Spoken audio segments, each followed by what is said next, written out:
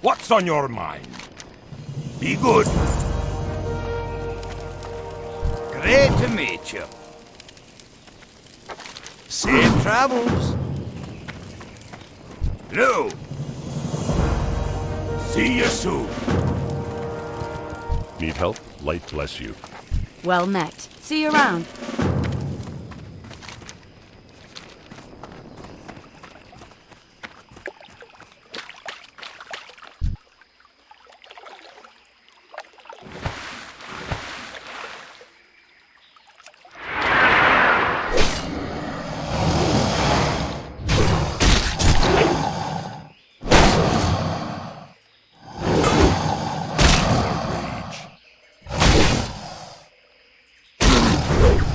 Not enough rage. Need more rage.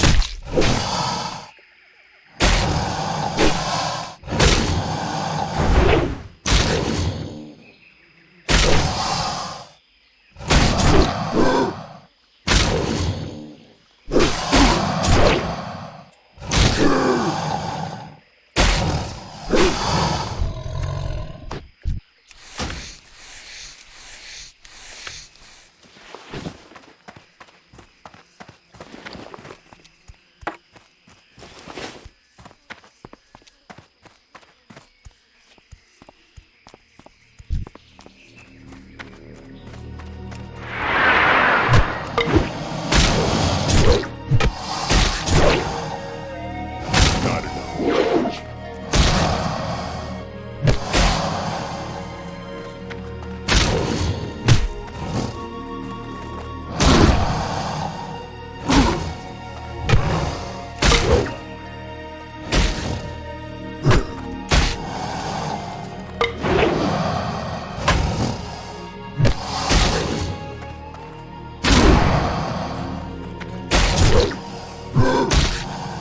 It's too far.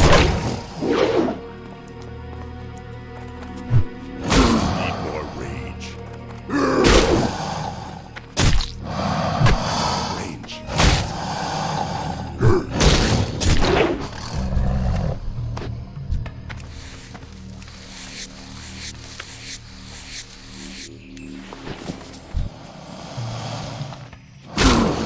Not enough rage. Need more rage. Can't do that.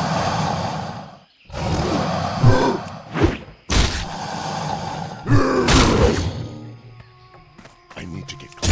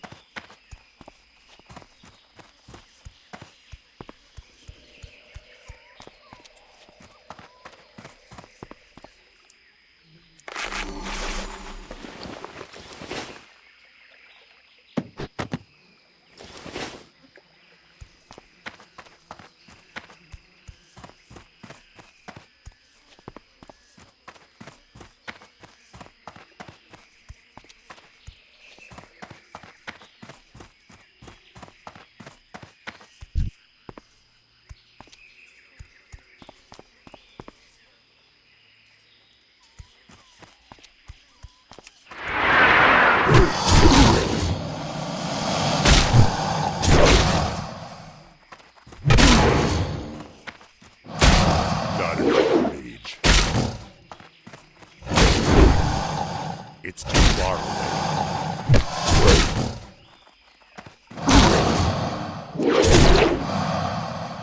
Need more rage.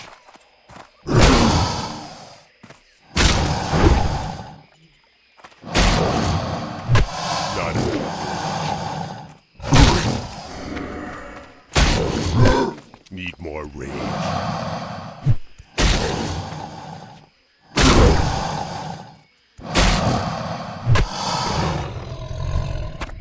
Not enough rage.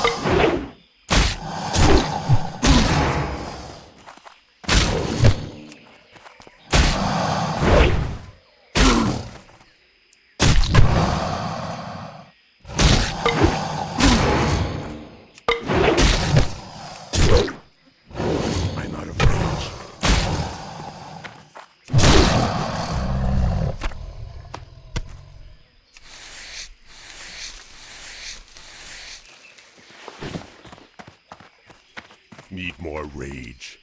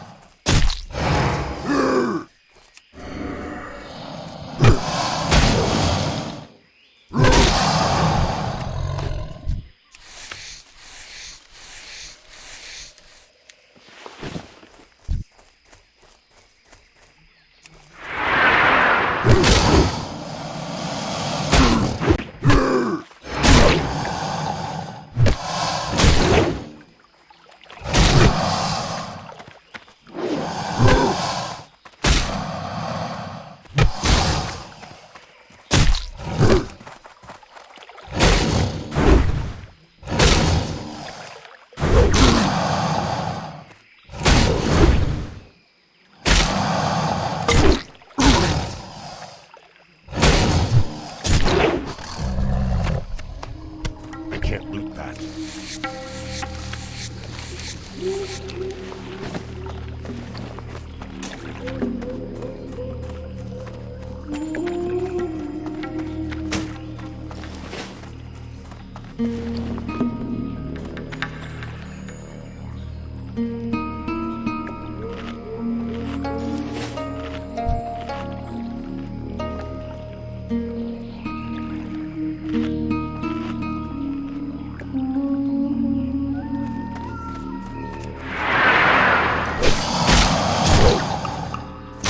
I need to get closer.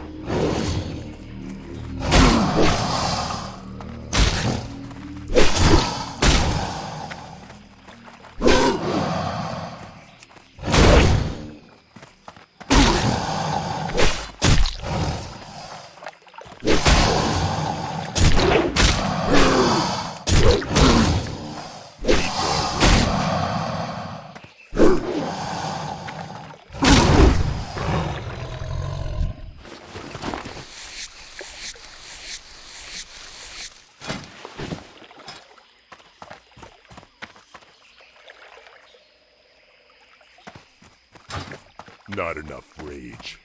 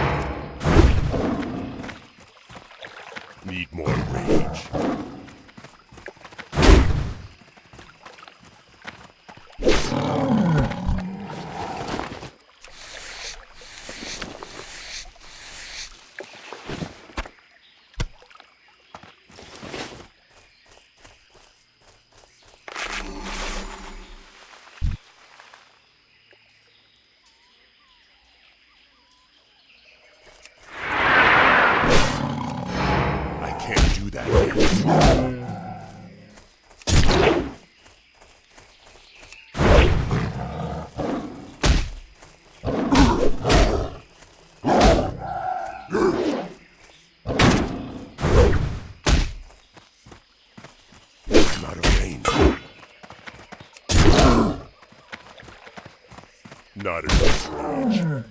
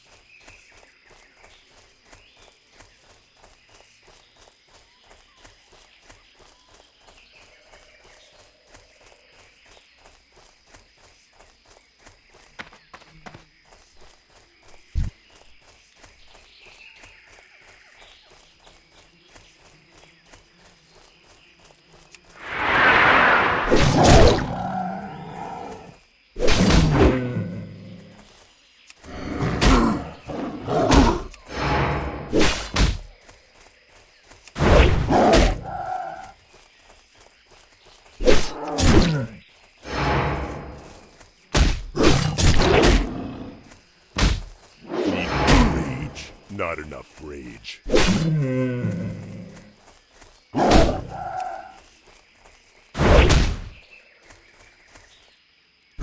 Need more rage.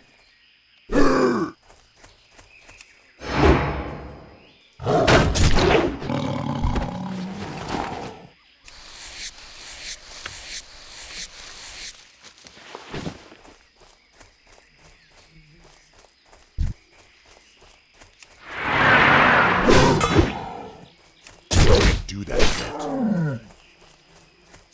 I can't do that yet. Not enough rage.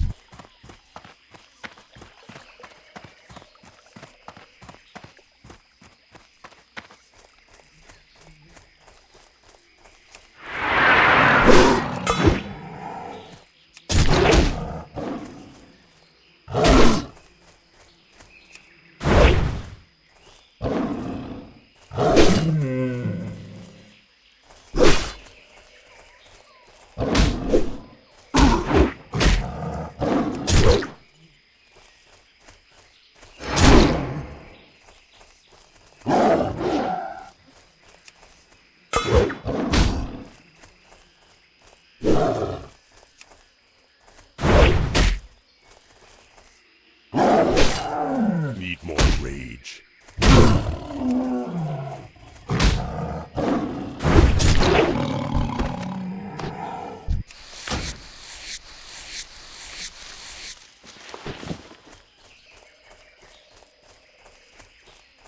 Not enough rage.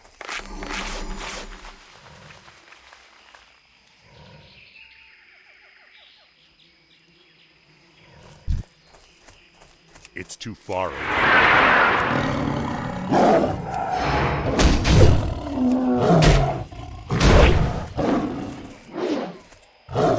Need more rage.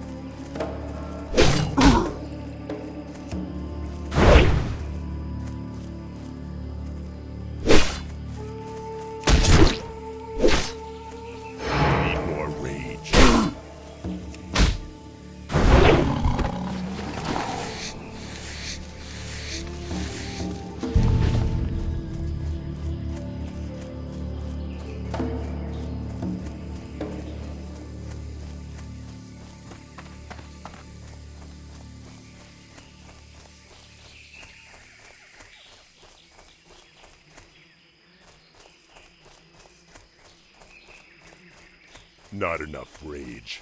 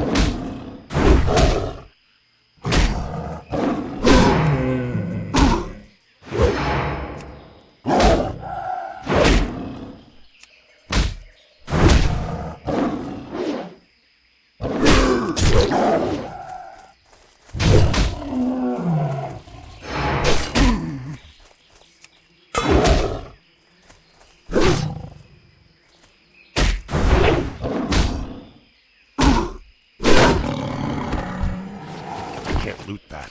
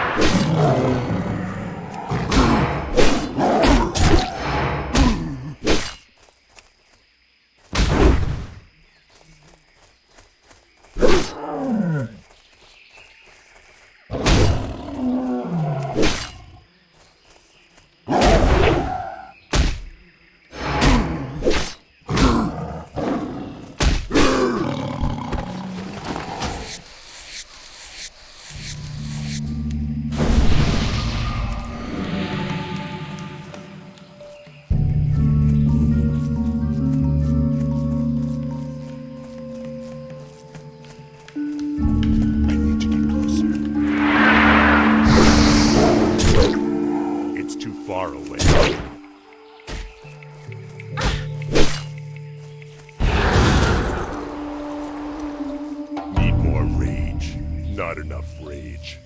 Need more rage. Not enough rage.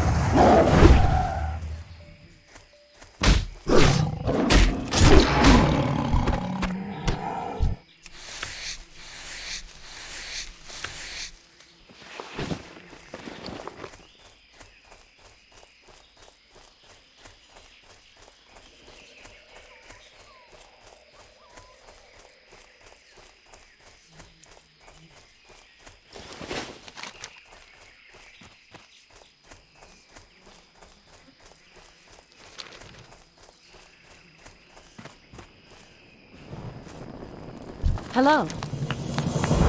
Be careful.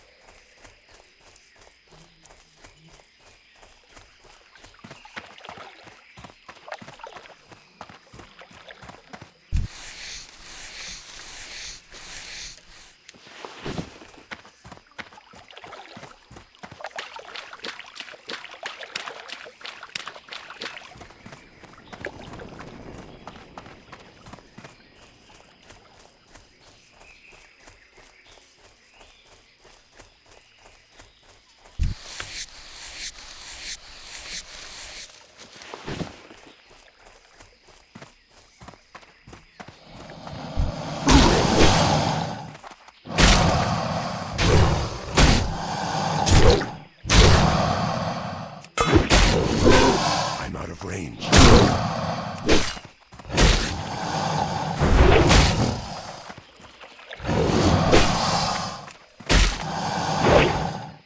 Need more rage. I need to close.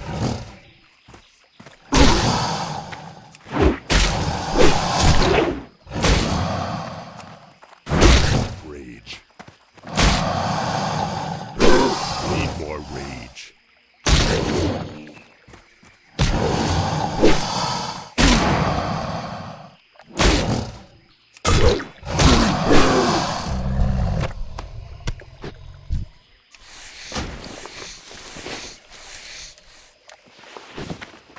Not enough rage.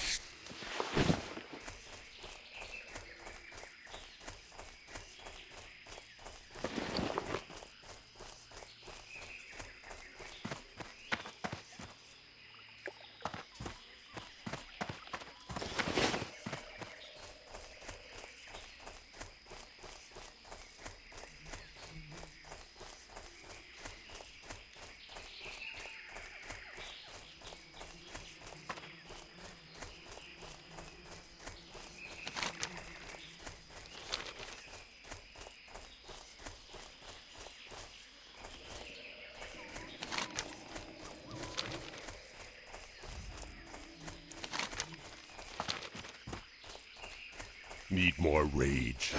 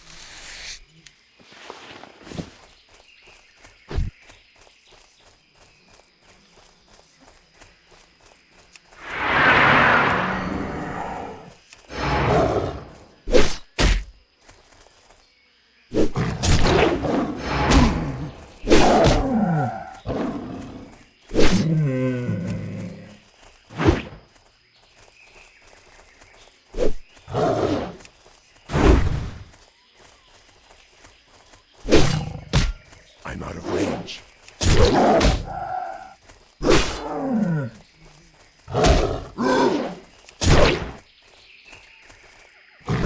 Not enough rage.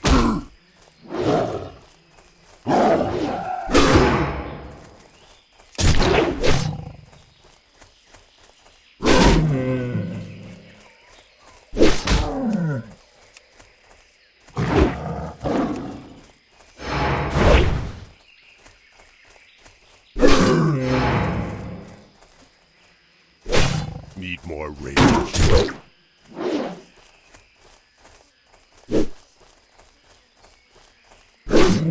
Not enough rage.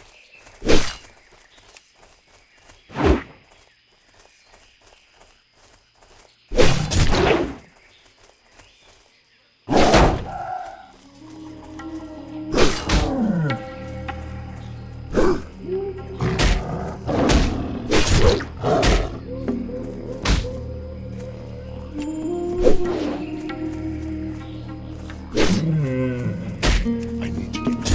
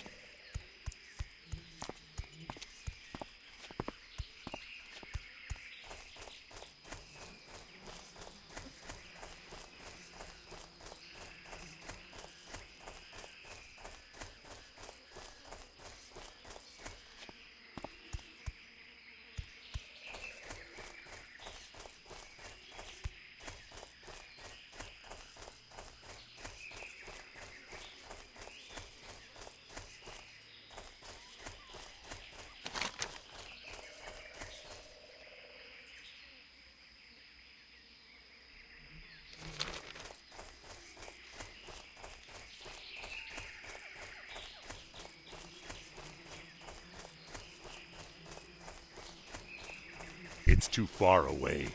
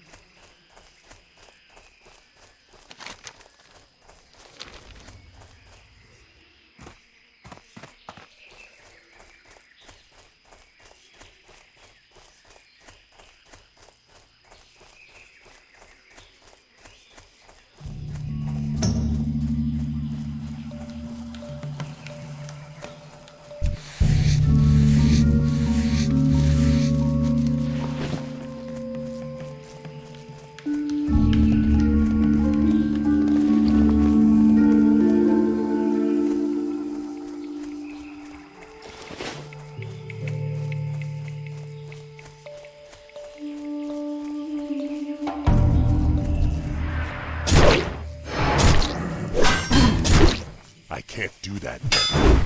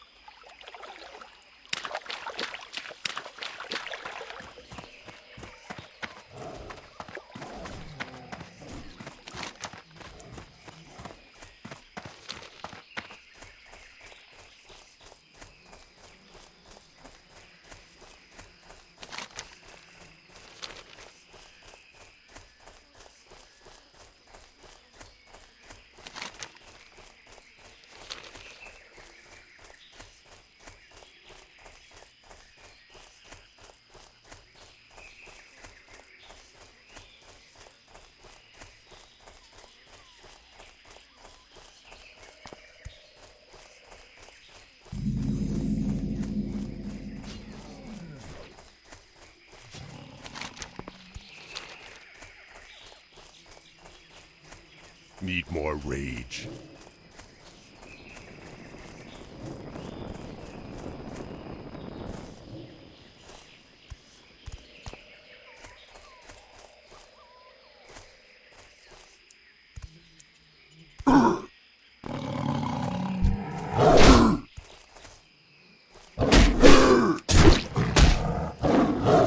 Not enough rage. Need more rage. Not enough rage.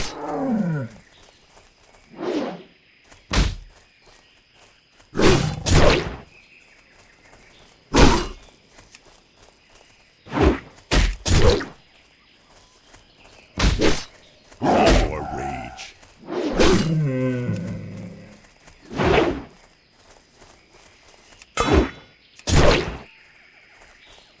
Not enough rage. Need more rage. Not enough rage.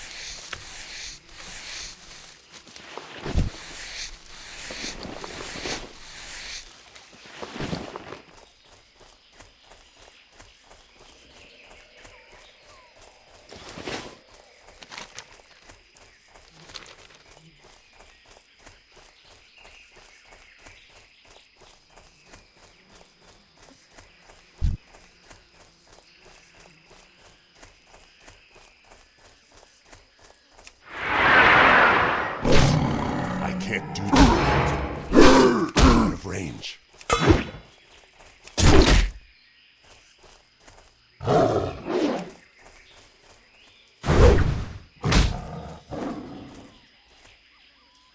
Need more rage.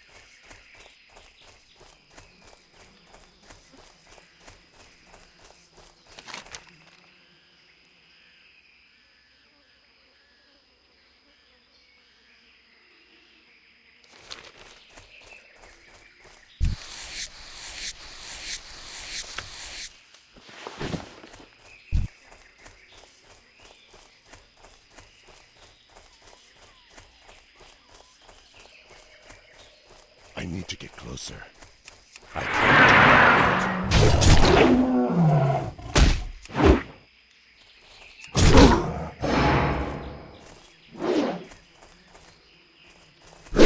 Not enough rage.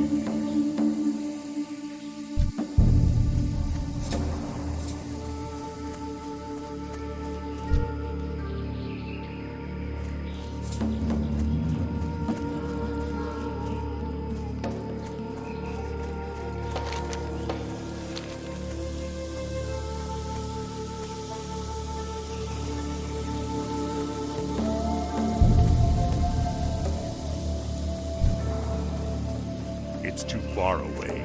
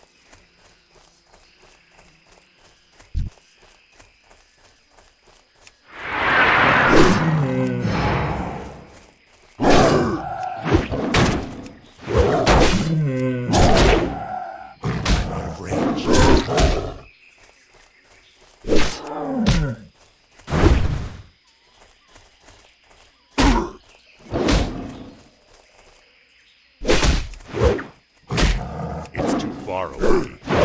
I can't do that.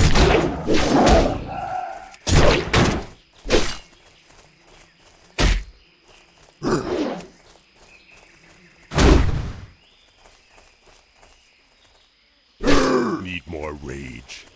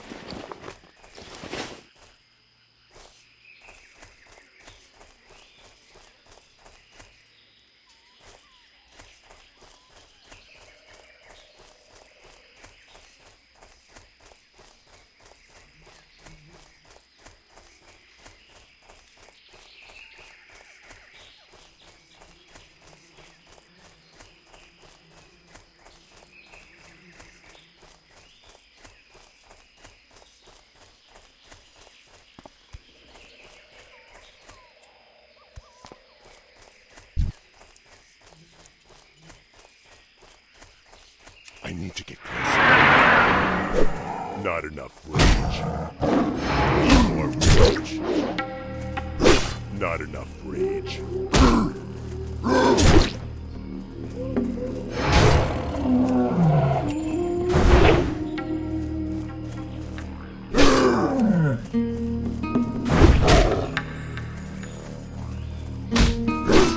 Need more rage. Enough mana. Not enough rage.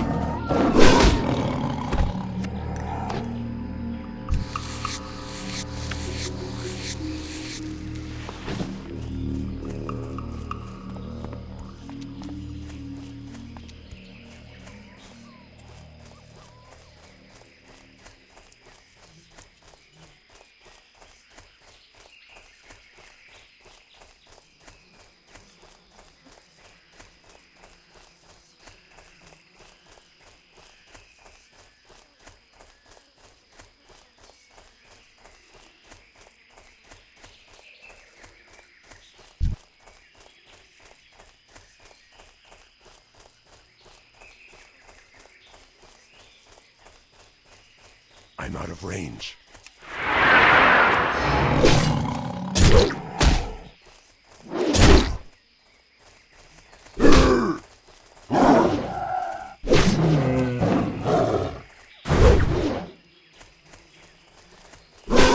Need more rage.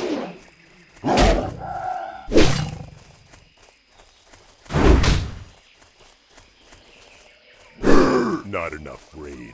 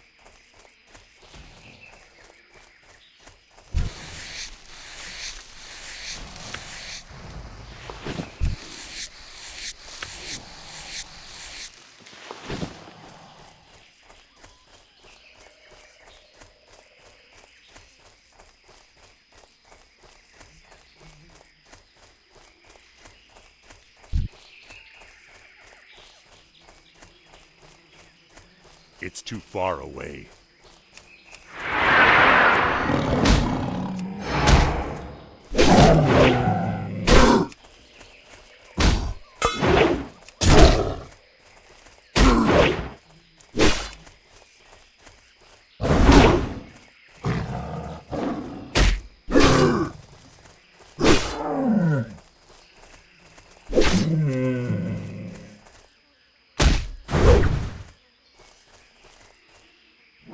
Need more rage.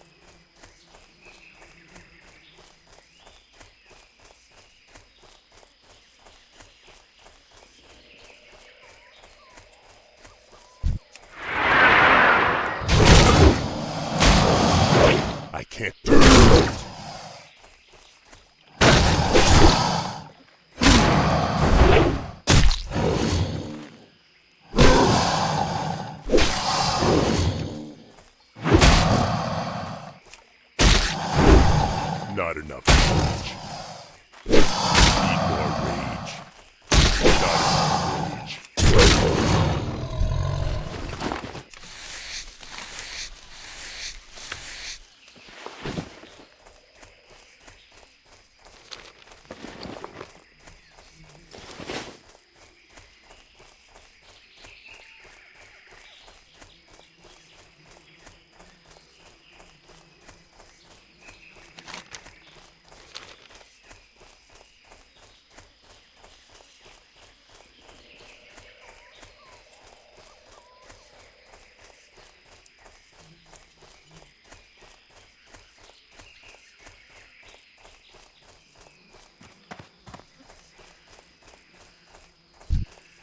I need to get closer.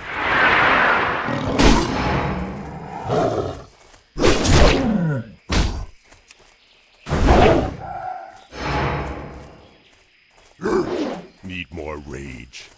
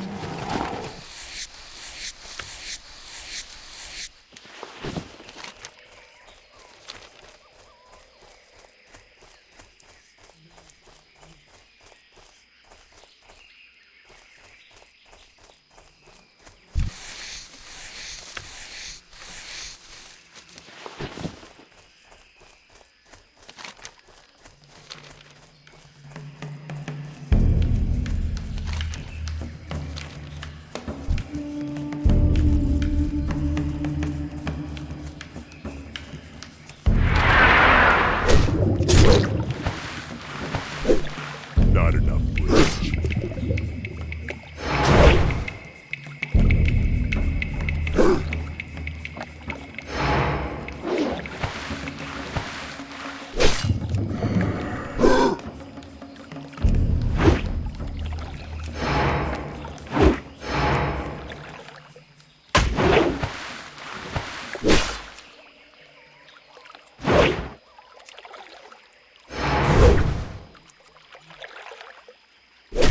Need more rage.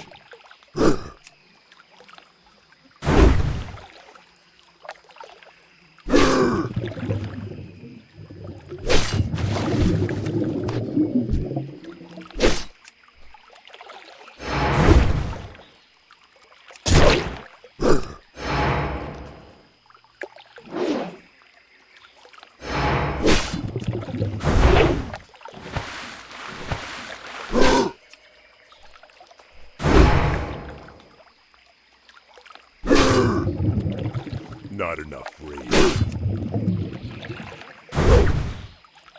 Need more rage.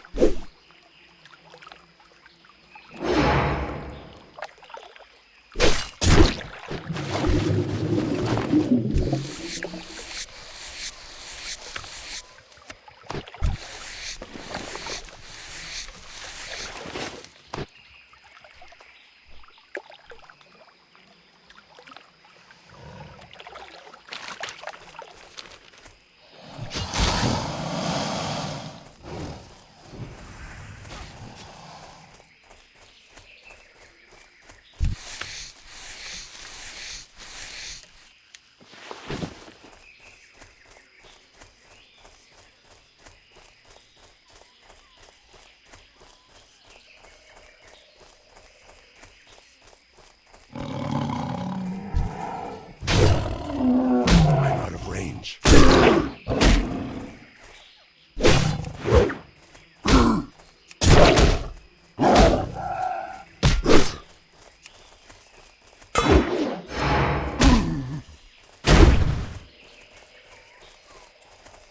Not enough rage.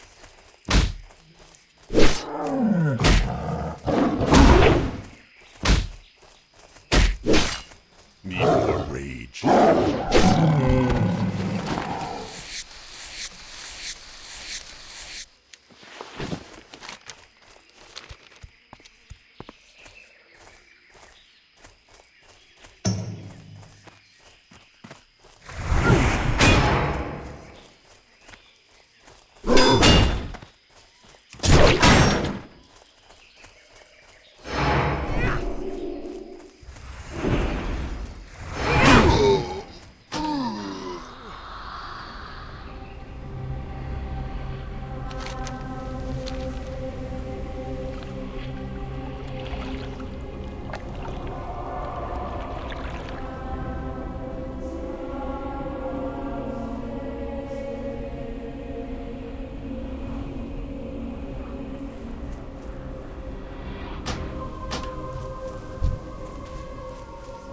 It's too far away. I can't do that yet. I can't do that yet.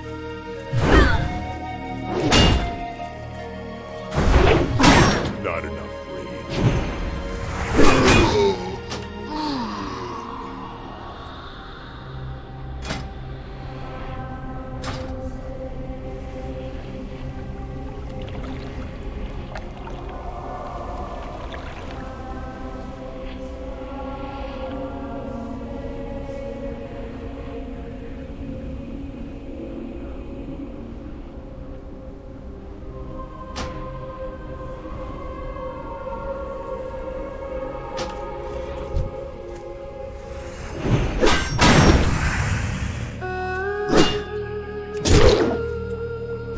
Need more rage.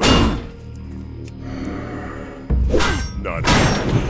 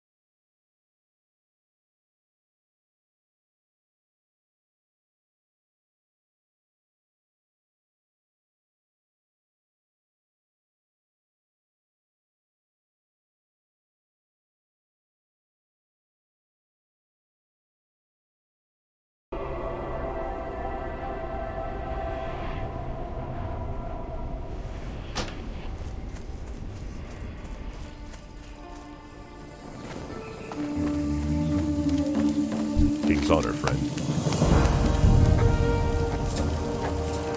Go with honor, friend.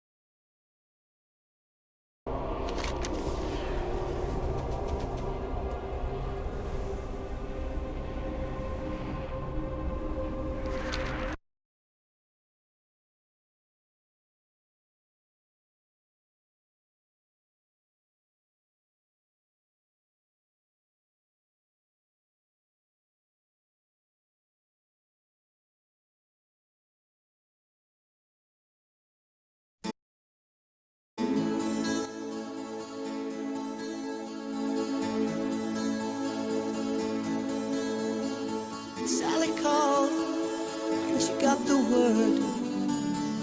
She said, I suppose you heard about Alice. Well, I rushed to the window, I looked outside, and I could hardly believe my eyes.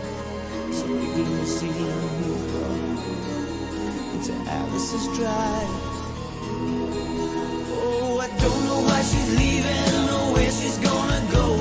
I guess she's got her reasons, but I just don't wanna know. 'Cause for 24 years I've been living next door to Alice.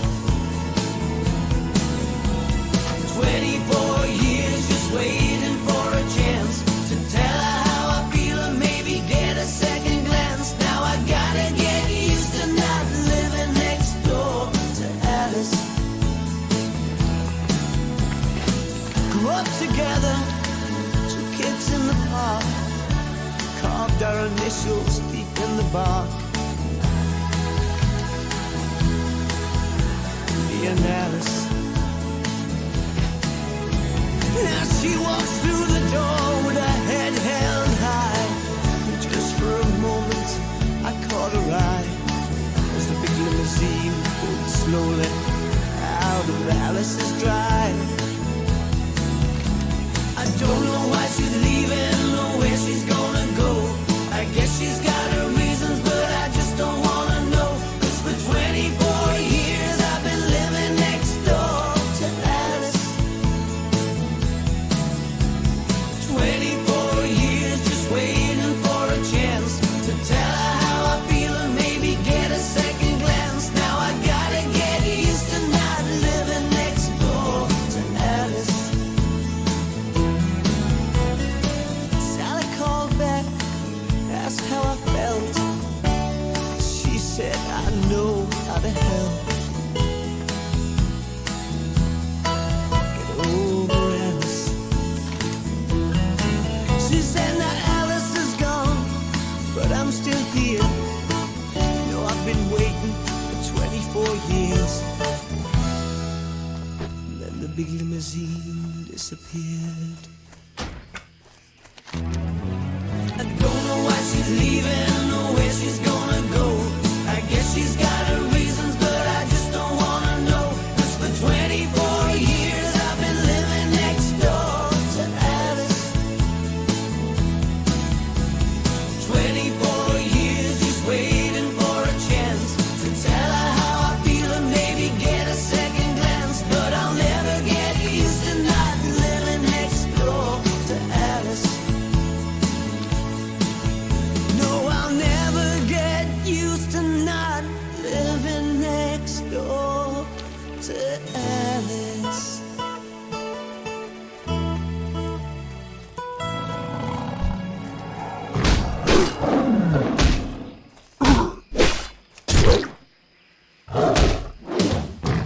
I was out cruising, getting late, and I was late when I saw you walking my way.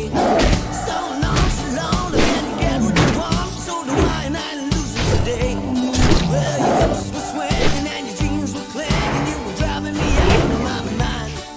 On a hot afternoon when there's nothing to do, you're not the sort of thing fellas you find. So I pulled on over, shot your hair off your shoulder as you turned and you looked my way.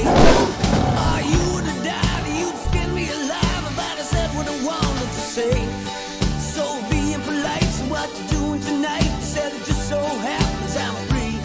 You got all the right curves and all the right words, and that's alright by me. Oh, Carol, you got me eating my heart away.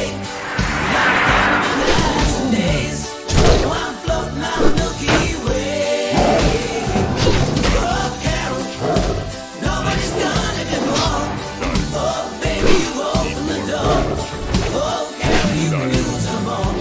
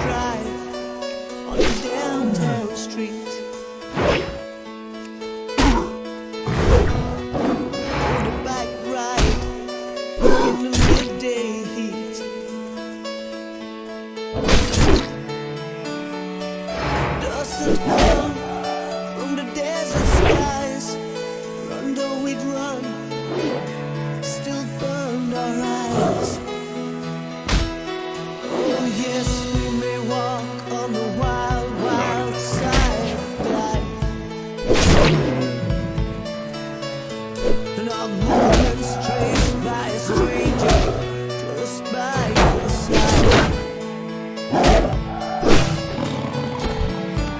The shadows of a promise. You can take my hand, show me a way to understand. So if you think you know how to love me, and you think you know what I need, and if you really, really want me to stay, you got to lead the way.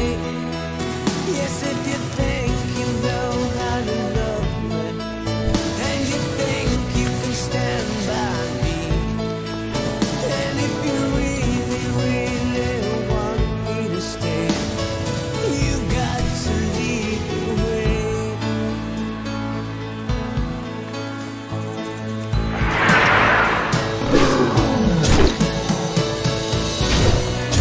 Reckless night in a nameless town. Then we moved out of sight with a silent sound. A beach that wept with deserted waves. That's where we slept, knowing we'd be safe. Now you may think you can walk on the wild, wild side with me. There's a lot I can learn, a lot that I've yet to see. No, you've got my life lying in your hands. Only you to make me understand. So if you think you know how to love me, and you think you know what I need, and if you really, really want me to stay, you got to lead the way. Yes, if you think you know how to love me, and you think you can stand by me, and if you really, really want me to stay, you got to lead the way.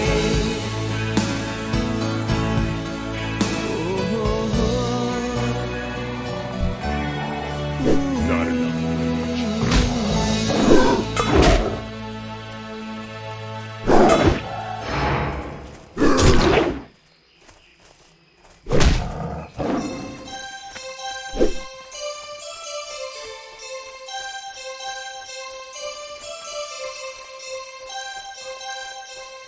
I'm out of range.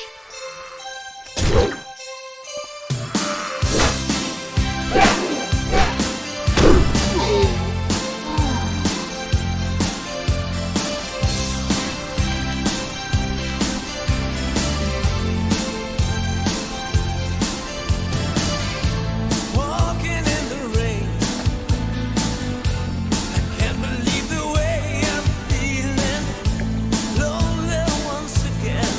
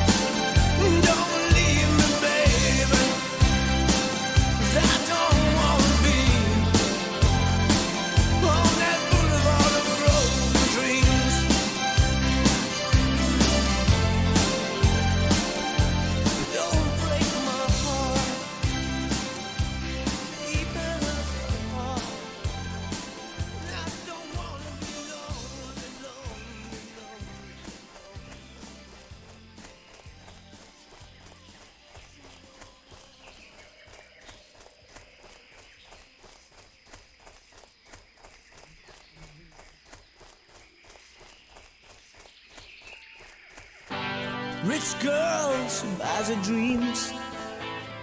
It's a rich world behind the scenes. Green eyes, they tell it all. The more she takes, the harder they fall. Now she ain't easy, she ain't tough. She's had it good, then she's had it rough. I guess it don't come too much. She's got, she ain't got enough. So she'll cry just a little for a few dollars more. She'll lie just a little, she's done it before. She'll take it, she'll fake it for a few dollars more. She'll show you a heart and then she'll show you the door. You know she'll lie just a little for a few dollars more. Even fly just a little like she's done it before. She'll take it, she'll fake it for a few dollars more. She'll show you a heart and then she'll show you the door. Strange things can happen to you when you got so much, you got nothing to do. No, what do you know? How'd you get there when there's nowhere to go?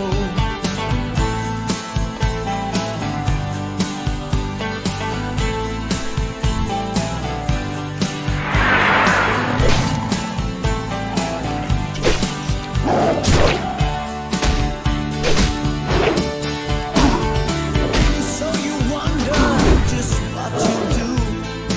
She's never known love, but then she's never known you. And it's too bad those sad green eyes are so full of questions, so full of lies. And she'll cry just a little for a few dollars more. She'll lie just a little like she's done it before. She'll take it, she'll fake it for a few dollars more. She'll show you a heart and then she'll show you the door. You know she'll die just a little for a few dollars more. Even fly just a little like she's done it before. She'll take it, she'll fake it for a few dollars more. She'll show you a heart and then she'll show you the door. Yeah.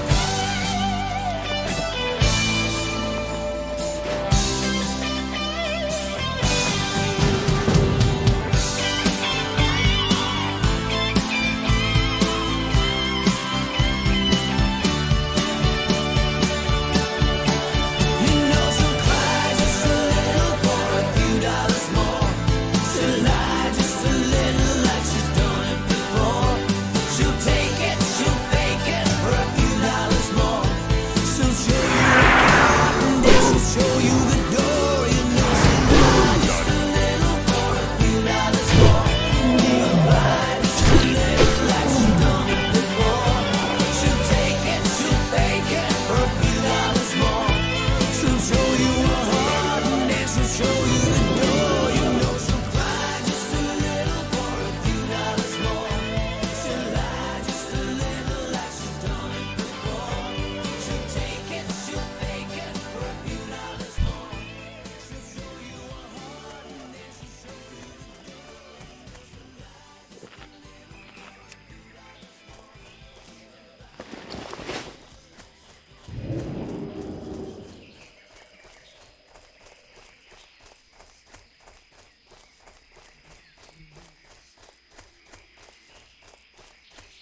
My heart is true, is true.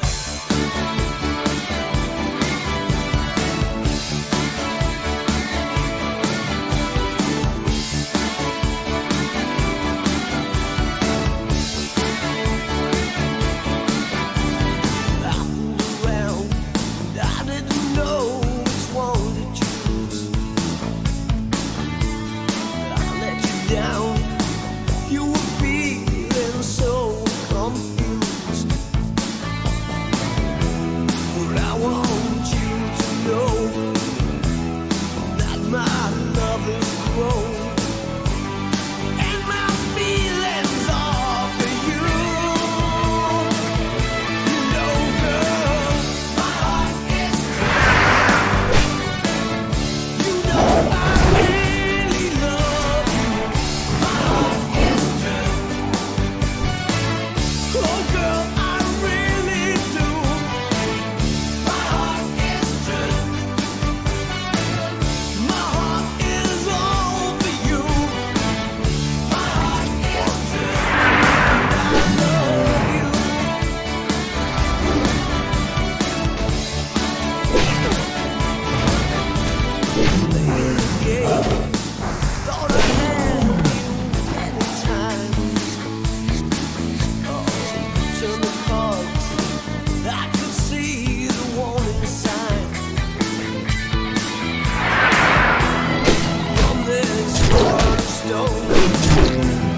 brand new lovers grow.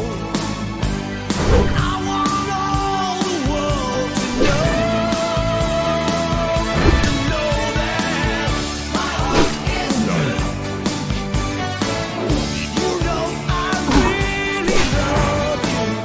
My heart is true. Oh girl, I really do. My heart is true.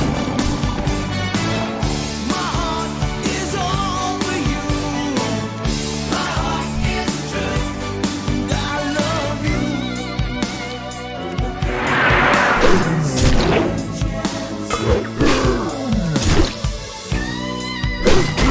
This could be a great romance. Heart of stone, brand new lovers grow. I want all the world to know that my heart is true. You know I really love you. My heart is true. Oh girl, I really do. My heart is true. My heart is all for you. My heart is true. And I love you. My heart is true. And I love you. My heart is true. 'Cause I love you. My heart is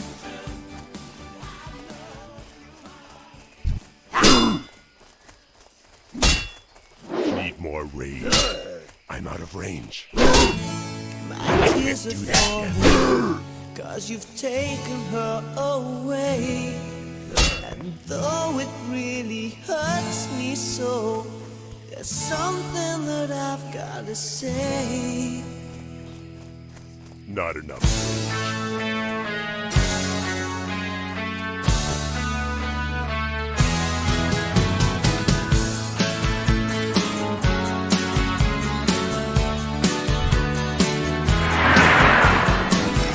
Take good care of my baby. Please don't ever think of you.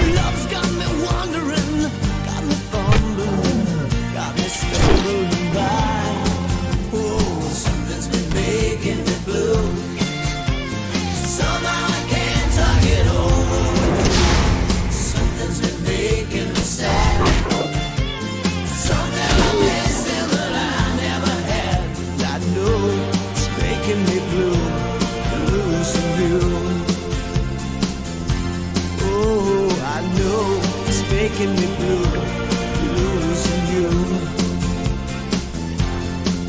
Yes, I know it's making me blue, losing you.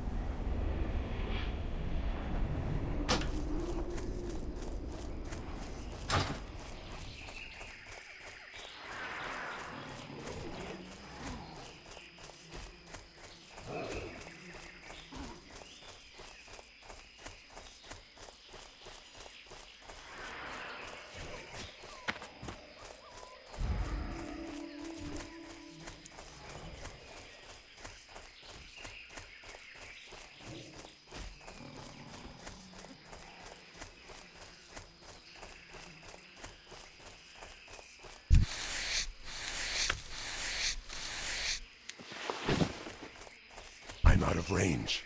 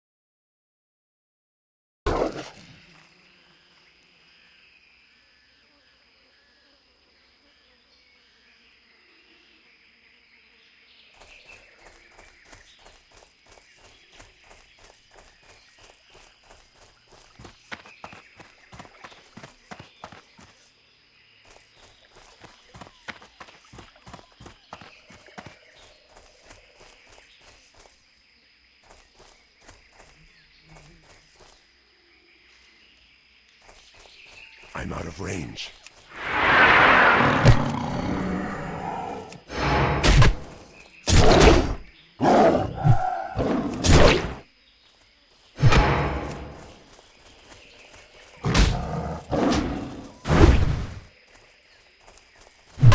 Need more rage.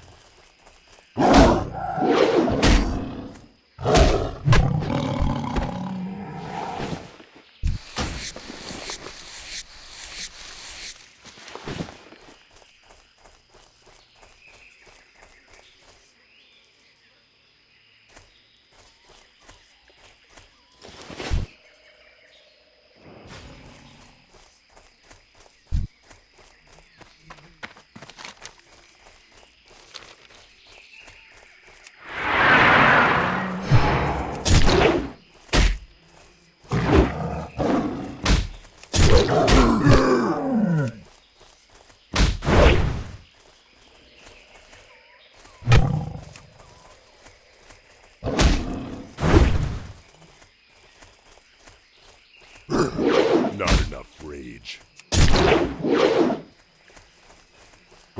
It's too far away.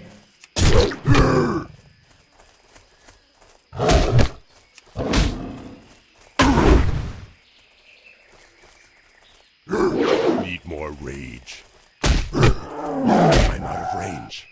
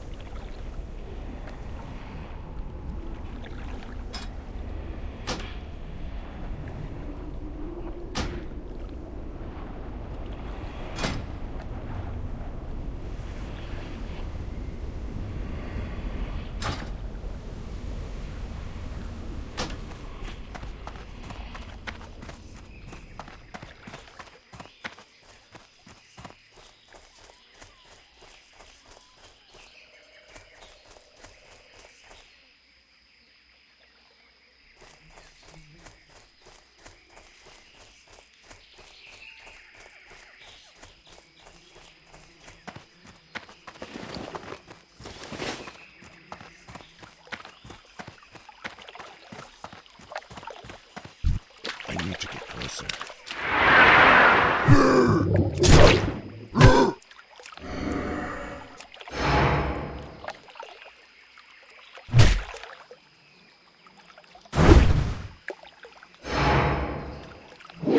Not enough rage.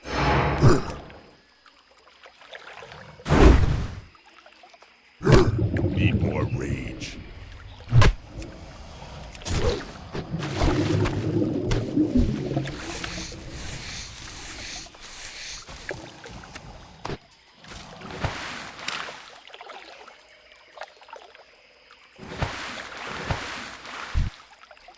It's too far away. I can't do that yet.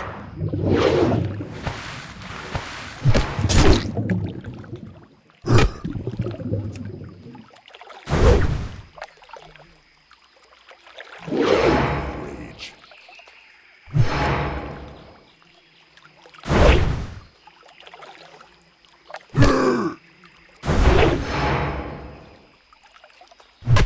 Need more rage.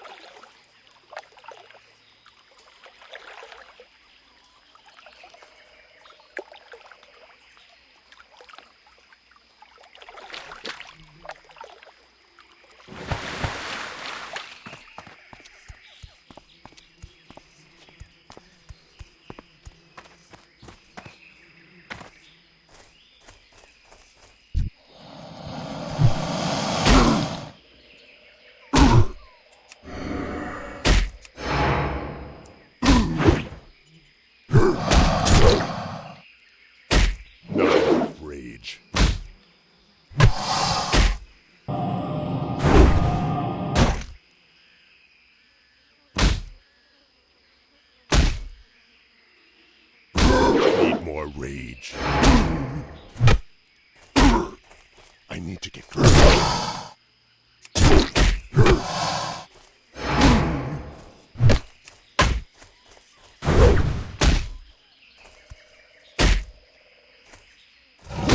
Not enough rage. Need more rage.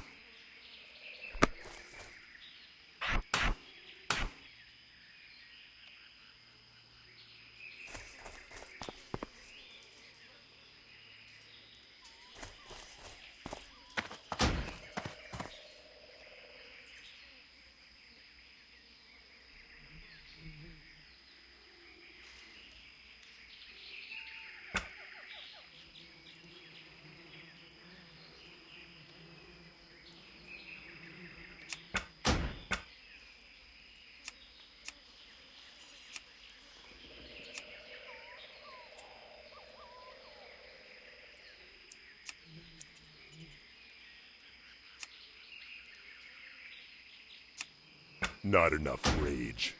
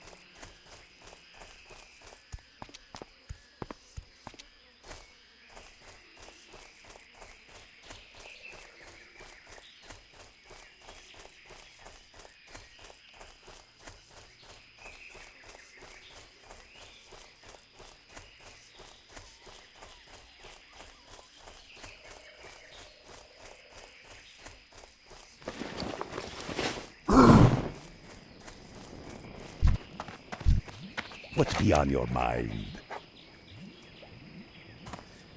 Spirits be with you.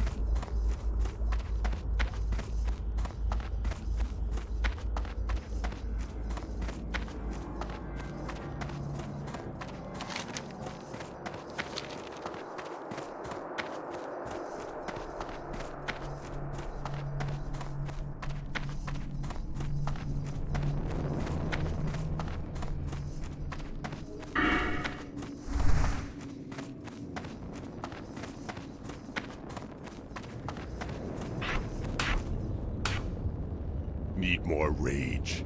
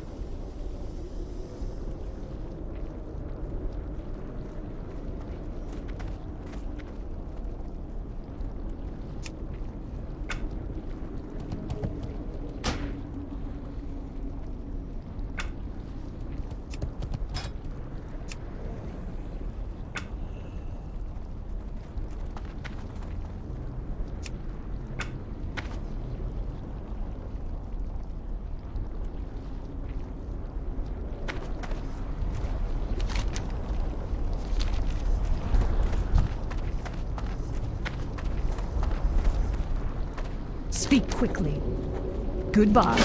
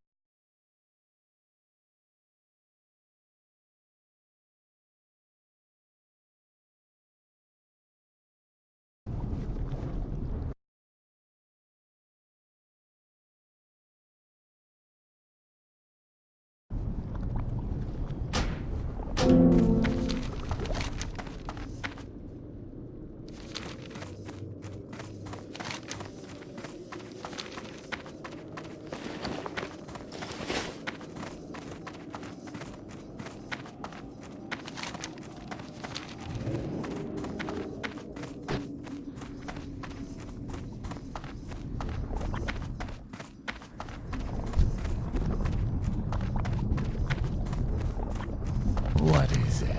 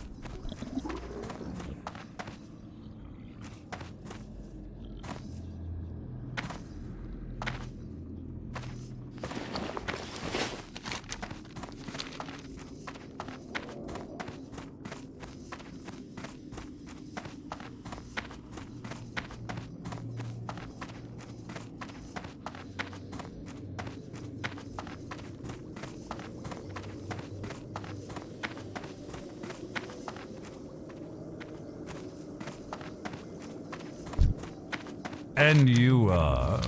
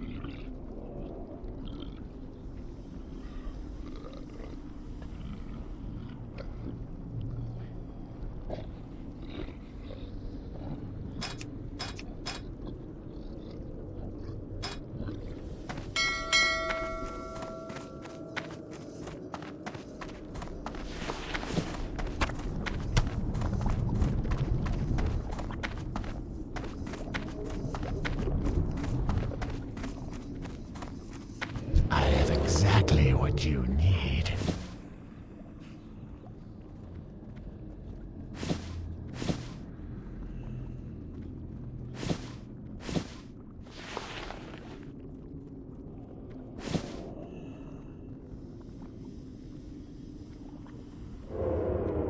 Beware the living.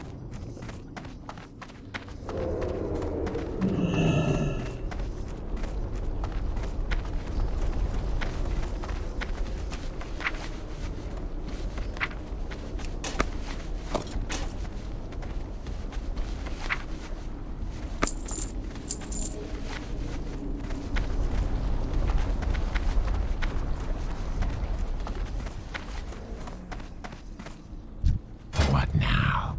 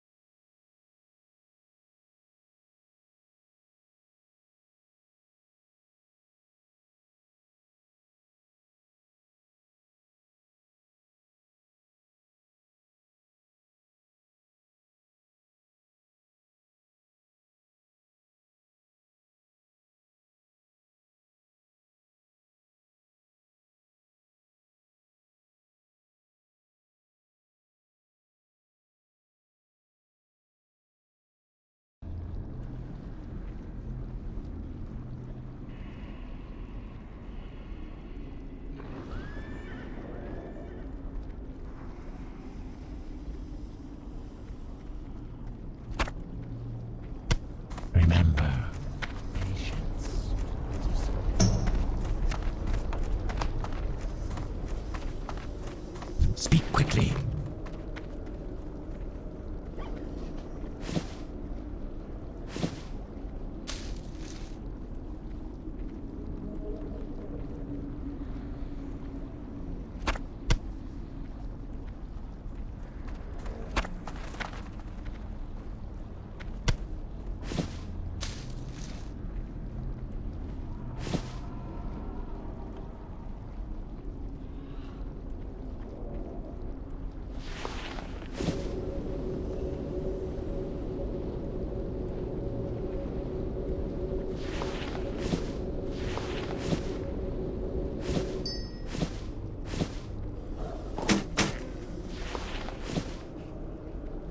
Watch your back.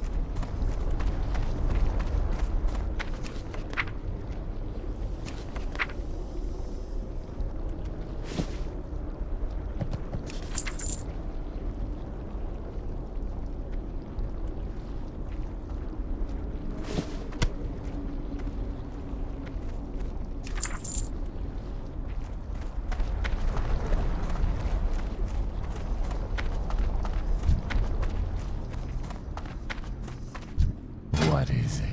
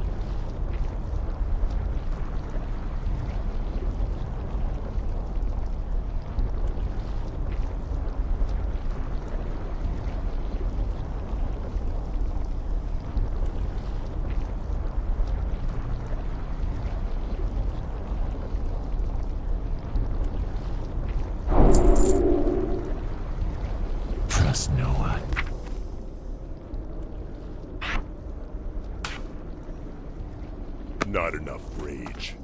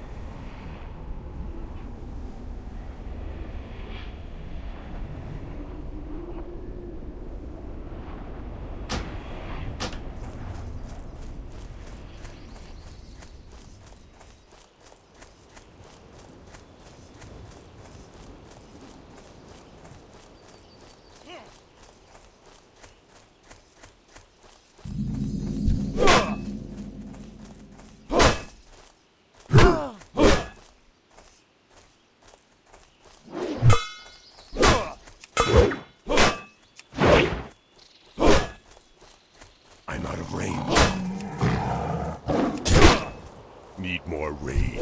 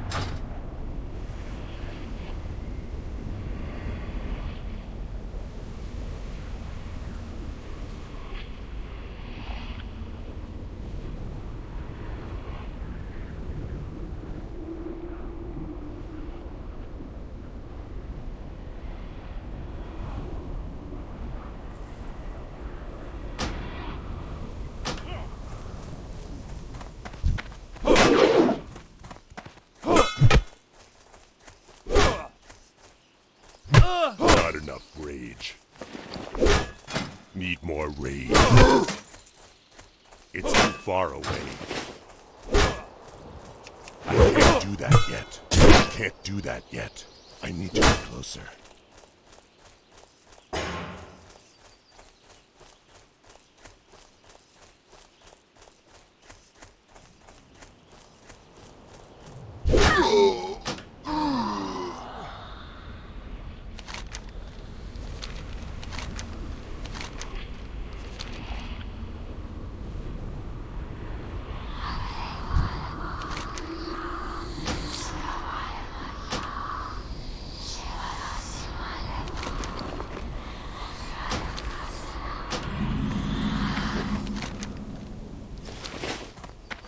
What now?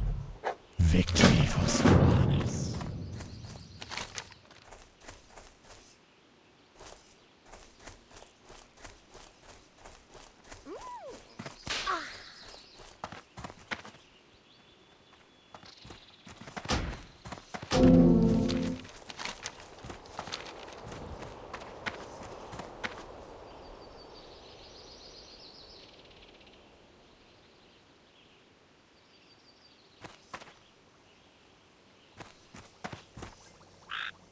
I'm listening.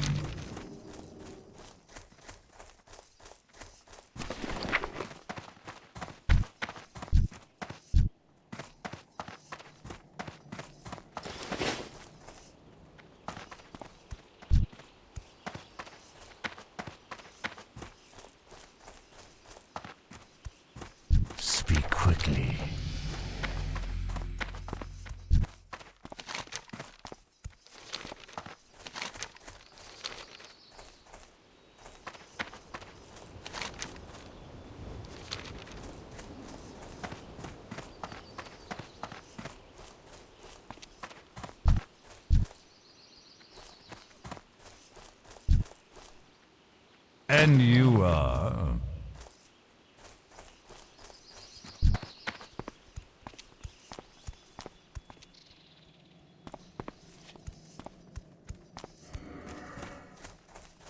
Be quick about your business. Hello? Beware the living.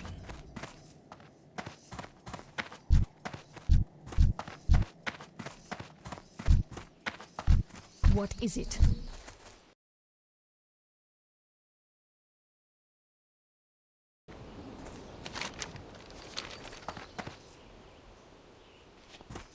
This had better be good. Speak quickly.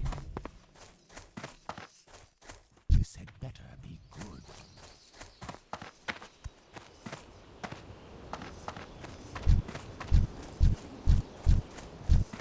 What do you require? I have exactly what you need.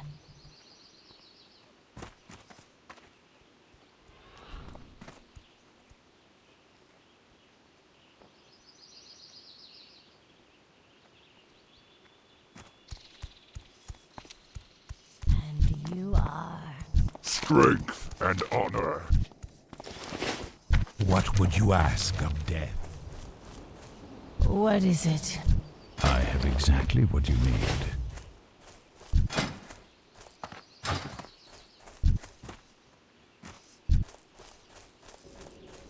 Speak quickly. What is it? Trust no one. What do you require? Watch your back.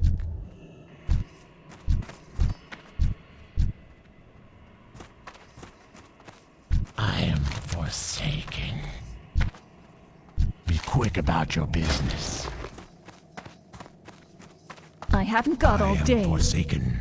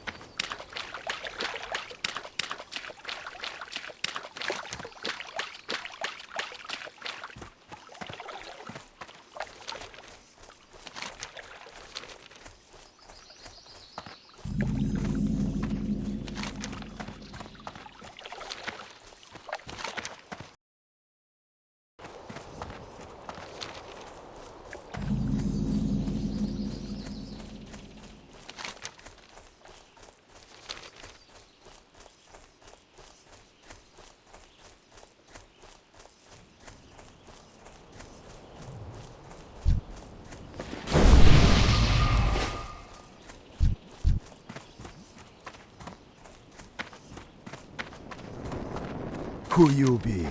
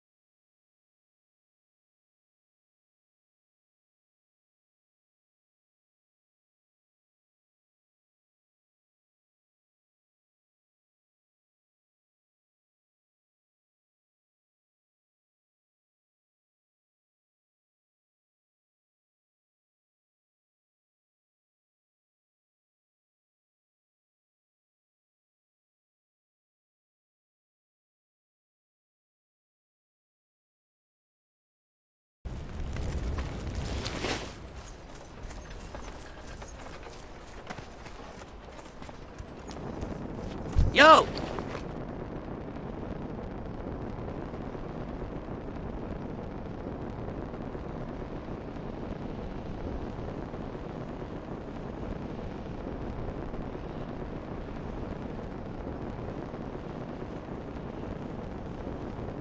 Be good!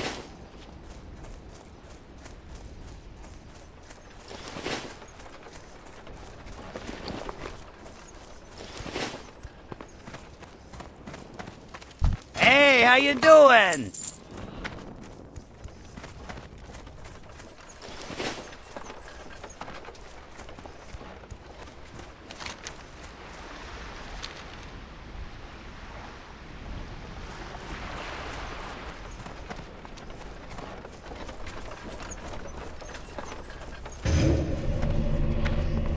Yo! Keep it real!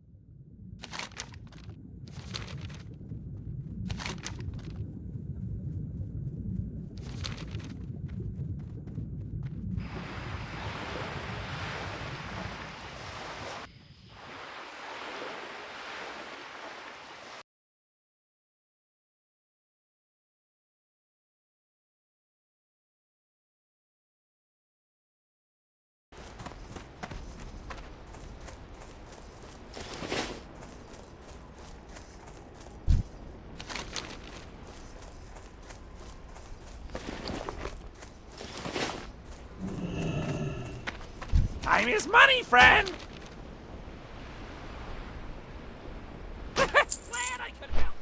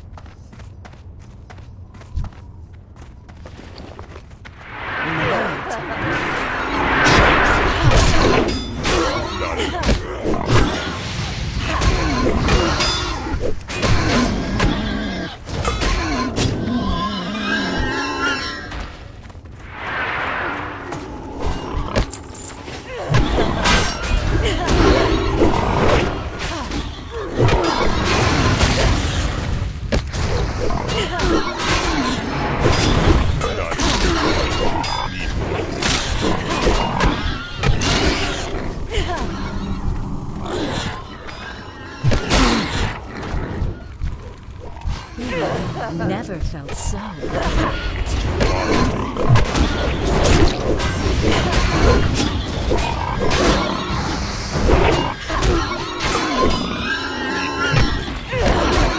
Not enough rage.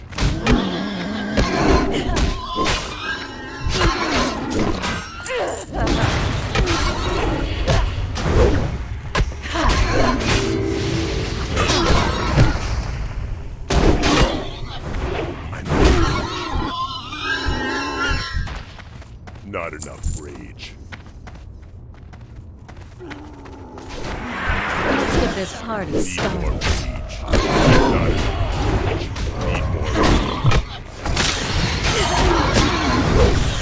Not enough rage.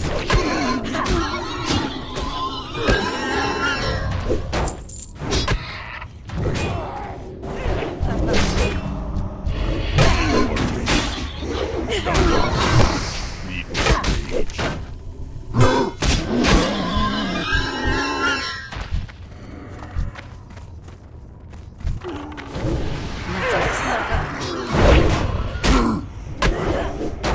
Need more rage. Not enough.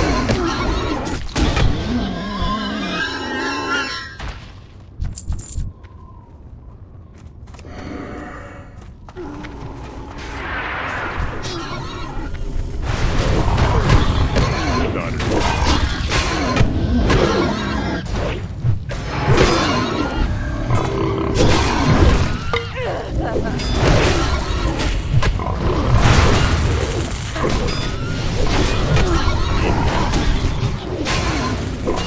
Not enough. Not enough.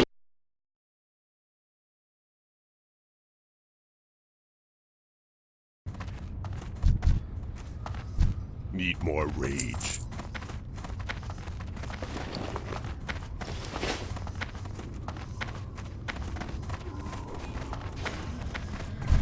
It's too far away.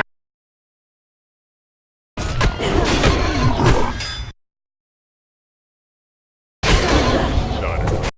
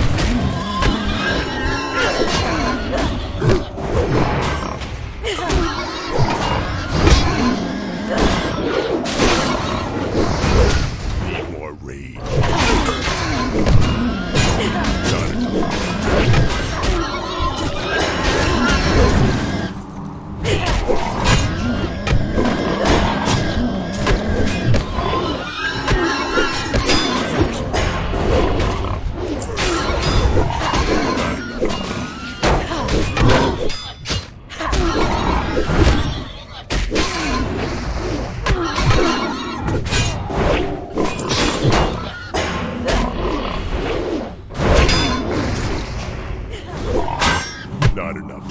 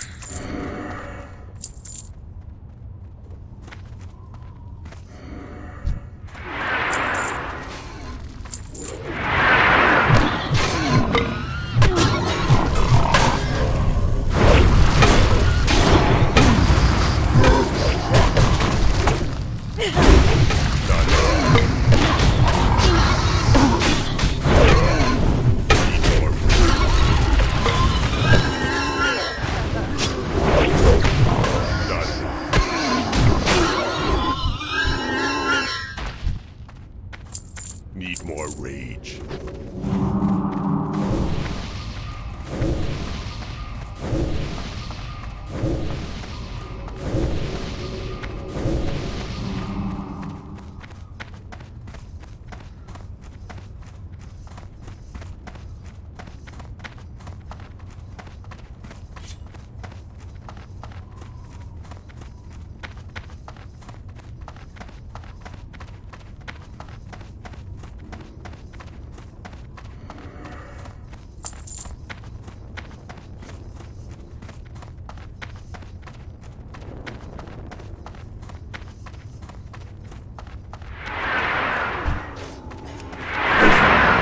Let's get this party started.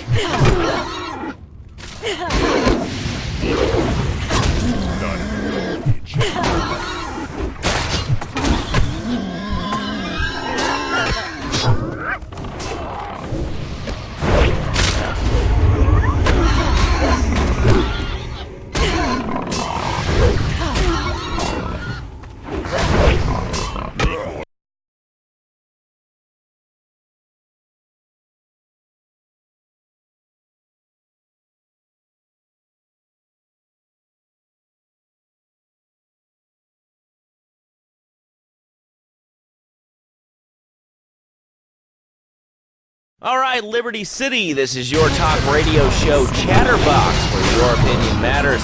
Let's go to the phones. Hello, caller, you're on Chatterbox. Hey, you ever had possum? That's some good eating. Nah, I really can't say I have. Well, you ought to try it sometime. I tell you, man, it's good eating. Possum, raccoon, even zebra meat.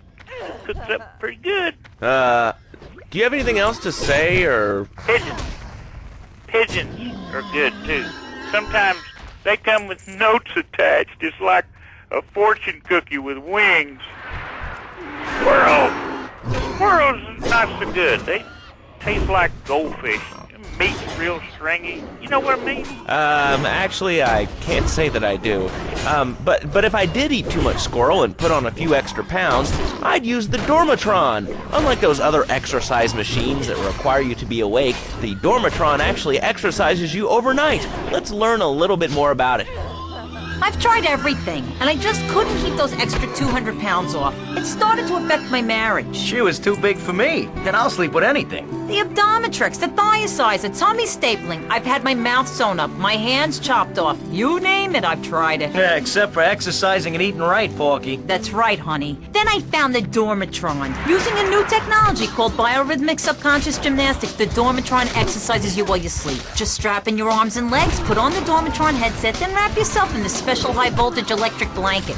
Turn it on to 11 and burn those pounds away while you have a relaxing night's sleep. Now that I've lost 280 pounds, my husband's all mine again. That's right, honey. No more escort services for me. Don't be fat a day longer than you have to. Remember, being fat can even ruin a romantic cruise. Call Dormatron now at 1-800-SLEEP-OFF-LARD or visit www.sleepofflard.com and sleep your way to a thinner, happier you. I'm a marketing manager who lives in the suburbs and commutes to work on the highway. I live alone, so of course I needed a car that could seat 12 and is equipped to drive across Arctic tundra. It just makes me feel better. The new Maibatsu monstrosity. Mine is bigger. Oh, that's a good commercial. I love commercials, don't you? This is Chatterbox. We are taking your calls right now. Hello, caller. You are on the air. Hi, Laszlo. Is that your real name? Huh? Of course it's my real name. Are you Hungarian? No, I'm from upstate. Are you sure that's not a fake radio name like Andy or Bobo? I thought all those radio people had fake names. Do you have a question or you just want to sit here and talk all day about my name? No, that's it. Love to know, Laszlo. Or Mark. Or John. Or Beverly. Whatever your name is. All right, next caller. You're on Chatterbox. What is on your mind? Turnips, fruit vegetables, albino carrots as they're known back home. Okay, here's the deal. This isn't Gardening with Maurice. That's on later. No, he got taken off the air. He lied, I know he did. I've been trying to make a hybrid of a peach and a Pekingese midget fight bitch for the last 2 years. And it is impossible. Impossible, I tell you. Okay, and speaking of impossible, Jane from Cedar Grove is on the line, and she wants to talk about how difficult it is being a parent today. Hello, Jane. Hi, Laszlo. I love the show. I'm a first-time caller. I wanted to say something about these video games. They are warping our kids' minds. My son's dog, Bugle, got hit by a truck, and he says, Mommy, where's the reset button? Kids these days, they think life is a game. Well, it's not a game, Laszlo. It is very, very serious. I let my kid play video games, and now he runs around the house looking for gold coins. This is teaching our children to go chase money. My little Sam's been playing this new video game called Pogo the Monkey. Yeah, I've heard of that one. His shop teacher called me today, and Sam made a homemade banana cannon in shop class and was lobbing them across the street at a fast food restaurant. And it's all because of video games. Laszlo, life does not have a reset button. Right, but this show does. I love that button. You know, it's never a dull moment on this show, especially if you're in our key demographic. Love Media, bringing people and the finest in entertainment together. All right, hello, next caller. You're on Chatterbox. I want to talk about that bank stuff. People say it's bad for you. It's not bad for you at all. Why aren't you talking? Oh, you think I'm strange? Am I on the air? Hello? Answer me, you pansy. What's your question? Bank! Bank! Bank! Bank! What about it? I mean, that's not really a question. Questions usually start with words like how and why, and they end with your voice going up like this. Don't mock me. I know where you work. You're just like all the rest. How's that? Fluoride is evil, dude. And toothpaste, they use it to control us. Why do you think all the commercials tell you to brush it twice a day? I've read books. And what book have you been reading that tells you that toothpaste is evil? Dentures, the Devil, and the Great Cavity Cover-Up by J. Phil Higginbottom. If you've seen what I've seen, and if you've heard what I've heard, you'd never brush your teeth again. I suppose you're one of those people that says that diet soda makes you go crazy later in life. I told you before, man. Don't mock me. My taxes pay your salary, you pansy. Sir, this is a commercial radio station owned by Love Media. Advertising revenue pays my salary. And on that note, it's been 2 full minutes since a commercial. But I'd like to say, if anyone else is stressed, might I recommend Equinox from Zaibatsu Pharmaceuticals. We'll be back after these important messages. Sell out! I used to be concerned and nervous about the future. Sometimes I'd get scared before an important event such as childbirth or a family funeral. Hey, sometimes you need a little help navigating life's trouble spots. That's when I discovered Equinox. After the divorce and losing little Tommy, life was getting me down. I couldn't focus on anything at work. After trying Equinox, I've been Employee of the Month 3 times in a row. I used to fall unconscious for hours at a time. Now with Equinox, I never need to sleep. Equinox is new from Zaibatsu Pharmaceuticals. Ask your doctor about Equinox today. Equinox may cause nausea, loss of sleep, blurred vision, leakage, kidney problems, and breathing irregularities. Do not take Equinox if you're operating heavy machinery, driving a car, pregnant, of childbearing age, unhappy, or have a family history of mental disorders. Equinox, softening life's harsh realities. Tonight, the TV event that will make history, Liberty City Survivor. This takes reality TV to a whole new level. We'll take 20 recently paroled guys, equip them with grenade launchers and flamethrowers, and let them hunt each other down. It's the reality show where you just might be part of the action. I was grabbing a sandwich at the Happy Blimp, and all of a sudden these guys crashed through the window and started shooting at each other. I was so excited, I didn't even notice I'd been hit. After that, I was hooked on Liberty City Survivor. I watch it every day in the hospital. The game doesn't end until there's only one man left standing. Tune in nightly or watch the 24-hour live webcast. Liberty City Survivor. Natural selection has come home. Sponsored by Ammunition. All right, we're back on Chatterbox. Call us on the chatter line to tell us what's on your mind. Line 4, you're on Chatterbox. What's on your mind? Liberty City cocks rule! Ah, that's lovely, thanks. Next caller, you're on Chatterbox. That last guy was so full of crap. Everyone knows women are made from sand. Okay, great. Another lunatic. Hello, next caller. You are on Chatterbox. Yeah, you were talking about short guys and attitudes. Well, you know, you'd have an attitude, too, if you couldn't reach the friggin' cheesy swirls at the grocery store. Yeah, I mean, sometimes it seems like the whole world's against you. I mean... You know, we're not talking about you. What kind of egomaniac are you? You got your own show. How about letting other people talk for a change? You're all the same, you giants. Oh, I'm tall. I'm so important. Listen to me talk about my tall stuff. I think I'll put this on the top shelf. Hey, what's the weather like down there? How's it going, short stuff? Can you get that? You're closer. Why so sad, Pee-wee? Who do you think you are? Short people are people, too. All right, another award-winning show on Chatterbox. Today we're talking about anything, it seems. If you have something to say about anything, call now. Hello, caller. You're on Chatterbox. Yeah, I love the show. Love hearing people's opinions. That's what made this country great. People and opinions and stuff. Most of all, guns. I had it with people whining about guns kill people. Guns don't kill people. Death kills people. Ask a doctor. It's a medical fact. You can't die from a bullet. You can die from a cardiac arrest or organ failure or major hemorrhage. A small piece of metal ain't the problem. Besides, I only use my machine gun in the safety of my own home and car. I ain't hurting nobody. And countries that don't have guns ain't American. You know, that's a really good point. Countries that don't have guns aren't American. You know, if more people had guns, we'd have less shootings in this country. All right, we're going over here to line 2. Hello, caller. You are on Chatterbox. Yeah, I'd like to say something about taxes. You mean the Lone Star State? No, taxes. Well, you know, look, taxes are really wrong. My father worked his whole life. He played the lottery. And now the state wants him to pay taxes on the money he wins from that stuff? Buy your own lottery tickets, you know? Hey. Good point. I think that's a lesson to us all. All right, hello, you are on Chatterbox. Hello, Laszlo. I'm a first-time caller. I recently moved to Liberty City from Hampshire in England.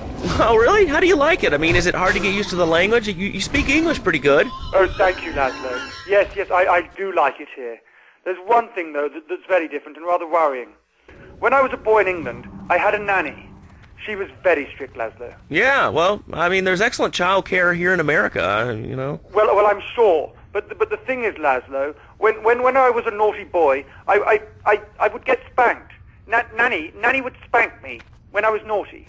And now Freddy needs a nanny, because when Freddy's naughty, he needs to get spanked. Well, there's some child psychologists who probably say that spanking can be harmful to a child's emotional development. Absolute rot, Laszlo. It's lovely. Freddy needs a nanny. He needs a nanny, Laszlo, because Freddy's been a very naughty boy. How old is your son? Excuse me? How old is your son? I don't have children. I can't stand the little brat. But Freddy needs a nanny. All right, that's enough of him. God, who gave this guy a green card?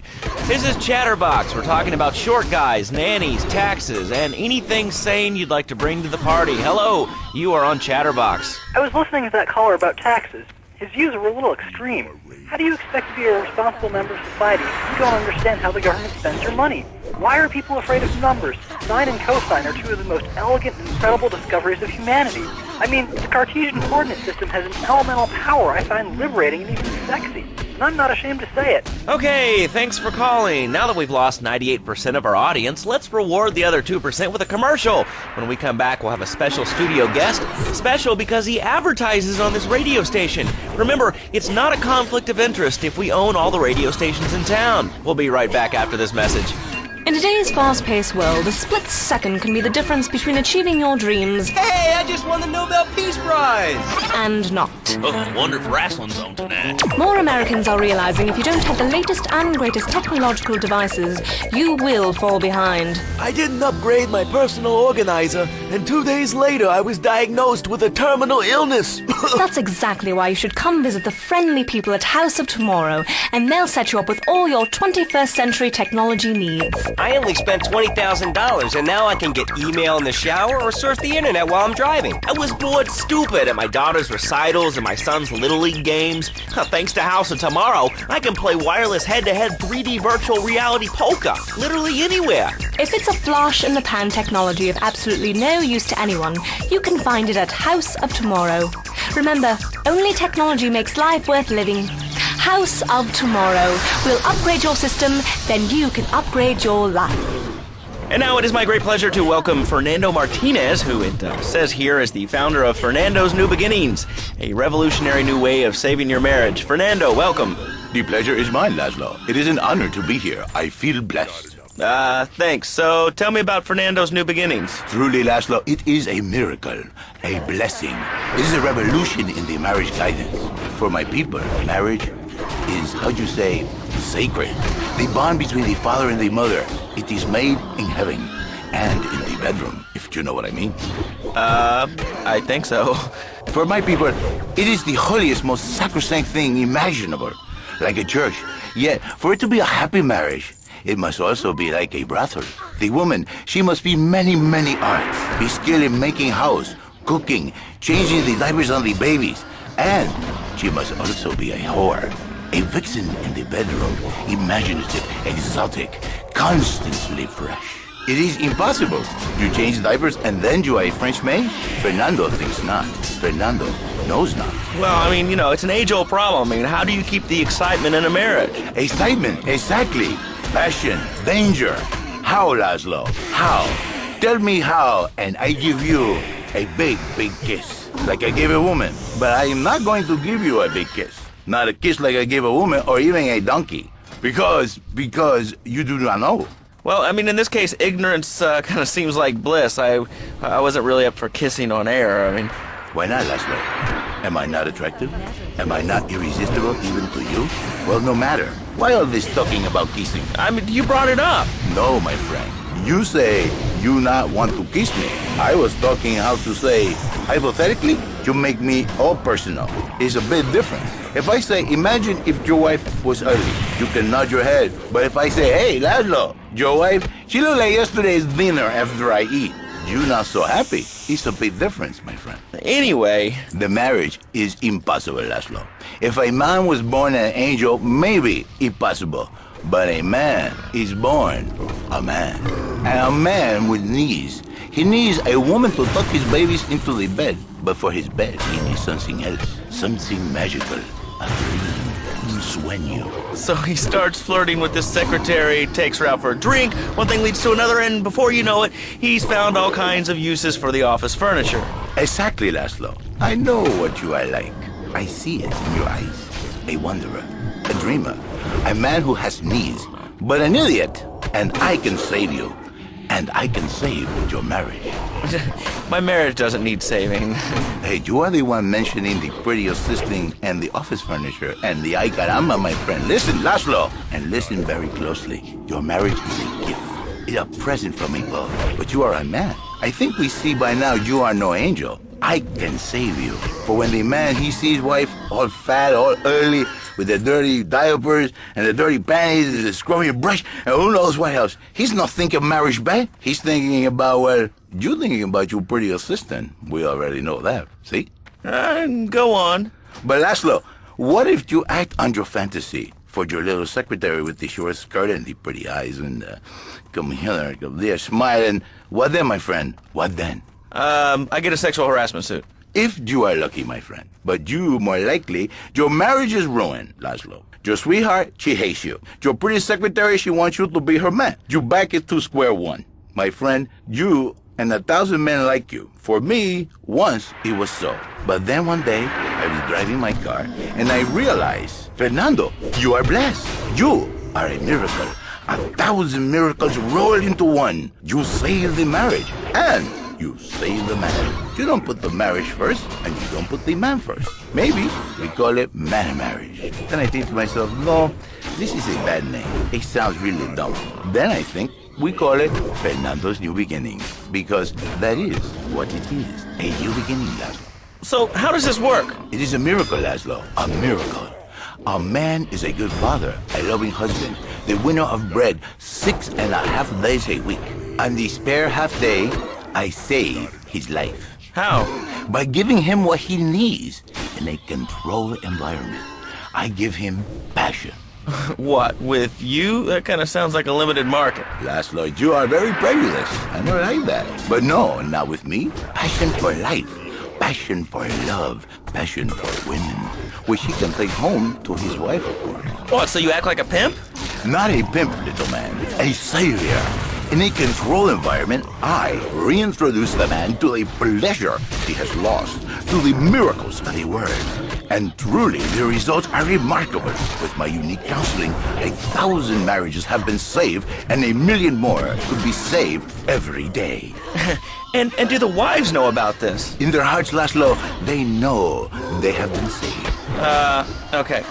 We're gonna open it up to the phones. If you've got any questions for Fernando Martinez, Exotic Marriage Guidance Made Easy, ring us now. Hey, oh, cool, we have a caller on line 1. Caller, you are on Chatterbox. Hi, Laszlo. Hey, Fernando. My name's Jerry, and I'm a first-time caller. And I just wanted to say, hey, Laszlo, you're real tough on Fernando back there. I'll tell you one thing. He's a miracle worker. He saved my marriage, and I married a bust of a woman. Now I don't feel sick every time I open my eyes. See, Laszlo? You see? I remember Jerry so well. He'd come in, he is like a broken man, like a half a man. A me, if you will. He has no N anymore. And his marriage, it is killing him. Where is the passion? She is gone. Replaced by ugliness. You see, Laszlo, Mrs. Jerry, she's not a pretty lady. She's more like an offensive lineman or a tight end. Big and hairy, but fertile. She gives Jerry 5 kids, but she's even bigger. Now, she's like a whole offensive line. He feels no pride in himself. He has no pride in his marriage. He is ashamed of this wonderful lady who bears him so many young. And he comes to me and he cries, Fernando, save my marriage. I love my wife, even though she is a fat worker. And I say, Jerry, you are a man. It is a man's duty to love his wife, even if she is like a farmhouse. And now, Jerry is saved. By sleeping with other women. Whatever it takes to save a beautiful union, a blessing. A beautiful union by an adulterer and Queen Kong. That's great. So, who's on the line now? Hi, Laszlo. This is Janice. I love the show and always wanted to call in. You really offended me today. Who is this gutter trash you got on the show? Hey, Janice, I share your anxiety. The studio kind of forced him on me. Hey, you watch yourself, mister. And you, Janice, why are you so ugly? Your husband, he don't make you happy? No, he's an idiot and a jerk. But he's probably a good daddy, and you sound very pretty. Angry, and a little bit of a know-it-all, but very pretty lady. This is the thing, Laszlo. The women they think in New Beginnings is only for men. But no, it is for women too. For Janice, if her husband goes to New Beginning, she thinks Senor Wonderful all over again. And in the extreme case, maybe she come to work for me, and she get a New Beginning herself. She discovered the excitement and the passion all for herself. Listen, Janice, you called me 555 9292. Now listen, don't try to pimp out my listeners. That is a very early word. A travesty. I work miracles, senor, not pimping. I save, I give the passion back. And you better watch yourself, buddy, because for my people, we take these insults very personally. And then, you no longer Mr. Talk Show. You Mr. Who Cut Out My Tongue. Who are your people anyway? Which exotic location do you come from? I am Latin. Latin is a big place there, buddy. Where in Latin? I do not need to listen to these insults. I have pride. I have a calling. Many are called, but few are chosen, my friend. And I was called and chosen to work a miracle. So, where were you called from, Fernando? From upstate, okay? To happy money now? I'm not real Latin, but I provide real Latin passion. I work the miracles every day. Listen, wives, children, if your daddy, if he's not happy, send him to me, Fernando. In exchange for a few hours a week, I give you the world. Get off! Get lost! You're just a cheap pimp from upstate! Get out of my studio! I saved your daddy! I saved your husband! It is a miracle! Get out of here! It's a miracle! Would you like a kitten? Have one delivered. Just log on to petsovernight.com and we'll send you a cute kitten overnight. Petsovernight.com, delivering little bundles of love in a box directly to your door. And now it's time for a public service announcement from station owner Donald Love. Hello, my name is Donald Love. You're listening to a Love Media station. Enjoy. All right, we're back here on Chatterbox, the radio show that never gets old. I'm Laszlo with open ears and a closed mind. Hello, you're on the air. What's your name? I wanted to talk about spanking. Oh, God, not another one. I think spanking kids is the only way to teach them right from wrong. So you think that teaching kids at an early age that violence is the solution to problems will make them valuable members of our society? Exactly. I knew you'd understand, Laszlo. My daddy used to whoop the tar out of me. He once hit me so hard my spleen fell out of my ear. Didn't do me no harm. Look at me now. I'm the best pest control guy in East Portland. I've killed more rats, roaches, vermin than you can imagine, and I love it. This is such a great country. I wouldn't be where I am today if my daddy had beat me senseless. What are you talking about? Man, I'm starting to believe that guy about the fluoride in the drinking water. Listen, if there's any sane person left in Liberty City that can hear my voice, please call the show right now. This is an SOS going out across the city. All right, let's go over to this line. Hello, caller. You are on the air. Are you sane? Are you a sane caller? Absolutely, Laszlo. Killer bees. Killer bees. Yes, killer bees. Did you know that if the current migration north continues, we will all be dead in 3 years? Did you want to become a bee supper? I don't. That's why we must act now. Killer bees must be stopped. I wonder why more people aren't talking about this. I mean, killer bees swarming, it sounds pretty serious. But the killer bees are nothing compared to ants. You can't kill them. They're like sheep. They're going to take over. All right, thanks, caller. Ants, killer bees, fat people, what's plaguing you? Call now. Chatterbox, hello, you're on the air. Yes. I'd like to say something about these damn people on trains and buses in the city who yammer on and on into their cell phones. I'm really glad we get to hear about what you're having for dinner. What we should do is herd them up and put them on an island. I am the president of a group called Citizens Raging Against Phones. Crap? Exactly. Your organization's called Crap. What kind of moron are you? You want to round people up for using a phone, but you're calling up on a phone to tell the world about it. I mean, how many people are there in this crap? Citizens are raging against phones, Laszlo. How many people? There are 3 of us. It's hard organizing meetings without the phone, though. We've had to resort to carrier pigeons, and they keep disappearing. What are you speaking to me on? What's that in your hand? I am not the problem. You are, and you're perpetuating the downfall of mankind. Liberty City was great before phones ruined everything. Liberty City was a church, a cow pasture, and 3 houses when the telephone was invented. Liar! You're the liar. Liar, liar, pants on fire. What are you 3 years old? Laszlo's a liar. Laszlo's a liar. I bet that isn't even your real name. Shut up. You shut up. Stupid. Nanny, nanny, boo-boo, stick your head in doo-doo. Oh, we're going to commercials. Is your job affecting your health? Do you become fatigued? Does working take time away from family and social events like watching wrestling? There's an easy solution. Sue your boss. See, the great thing about this country is you can sue anyone for pretty much anything, and you'll probably win, or at least get a settlement. At the firm of Rakin & Ponzer Personal Injury Attorneys, we can show you how falling down and howling like a sissy can result in a large damage award from your employer. We also specialize in awards for injuries suffered in auto, bus, and train accidents, and can even train you to throw yourself in front of a bus and pretend to be injured. Hey, that's why they pay for insurance. Call the law offices of Rakin & Ponzer and get ready to enjoy a life of luxury. All right, we're back on Chatterbox. Let's go to the chatter line here. Hello, caller. You're on Chatterbox. Laszlo, I just wanted to make your viewers aware that... Okay, now, this is a radio show. We don't have viewers. We have listeners. Okay. Anyway, Laszlo, I just wanted to make your viewers aware the first International Puppetry Festival is next month at the fairgrounds, bro. If you're interested in becoming a puppet master or a ventriloquist, you should definitely come down, dude. It's going to be totally killer. I wasn't aware that there was much demand for puppet shows these days. Oh, man. Have you been living under a rock, bro? Guys with puppets get chicks. I take my monkey puppet to the park all the time. We play hacky sack together. It's rad. But anyway, dude, at the International Puppetry Festival, we'll be having workshops on finger puppets, too. I love Petunia the Pinky, Meat Barry the Thumb, string puppets, glove puppets. Dude, it's gonna rock. Okay, thanks. Hope to see you there, Laszlo. Hey, by the way, can you give me that guy Fernando's number? Nah, I'm sorry. Fernando hasn't paid his bill to our ad sales department. But here's someone who has. And they paid us in stacks of old groats and gold guineas. We'll be back after this. Do you live in the boring suburbs but dream of living in a lonely castle on a windswept moor? Do you long to trade in your sweatsuit for a 100-pound suit of armor and swap your SUV for a noble stallion? Do you eat microwave dinners, all the while wishing you were roasting a suckling pig at a pagan banquet? Is your next ideal home improvement a moat? Well, get ready, Liberty City!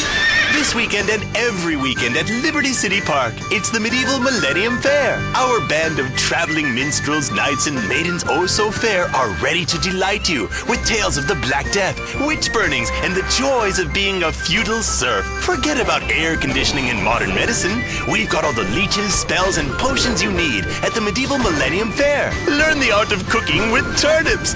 Yum yum. Buy genuine reproduction medieval artifacts including maces, double-handed battle swords, and one-size-fits-all chainmail. And this weekend only, pick up an authentic mechanical Lady of the Lake in Excalibur. It's perfect for your garden pond or a swimming pool. And learn how to rid your condo of vermin using a penny whistle and a mysterious prancing German named Hans. The Medieval Millennium Fair, every weekend at Liberty City Park.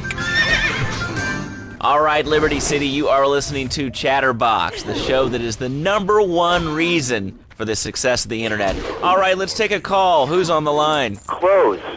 What about them? Clothes. What are you talking about? Laszlo, clothes. Clothes, Laszlo. I hate them. I just hate them. I mean, we're all about opinions on Chatterbox, which is Liberty City's premier phone-in station. But why don't you like clothes? I just hate them. They're so constricting. I mean, there's a lion wear clothes, and the lion is the king of the jungle. So why can't I, a humble citizen, go naked? Well, I mean, I guess a lion has two distinct advantages over you. One, I mean, it's, as you say, a king, and therefore it can exercise its royal prerogative to not wear clothes. And two, it's a cat, and therefore it doesn't have to. And three, I mean, now that I think about it, if you want to try to dress a lion, you can, but I guess what we're learning is that life can be a little unfair at times. I'm naked, Laszlo. I'm naked. I really didn't need to know that. Why, Laszlo? Why? Does it offend you? I was born naked and I'm going to die naked. I'm going to live naked. So there's nothing wrong with being naked. It's so invigorating feeling the hot leather of a chair or the cool wind from the north on your naked body. I'm going to have to cut you off. Don't you believe in free speech and free expression? No, of course you don't. All you believe in is free drinks. I'm naked and there's not a damn thing you can do about it. I'm naked and I feel so good. Well, what about winter? What do you mean? You know, I mean, what about winter? When the wind blows and it's really cold, I mean, do you prance about like a ninny waiting for your privates to go blue? I was born naked and I'm gonna die naked. And all shriveled up by the sound of things. Winter was invented by clothing companies. Clothes are unnecessary. They're ugly. Have you ever cooked in the nude? No, look, is this leading anywhere? Because, I mean, we've got a lot of other people waiting to talk about real things here. Nudity is real. Open your eyes. Take off your pants. Come on. Come on, Laszlo. You can be a figurehead for Liberty City Naturists. We have more members now for the first time since 1977. Nudity is back. A lot of people are into nudity and really understand the spiritual side. What? Of hanging out with loads of naked chicks? I mean, I see the fun in it, but I just think clothes have distinct advantages, like not accidentally cooking yourself, or when you're working on a building. We're not swingers. It's not about sex. It's about being one with the world. All right, dude, groovy. Hug a rainbow. It's time for a public service announcement from Donald Love. Hello, I'm Donald Love. Under my guidance, Love Media has emerged as the fastest-growing U.S.-run media conglomerate of the past 5 years. With newspapers, television, and radio stations across the U.S. and the free world, alongside a wide array of industrial and technology interests, we at Love Media ensure you get the truth behind the story every time. From films to dog food, from radio to pop music, you can be sure of independent, quality-led broadcasting every time you tune in. That's why we're the fastest-growing cable supplier and health insurance provider in the Northeast. and why our new satellite in China is something all Americans can be proud of. Here at Love Media, we are proud of what we have done to help America and to help hard-working Americans relax. For investment opportunities or information about our new interactive television service, please go to www.lovemedia.tv. Ooh, that makes me feel all warm and fuzzy. All right, let's go to line 8. Hello, caller. What's your name? Bob from Pine Creek. Hey, what's up, Bob from Pine Creek? Well, I've been listening to your show, and there's always people going on about problems in schools. Guns, people showing disrespect to teachers, drugs. Schools are breeding grounds for crime, ain't they? Well, I guess it seems that way. Well, I got a real simple solution. Shut them down. Shut down the schools, and you shut down the problem. No more dead teachers, no more angry students. Well, but you don't think... No, I don't. Never. Now listen to me. It makes perfect sense. Kids these days, they complain a lot, but you know what? It costs even more. I mean shoes, books, toys, even special tiny furniture, pets, that sort of crap. It's all about me. Me. Well, not my Johnny. No, sir. I'm learning him the value of good, hard work. Learning him good. At 3, we taught him how to clean the bathroom. If he left so much as one hair on the soap, it was off to bed with no dinner. And you know what? He went to bed hungry only 20, maybe 30 times. He learned. Now, he brings his mother lunch in bed every day so she can sleep in. Let me tell you, everyone should have their kids serving up food. He even cooks for the whole family.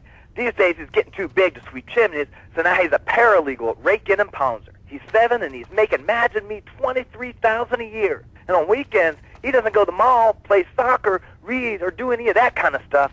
No. He works in the basement of a marketing company making photocopies all night. Hell, he'd go to sleep during the day, but that's another $8,000 right there. So now, I'm buying me a bass boat and trailer. What do you say to that? Well, it sounds kind of like exploitation to me. Exploitation? Man, you bleeding hearts kill me. Johnny's mine. He's my kid. How can I exploit something I own? Exploitation. You sound like a communist. Kids in Russia, they don't work. That's why everything's so messed up over there. You have to wait in line for toilet paper. And their space station, it was made out of milk crates. I'll tell you, working for a living is the American way. That, and the only thing more American is having folks work for you. That sounds a little oppressive and even despotic. Exactly, Laszlo. You hit the nail on the head that time. He's my kid. I'm telling you, just shut the schools down, make the kids work. That book stuff's all for sissies anyway. And doctors and politicians, lawyers, and whatever. I can't be bothered to argue with you, but I do feel sorry for your little Johnny, the 7-year-old cook, chimney sweep, paralegal photocopier, because his daddy's an idiot. Let's take a quick break. Phil and I just had another kid, so of course we need a bigger SUV. Being a mom is hard with soccer, football, and lacrosse practice, so we bought the new Maibatsu Monstrosity. It's so big, we lost little Joey in the back and couldn't find him for an hour. When I'm rushing to the mall or talking on my cell phone, I know me and my family are safe.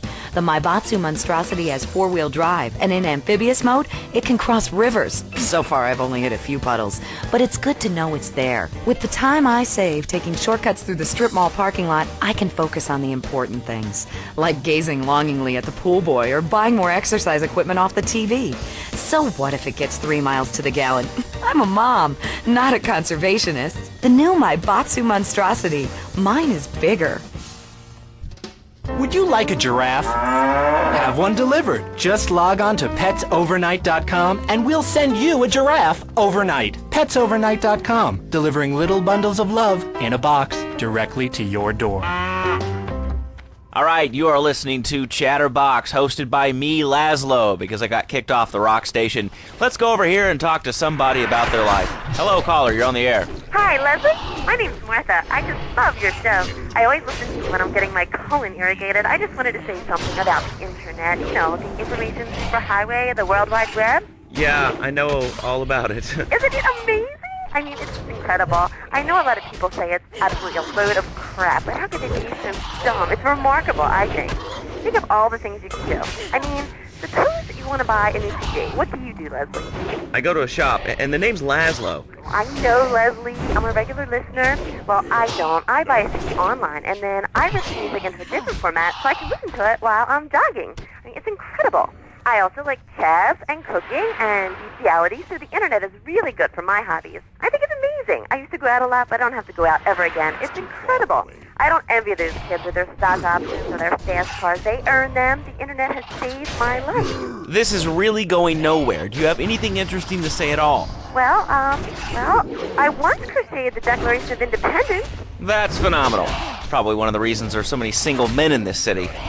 All right, let's go over to here to line 79. Hello, you're on Chatterbox. Hello, is that Laszlo? Yes? Oh, wow, I'm on the radio. How exciting. Oh, thank you, Laszlo. Is this on the radio? I mean, am I actually on the radio right this second? Yes, you are. I'm sure it's very exciting for you, but what do you want to talk about? Oh, man, I mean, what else is there? I could go on all day, but you know how it is, don't you, Laszlo? Not really.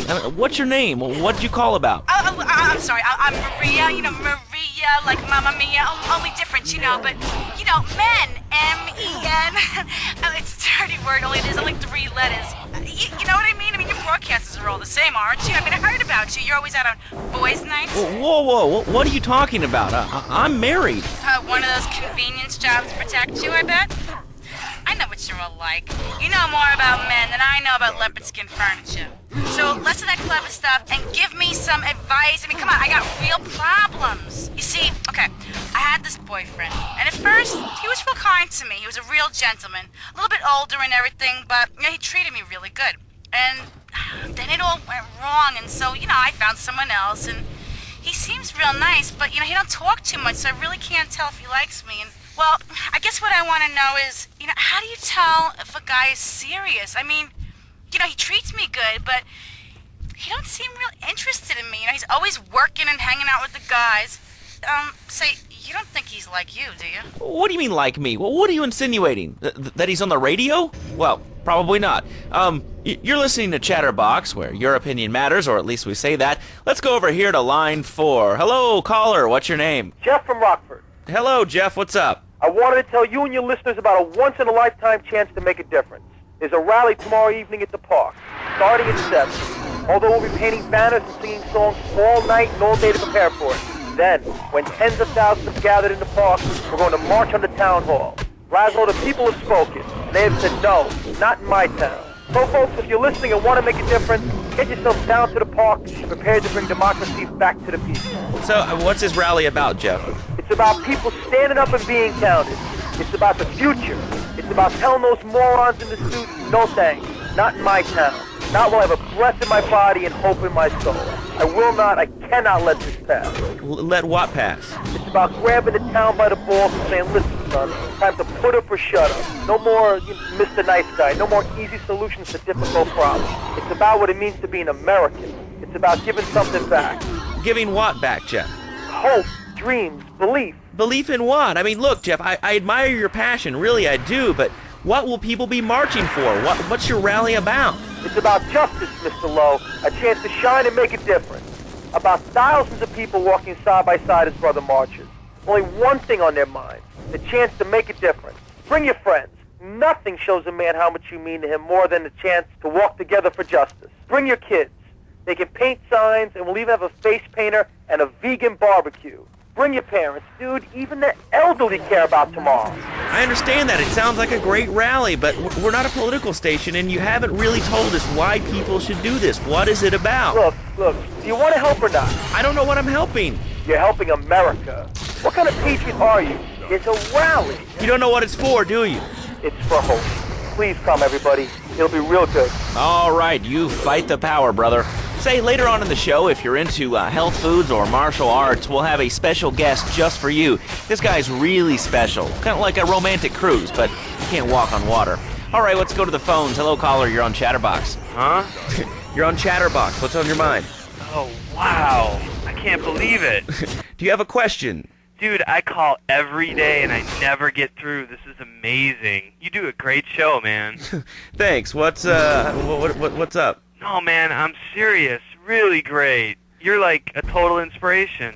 And exactly what have I inspired you about? Well, okay, right now I live at home, but pretty soon, like next week, dude, I'm moving out. It's the big 4-0, and it's just time to go. Okay. Did you have anything relevant to say?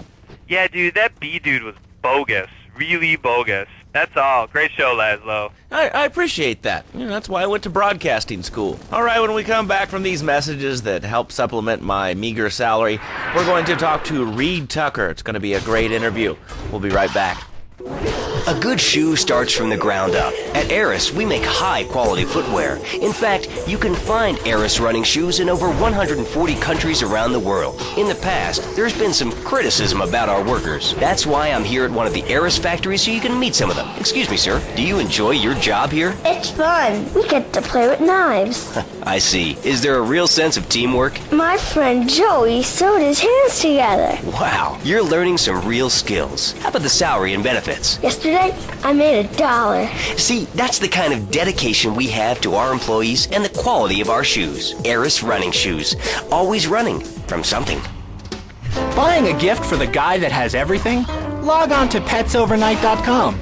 We've got exotic pets galore, including tigers, cobras, manatees, and white rhinos. All delivered overnight.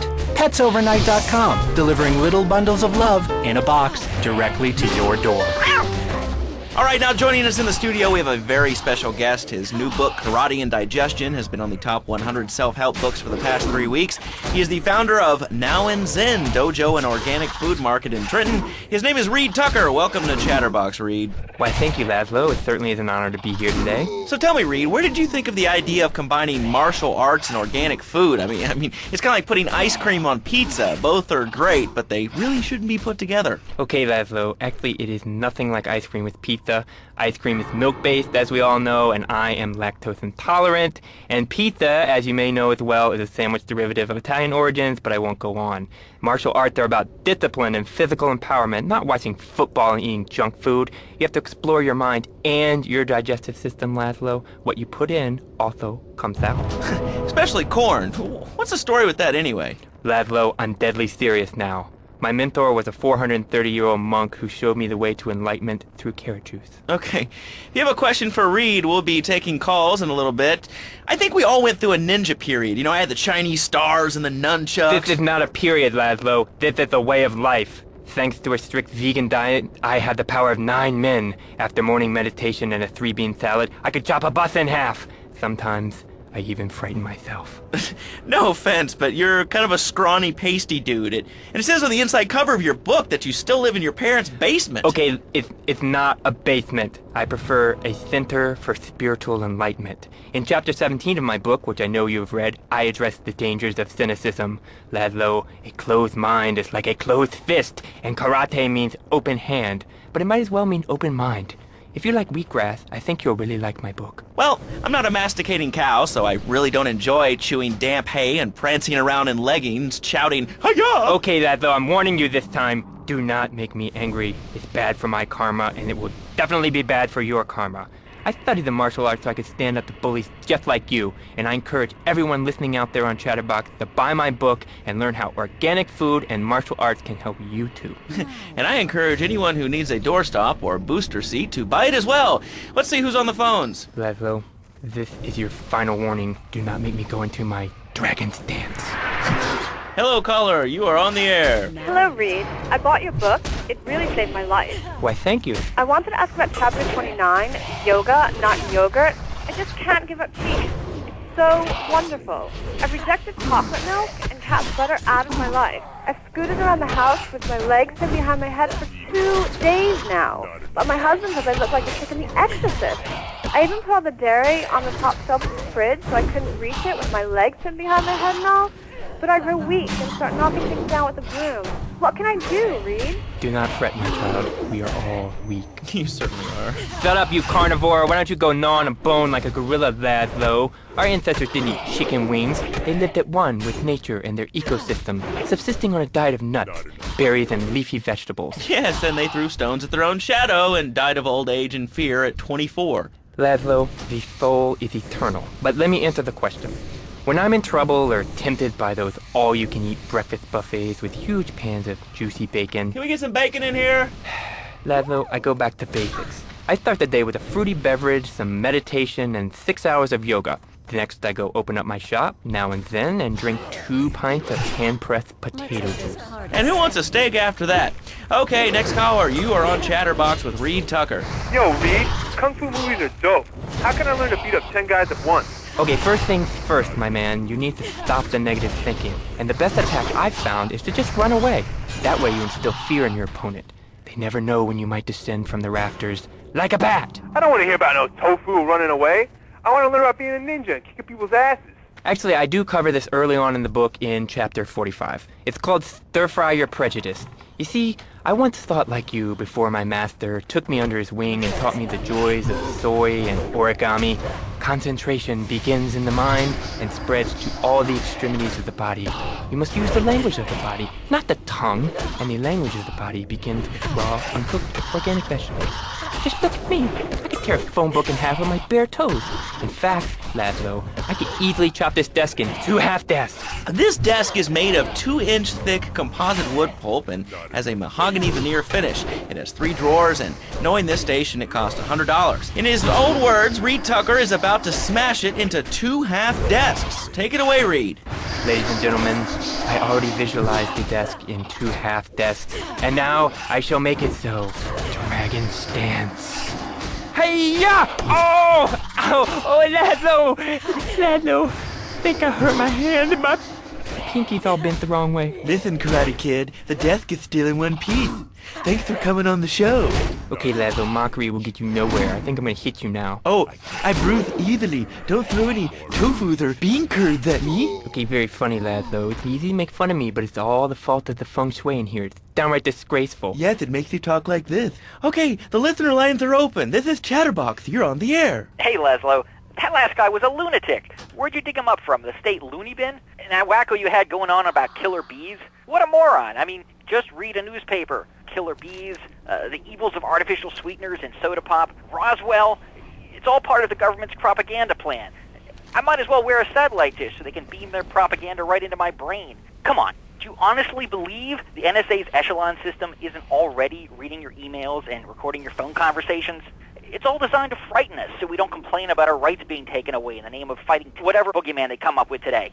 Well, I mean, you realize that the government listens to this station, and if they weren't paying particular attention to you before, they're probably going to be following you now. Oh, yeah. Hey, look, they already got me once, but never again. Do you have anything else to say? Yeah. Free Kevin! All right, we're talking about short guys, killer bees, the Magna Carta, well, the red light on the wall is flashing, which means that the owner of the station has an important announcement to make. Let's go live to his office. Hello, my name is Donald Love. You're listening to a Love Media station. Enjoy. Wow, man, that was deep. You know, I really like working here. This station, it feels like my second family. Except that we have a snack machine. And I tell you, working here beats the hell out of digging sewage ditches outside Kuala Lumpur. All right, let's go to the phones. Hello, caller. You're on Chatterbox. Laszlo, man, I was listening to that English wimp you were talking to earlier. I mean, do these guys realize how wussy they sound? I mean, they have the nerve to call crackers biscuits, and they say aluminium instead of aluminum. I mean, what's up with that? They all think they sound so smart with the little funny accents. I mean, I got something for them. Speak English, you limey morons. Well, you know, I think they were speaking English before we were. The people over here were speaking Shoshone and Cherokee. Man, Cherokee schmarokee, man. And another thing, what's up with them calling soccer football? Man, you ever watch soccer? Man, that's a boring game, man. I'll tell you what soccer is. Soccer's for little girls, man. Football, now that's an American sport. It teaches you good, wholesome American values, man, like stealing other people's land by force and wearing tight pants while you do it. What are you talking about? I'm talking about being a man, Laszlo. Something you wouldn't know anything about from the sound of things. I'll tell you, I bet you played wimpy stuff like touch football and basketball. Look, I'm running around the court bouncing the ball, and I'm 7'3". I'm telling you, man, I only play men's sports like football and hopscotch. Hopscotch? That's a girl's game. Man, that ain't a girl's game, man. Not rugby hopscotch. Man, get me in a scrum and I'm dangerous. I'll take anybody down. I'm the hopscotch master. I got fly skills and hopscotch. You know what I'm saying? Yeah, I mean, I kind of see your point, but, you know, you'd be a little cranky, too, if your empire had fallen apart over the last 100 years. And speaking of commerce, it's time for some commerce here. Let's go to commercials. We'll be back after this. Has your marriage gone stale? Has the spark gone out of your love life? Looking to add a little adventure to the monotony of monogamy? Hello, I am Fernando Martinez, founder of Fernando's New Beginnings, a revolutionary new way of saving your marriage. We understand how 2 kids and a mortgage can take the passion out of your life. With our 3-step program, you'll rediscover romance guaranteed. Hi, my name's Phil. I've got 3 kids, 2 cars, and a mortgage. My love life was going stale, even before my wife's car accident. Then I called New Beginnings. Thanks to Fernando, I'm still married, but on Wednesday afternoons, I meet Barbara at the motel by the turnpike. See? The passion she's back. Phil's marriage is saved, and his kids will have a daddy to look up to. Call New Beginnings today. 555-9292. It will be a miracle. I guarantee it. Fernando's New Beginnings. We turn an ending into a new beginning. Mom, there's a package for you. But I didn't order anything. What's this? How sweet. Gee willikers, it's a puppy. Everybody loves a puppy. And now you can ship one anywhere just by logging on to petsovernight.com. Petsovernight.com, delivering little bundles of love in a box directly to your door. And who says that e-commerce isn't a brilliant idea? All right, speaking of brilliant, you're listening to Chatterbox with me, Laszlo. Let's go over here to the phones and see what's plaguing Liberty City. Hello, caller. You're on the air. Wow, I got through. Laszlo, I think your last few callers are a perfect example of manners in this city. People are rude, and they don't seem to care about anything but themselves. Perfect example. The other day, I stopped at the store to pick up an exercise bar because I hadn't had breakfast or lunch. So I go up to pay, and the lady's like, $1.25, please. So I get out my checkbook, and this guy behind me is like, oh, come on, lady, you don't have $2? And I said, as a matter of fact, I don't. I spent my last $2 last night buying gas at these ridiculous gas prices. And besides, who are you anyway? Can't you see that I'm wearing my I Walked for the Cure t-shirt? People are so inconsiderate. Well, you'll get no argument from me. I mean, I get every inconsiderate moron in Liberty City calling into this show. I mean, people think that I have no feelings whatsoever. Exactly. Another perfect example. The other day, I'm over at the hospital to have lunch with my girlfriend, Charisse, and this maniac comes right up on my bumper, flashing his lights, and I'm like, hey, guy, the light is red. You can't just come up behind me honking and flashing your lights. Then he gets over this megaphone and says, to the woman in the teal my batsu monstrosity, please move to the side. Can you believe it? I mean, who has a megaphone rigged into their car? People are so obnoxious these days and rude. I mean, I tell my nanny to teach my kids some manners. You know, I think that's a lesson to us all. All right, hello, next caller, you're on Chatterbox. Hello, Laszlo. Did that woman say she was a nanny? Because Freddie needs a nanny because he's been a very naughty boy. No nannies. Let's go to our next caller. All right. Colonel James T., United States Marine Corps, 2nd Battalion. Laszlo, that caller made a really valid point. These kids today have no respect for authority. And there is one thing that would whip them into shape.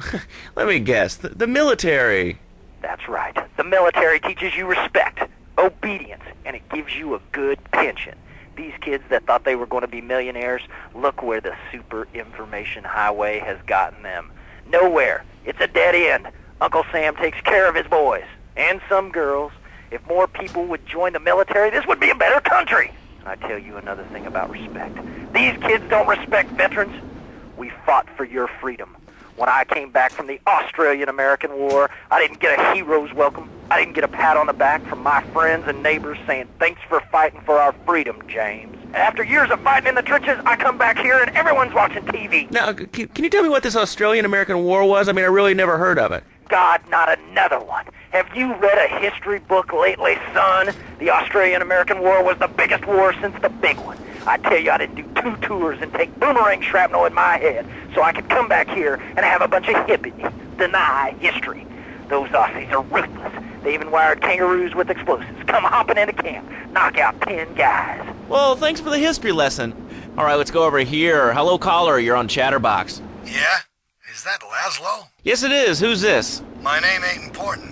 It's real unimportant, okay? No, not really. I mean, this is a radio show. People usually tell us their name. My name is real unimportant. And you want to keep being a wise guy, you'll find out just how unimportant. Like, unimportant, I just got shot in the head, unimportant. Do I make myself clear? Yes. Why are you calling in today? Because I need some advice. And I ain't doing any of that shrink shit. If you swear again, we're gonna have to cut you off. This is a family show. Sorry. I'm just a little unhappy, a bit agitated, real angry. It's my ma.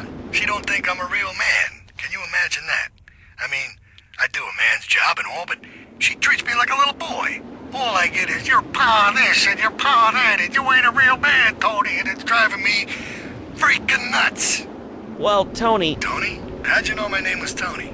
You tracing this call? 'Cause if you are, you're gonna get real intimately acquainted with what your brains look like. My name ain't Tony, okay? Okay. But my mom, she keeps going, Tony, be a real man. Stand up for yourself. Don't take no shit. But all I do is to be a good son. And I want her to show that she cares for me. Show that she loves me. And, say I was a good kid. But it seems like nothing's ever good enough for her. You know what I mean? What do I do? Well, Toad, sir, in life we have a lot of obligations, and we just kind of have to face up to them. And right now, I'm obligated to play some commercial announcements. We'll be back right after this. We've got a new friend for everyone. He's got fur and a tail. He gets in lots of trouble, but he's a bouncy little fellow, 'cause he's got springs for legs. Pogo the Monkey, the best new video game for the whole family. I love you, Pogo. You bounce. Help Pogo escape from the evil research laboratory where the mean old scientist genetically altered him. Uh-oh, the pharmaceutical scientist is going to get you, Pogo. Here you go, Pogo. Have a gold coin. Good thing Pogo has a banana cannon. Those nasty scientists deserve to die. Now get the shampoo manufacturers before they squirt it in your eye. Here you go, Pogo. Have a diamond. You'll guide Pogo through tons of fun adventures, including saving Timmy, who fell down the well. Here you go, Pogo. Have a big watch. Rescue a cat out of that tree with your banana cannon, Pogo. Here you go, Pogo. Have a fast car. And help Pogo to his final mission, to storm the White House with his friends and become President of the United States. Pogo the Monkey is the game kids are sure to stare at for hours. Everyone loves Pogo. Idiot Gamer called Pogo the best spring and simian game since bouncing bananas. Buy the game Pogo the Monkey today. Right, Pogo? And coming soon, Pogo the Monkey card game, Pogo the Monkey plastic dolls, Pogo the Monkey quilt covers, and Pogo the Monkey car covers. For the dad who has everything, why not a Pogo the Monkey tie-in sports jacket? For the lady in your life, why not Pogo the Monkey chocolates and hygiene products so she smells like a real monkey? And for kids, a life-size, living, breathing, springing monkey. All available at pogothemonkey.com.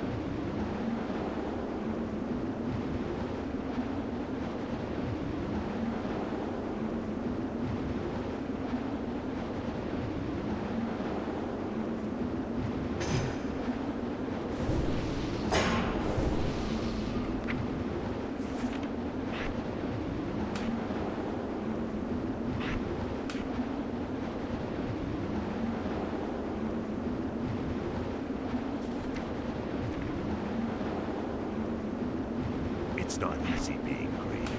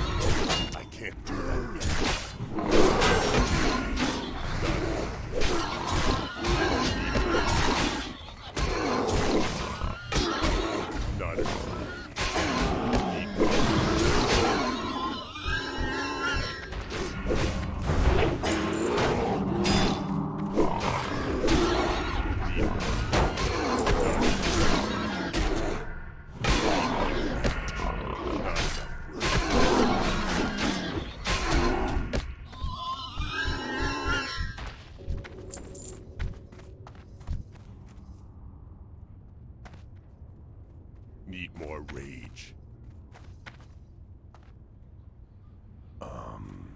You look like a lady.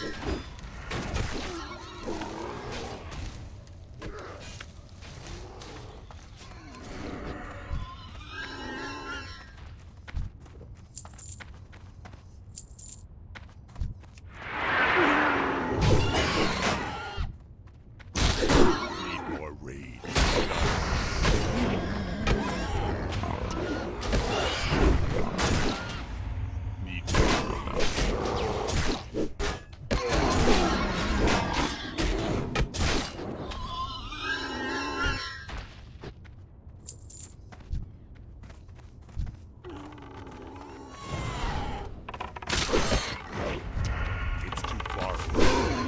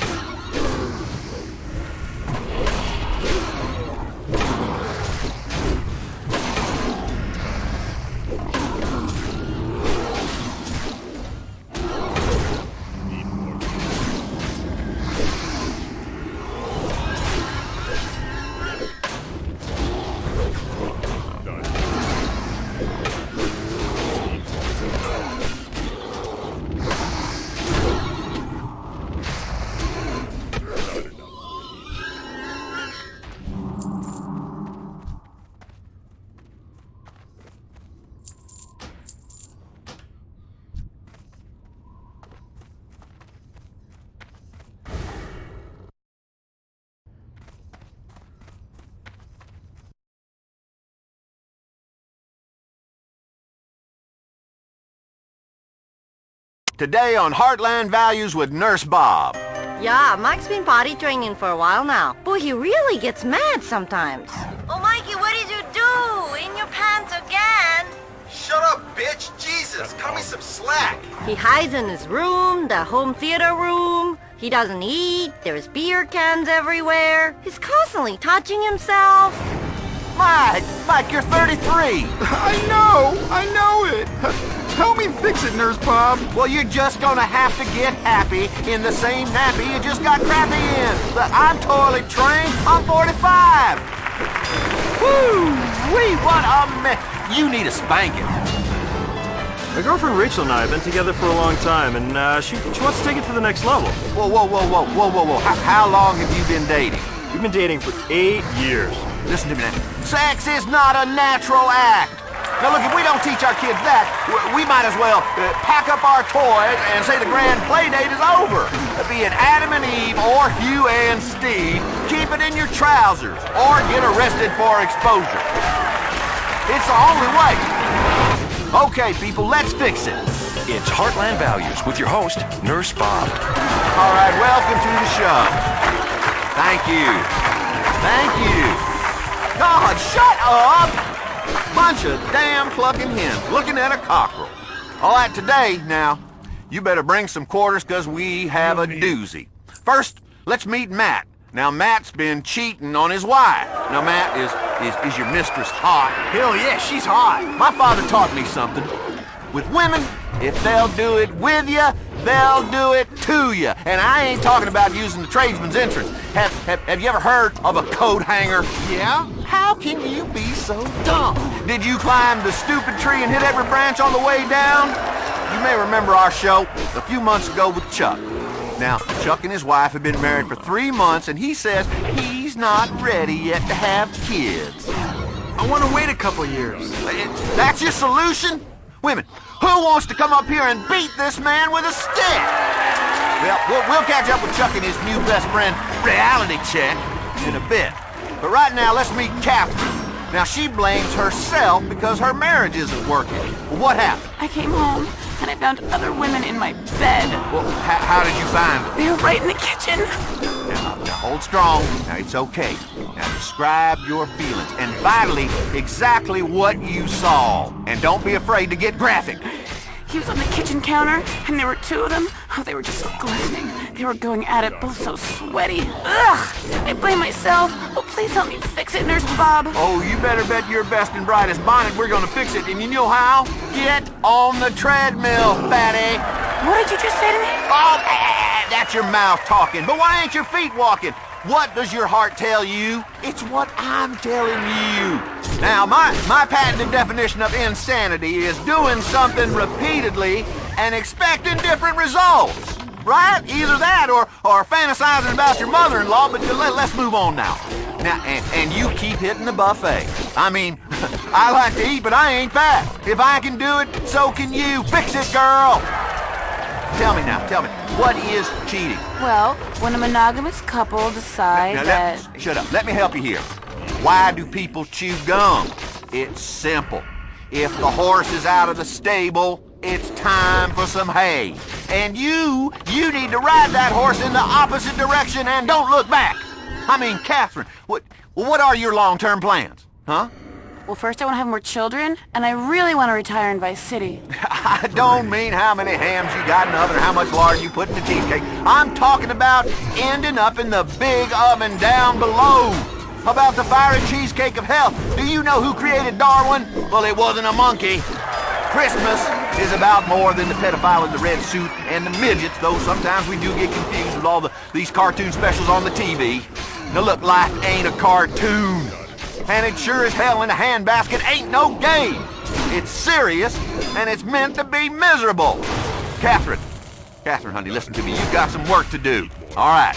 We'll be right back after this. Go on, girl. It's okay to cry. Coming up next on Heartland Values with Nurse Bob. I would go 3 or 4 times a week. My friends thought I was really into water slides or theme parks. I'm so ashamed. Now, Chris, when you look at men playing golf, what are you thinking, boy? Sticking that ball in the green, huh? I mean, which bit do you enjoy, the game or the shower afterwards? It's time to get some value. Who made you God? Why are you acting like the supreme being? You better pray, dipshit, and I'm talking about right now. Because otherwise, you are going to burn. Look, I've got some fire lighters here right now. I've got some road flares and a bottle of paraffin. You want me to set you on fire, Chris? Do you? Do you, boy? You ever seen any movies about Vietnam, boy? You ever seen any? You better start thinking and stop stinking. For the collector who has everything, now you can own a piece of our heritage that really means something. It's a taste of history with Old Horsey, a genuine replica, authentic, working Prohibition-era domestic usage bathtub gin still. Relive the humor, entrepreneurial spirit, and tradition of the glory days with a beverage that built a nation. Whether it's Ruckus Juice, Alley Bourbon, Skullcracker, White Lightning, or Mama's Medicine, no matter what you call it, the Old Horsey bathtub gin still never ceases to delight. With Old Horsey, alcohol is the solution in more ways than one. You can not only take the pain away of daily life, but also put it to all kinds of other soluble uses. Cleaning cuts, removing paint, Molotov cocktails, bleaching hair, removing sight, cleaning the toilet, or use it as a fun addition to breakfast, lunch, or dinner. And your superb vintage is a handy substitute for petrol in your car. And with the world about to collapse with Y2K, you can really never be too self-sufficient. Old Horsey, a genuine replica, authentic, working Prohibition-era domestic usage bathtub gin still. Visit bathtubginstill.com for more. Liberty City Free Radio. It's radio where anyone can have a show. And they do. Welcome back to Heartland Values with Nurse Bob. Okay, we're back. Let's talk to the Heartland. Thanks for having me on the show, Nurse Bob. I love your show. It's fucking great. It's my son Jeremy. He loves to draw and do sculpture. I think he wants to go to art school. Should I encourage him? Be supportive. Don't you think I'll make him a sissy? Boy. Do you think I'll make him a sissy? I mean, he already wears a dress. Woo, have you got a turd in your pocket? Because I'm smelling something. What you ought to do is encourage him with a whooping. Art ain't no way to make a living. Now, you be careful. You're going to have your home overrun by trannies.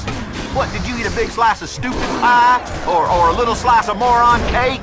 Next caller. Hi, Nurse Bob. My name's Melissa. How much wine is healthy for you? I was reading in the Liberty Tree that a glass a day is good for the heart. Whoa. Stop. Do you want a divorce? Huh? Do you? Melissa, do you want a divorce? Wouldn't that be peachy? Wouldn't that just be peachy if we could all just sit around the house swilling red wine all day and looking at that, whether Complete the Look or some of them other yuppie hippie catalogs? Let me guess, Melissa. You've alienated all your friends, huh? Have you? Yeah, mostly because I listen to your show all the time and I tell people they should live by your advice. Well, friends can be very destructive. There are only two things that matter to you. That's me and the executive producer of this world. And when it comes to drinking, now, Melissa, I'll tell you who else likes drinking. The devil. The devil drinks every day, sometimes at lunchtime. Now, in my book, Hey Stupid, Wake Up, the Big Man Wants to Talk to You, I am very clear about this. I mean, sure, you could have a glass of Chateau de Buff Cabernet with dinner, but do you have any idea what this is doing to you spiritually? Or where this ends? No. Now, listen, you know what Gandhi says about this, don't you? No. Well, neither do I. It's a sin to read that stuff, you damn heathen. Now open your eyes and shut your mouth, windbag. Whoa. God really broke the mold when he made you. He put you in the stupid mold and put in extra dumb juice. You shouldn't be reading books. You should be listening to me and then buying my book. Next caller. Hey, nurse, it's getting worse. Well, I'm here to help. You rang the call button. What's on your mind? I keep catching my children playing doctor. My 6-year-old even made a speculum. Oh, that ain't right. What did you do to punish your kids? Time out? Well, yeah. Okay. Timeout's really effective. This ain't a damn football game. It's a little pastime called life, dummy. We'll only call a timeout when the quarterback is bleeding and has dislocated his shoulder 7 plays ago. What are you talking about? All I want to know is it natural to play doctor? Natural? No! The only time your kid should be playing doctor is when you broke the other one's arm. If we don't teach our kids that their bodies are filthy, disgusting, and dirty, that women are sin, and that emotions can be suppressed by cold showers, how in hell are they supposed to grow up well-adjusted? Next caller, you're on Heartland Values with Nurse Bob. Let's fix it. Hi, Nurse Bob. My name's Luke. My wife and I are fighting because I play Exorbio all the time. I love One-Eyed Monster War. Do you have any advice? Well, what have we got here? Moses up a gum tree without a ladder. Sometimes you have to cauterize the wound, Luke. A stitch in time saves 9, stitches being the important word. Luke, no matter how mad you get, a man should never ever hit a woman in public. If you got trouble with your wife, don't tell it to me. Tell the executive producer in the sky, or he's gonna cancel your sitcom. You need to say to yourself, I'm a terrible person, and I should die. You know what, before we go, I just want to tell you a little story. When life comes knocking, you better answer the door. Remember that, or you're gonna be burning for eternity before you know it. Well, that's all we have time for. Next time, we're gonna tell women more strategies for making a successful family life with the help of my newest book, 15 Minutes to Domestic Heaven. Oh, and if you're trying to lose weight, I got some great new weight loss tips from Colombia. Now remember what my daddy said, don't you tell nobody about me coming in here at night. That's right, sweep it under the carpet. See you next time. That was Heartland Values with Nurse Bob, showing why foreign countries hate us. LCFR. More talk, less thought. Now, putting the dork in the .com revolution, it's the Electron Zone. Today on the Electron Zone, a computer that smells happy or sad based on the website you visit. Plus, it's a look into the virtual marriage intimacy therapy remedy future of relationships with the virtual reality glove. And loving yourself digitally. Is cybersex the future? And how to find out. Plus, a woman whose love life has gone space age. Tom and I met on the internet a year ago, so I left my husband, and now I think I'm the first woman that is married to a domestic bot. Oh yeah, I am going to blow my source code all over your face. Plus, tossers unite with the Technical Operating System 3.0. But self-appointed experts like Steve predict millions of Americans will toss off and switch to being a fruithead, which I'd love to see. The fruit operating system is so much classier. Yeah, if you're stupid and you don't know how to mount your motherboard. It's computing for people that don't know a gigabyte from a teraflop. Whether you're a tosser or a fruit, you'll surely want to hear about the new cell phone that lives your life for you and sends you the bill. Plus, we'll review the Freaker video phone and see how well it transmits naked pictures of your aunt. Oh, awesome. And we'll visit a chat room and type with a starving child in Uganda. Hi, I'm Steve. Steve, Unix assassin known as the IP sniffer. Plus, we'll use the word revolutionary a lot and make you feel inadequate for not owning a piece of technology that will be obsolete as the abacus in moments. Bill! Sorry, my avatar was in trouble, and I can't take him back to therapy. Hi, I'm Bill, known on IRC as the Binary Bandit. Managing a life online where you get to swing and mouth off at strangers takes a lot of work. Trust me on that, I'm ahead of my time. Hopefully the media will pay more attention to the people I kill online rather than the people I really killed as a member of the Army. Hey, I say that to every girlfriend I kill. Respawn, bitch! Just kidding. I've never had a girlfriend. Speaking of my penis, life online, different than reality for sure, but which is more satisfying? How do you find time to live your life and your virtual life? Let's go to the phones. Emote Carbon. Hey, I was thinking about upgrading to that new version of Wind Chime. What do you guys think about that? That's great! The screensavers are amazing! WTF! LOL! Look, we all know you spend more time with your computer than girls, so why get one that's complicated? Girls like computers should be easy, not freeze up all frigid like or crap out on you. You may make fun of us fruits, but we understand each other and have a great time, especially in the ultimate disc-in-the-dark online championship. You know what? 10 print go to hell, okay? 20 go to 10. LMFAO. Not. How 1987 of you, a go-to joke. How basic. Yup, you got me there. What's next? A mud?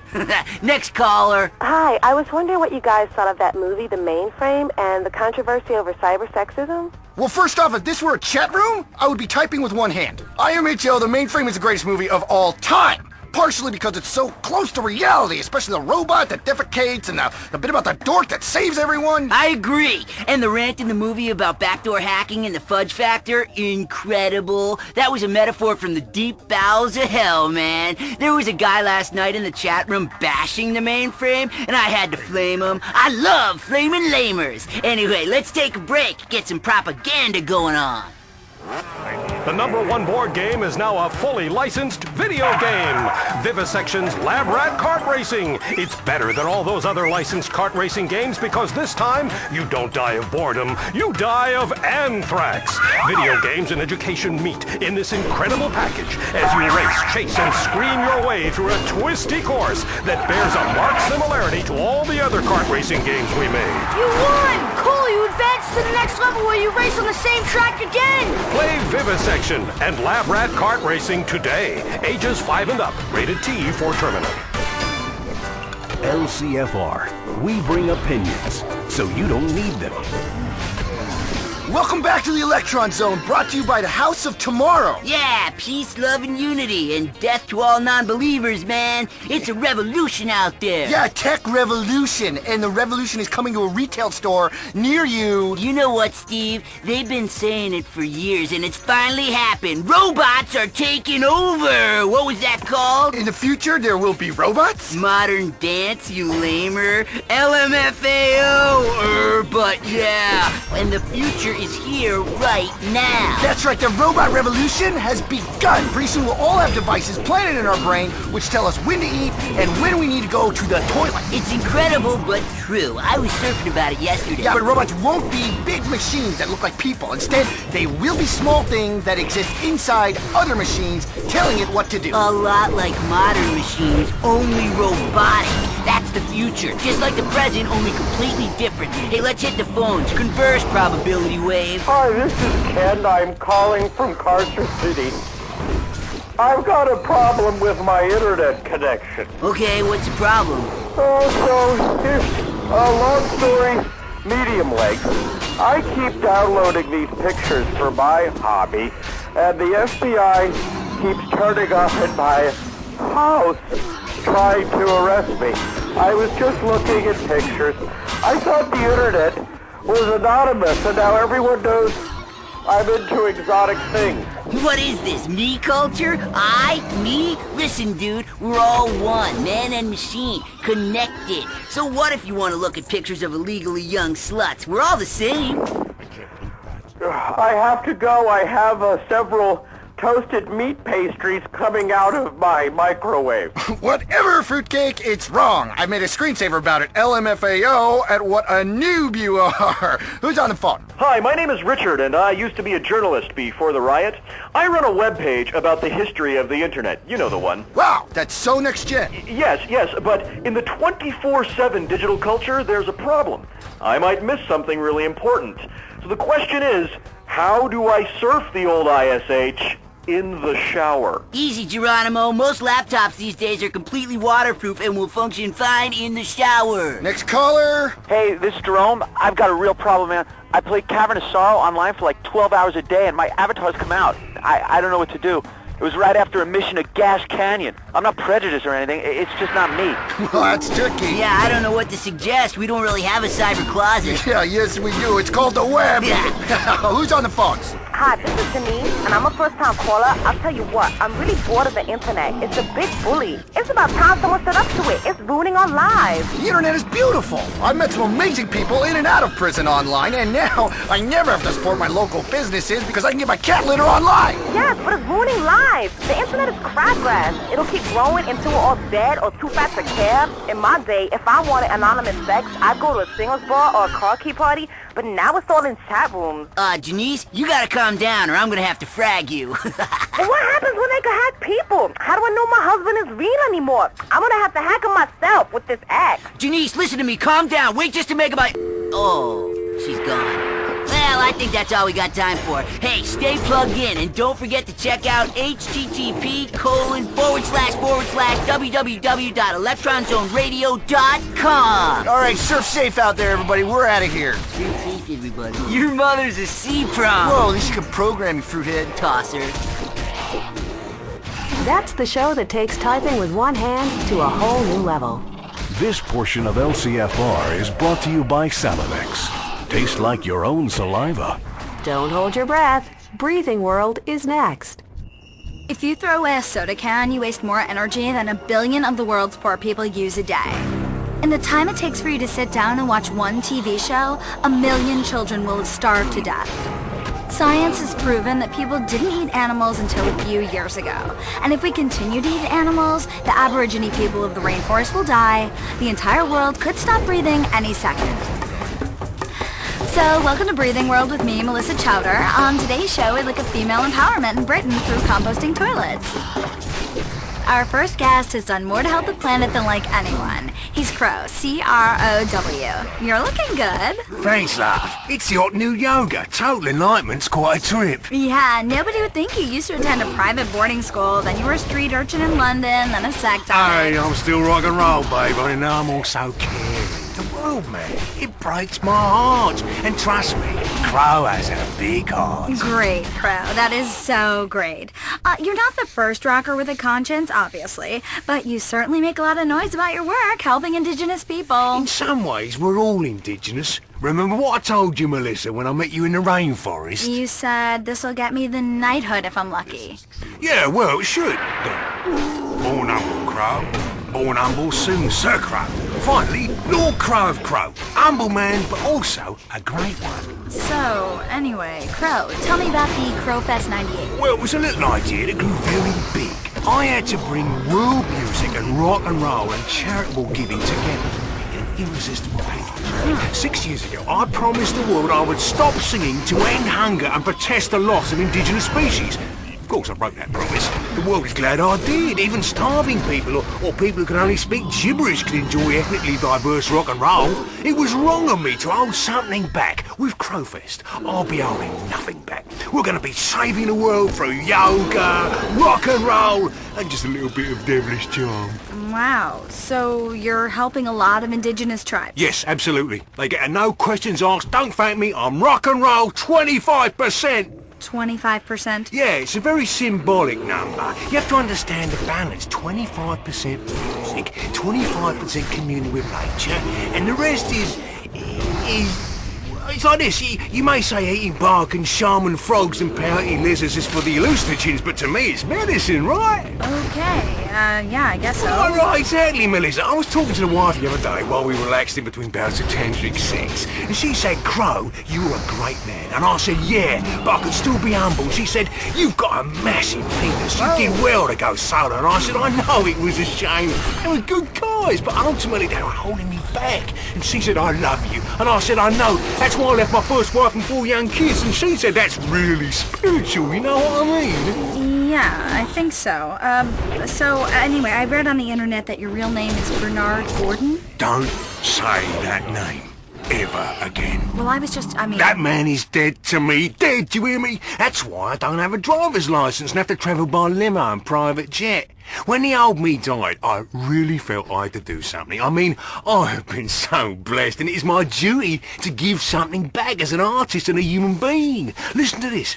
That chief who appeared on my last album playing that sacred animal skin table, great bloke, really spiritual, right? With the money he got from his 1/4% royalty from my last album, he got himself a submarine. Dumb bastard lives in the jungle. If that's not freedom, I don't know what is. Okay, so anyway, let's take a break. Liberty City Free Radio. We will never sell out to the corporations. And now for some more underwriting. Joshua, what are you doing in here? Is that a nuclear bomb? Where did you learn how to make this? I found out how on the internet. Ha! I'm finally gonna show that bitch teacher Mrs. Henderson a thing or two about physics. The internet may appear like it's full of information, but most of it's the wrong kind of information. Like how to pick locks, steal calls from payphones, and suffocate classmates. Keep off the internet. This message brought to you by Citizens United, negating technology for life and people's safety.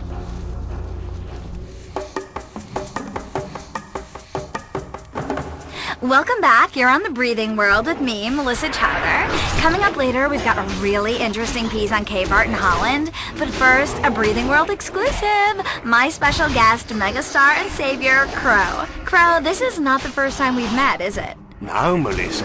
We met last week in the jungles of Peru when you came to see me recording my new album. It was really incredible. I love the jungle. Thanks, yeah. Sometimes I really like to get back to my roots spiritually. Yes, you could see that by the 70-foot RV you had flown in. Just how much. The inside was great, and that water... Oh, I need an air-conditioned environment for me yoga. I tried a Native American sweat lodge once. I know ways to hallucinate in a much cooler environment, thank you. Anyway, play the tape. That's why I agreed to come on the show. I could have gone on anywhere. Okay. Well, here is me speaking to Crow last week in a jungle in Peru. Can I get some peppermint tea, please? My digestive tract is bunged up. I need a crack. I'm here in Peru looking to visit the river dolphins at a 5-star nature preserve and... oh my god, that's Crow! Wow! Imagine meeting you and your PR guy here in the jungle in Peru. And also a photographer. All right, who are you?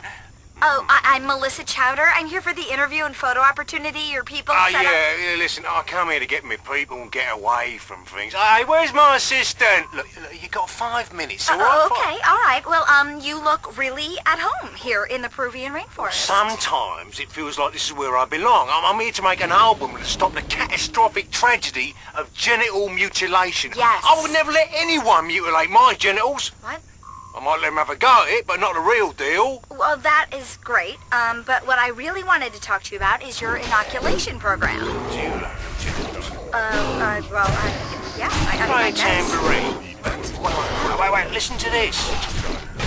That's a penis cord. When I shake it, I make music. I've inoculated every kid in this village, inoculated them against the evils of capitalism. I'm sorry, what? Money would just corrupt them, so instead, I've repaid them for the cultural education with some beads. Something I learned off the Americans. You dick. I know, it's huge. Anyway, I spent yesterday doing drugs nobody has heard of. That's the great thing about the Amazon. It's vital to my work. Listen. Did you hear that? It's the sound. I've tapped into that energy in the new record. It's very important. You know what? I want to talk to you for a minute about something that is really beautiful. Natural birth. Oh, it's terrible. Stretches everything out like this. Oh, get up! Oh my god, put that cord back on. Yeah, that was me meeting Crow last week in the jungles of Peru. And you know what? I should sue your ass. I went in Rome, love. Now, Crow, one thing you've long campaigned against is medication. The world is so beautiful. It just never makes sense to me why people would want to mess with it. I mean, I never use drugs or tampons or anything that pollutes the water supply. Exactly. I mean, a little bit of recreational snort is okay, but malaria drugs do you a bloody favour. They kill more people than they save. To be honest, we're all one people. I honestly believe that. So right, it's okay if some people die as long as I live. Yin and yang, you know what, love? I think my down dog is on 8. Fancy a ale? No. No, Dwight, ruins me buzz. My buzz is life, man. It's like one day I was saying to myself, Crow was saying, what does the world need? The world needs you, mate. Me, mate? Yeah, Crow, the world needs you. Cried, he was a complicated interior dialogue fella, but I am a complicated person, unique. Yeah, you're a rock and roll singer with messianic delusions. Really, completely original. You know, I thought you cared about the environment. Melissa, look at me. I am the environment. Look at my soul. I know it's a cliche. Rock God wants to save the world, but that does not stop it being right. Listen, I can have sex for 5 hours. My testes swallow the cum. It's incredible. But really, I'm banging into this tantric sex life. I met some really important tribal chiefs down in Zimbabwe. They initiated me into the tribe by butchering an endangered lion and killing a neighbouring tribe. Man, it was beautiful.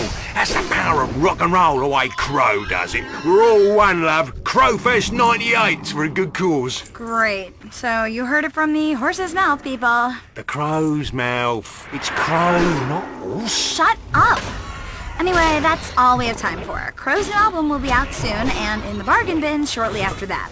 This has been Breathing World. Recycle, please. We're all suffocating here. Yeah, sat on this.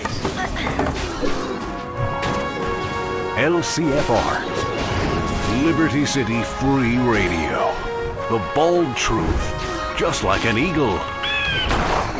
Now, prepare to get your juices flowing inappropriately with blood-curdling chef Richard Goblin. It's Coq au vin. It's Coq au vin with your host, Richard Goblin. Yes, thank you for the clapping. Okay, cook out, everybody. Hello, everybody, tout le monde, all you American out there on the airwaves of hell. I am Richard Goblin. I am chef, okay? Maybe you didn't know what a chef is. He's like the person who makes your hamburger. Only the difference being, I know how to cook. You see, you flip food over like a fat woman or like a moped, but you do not know how to make love with food. You crap on it like a dog, and then you lick yourself.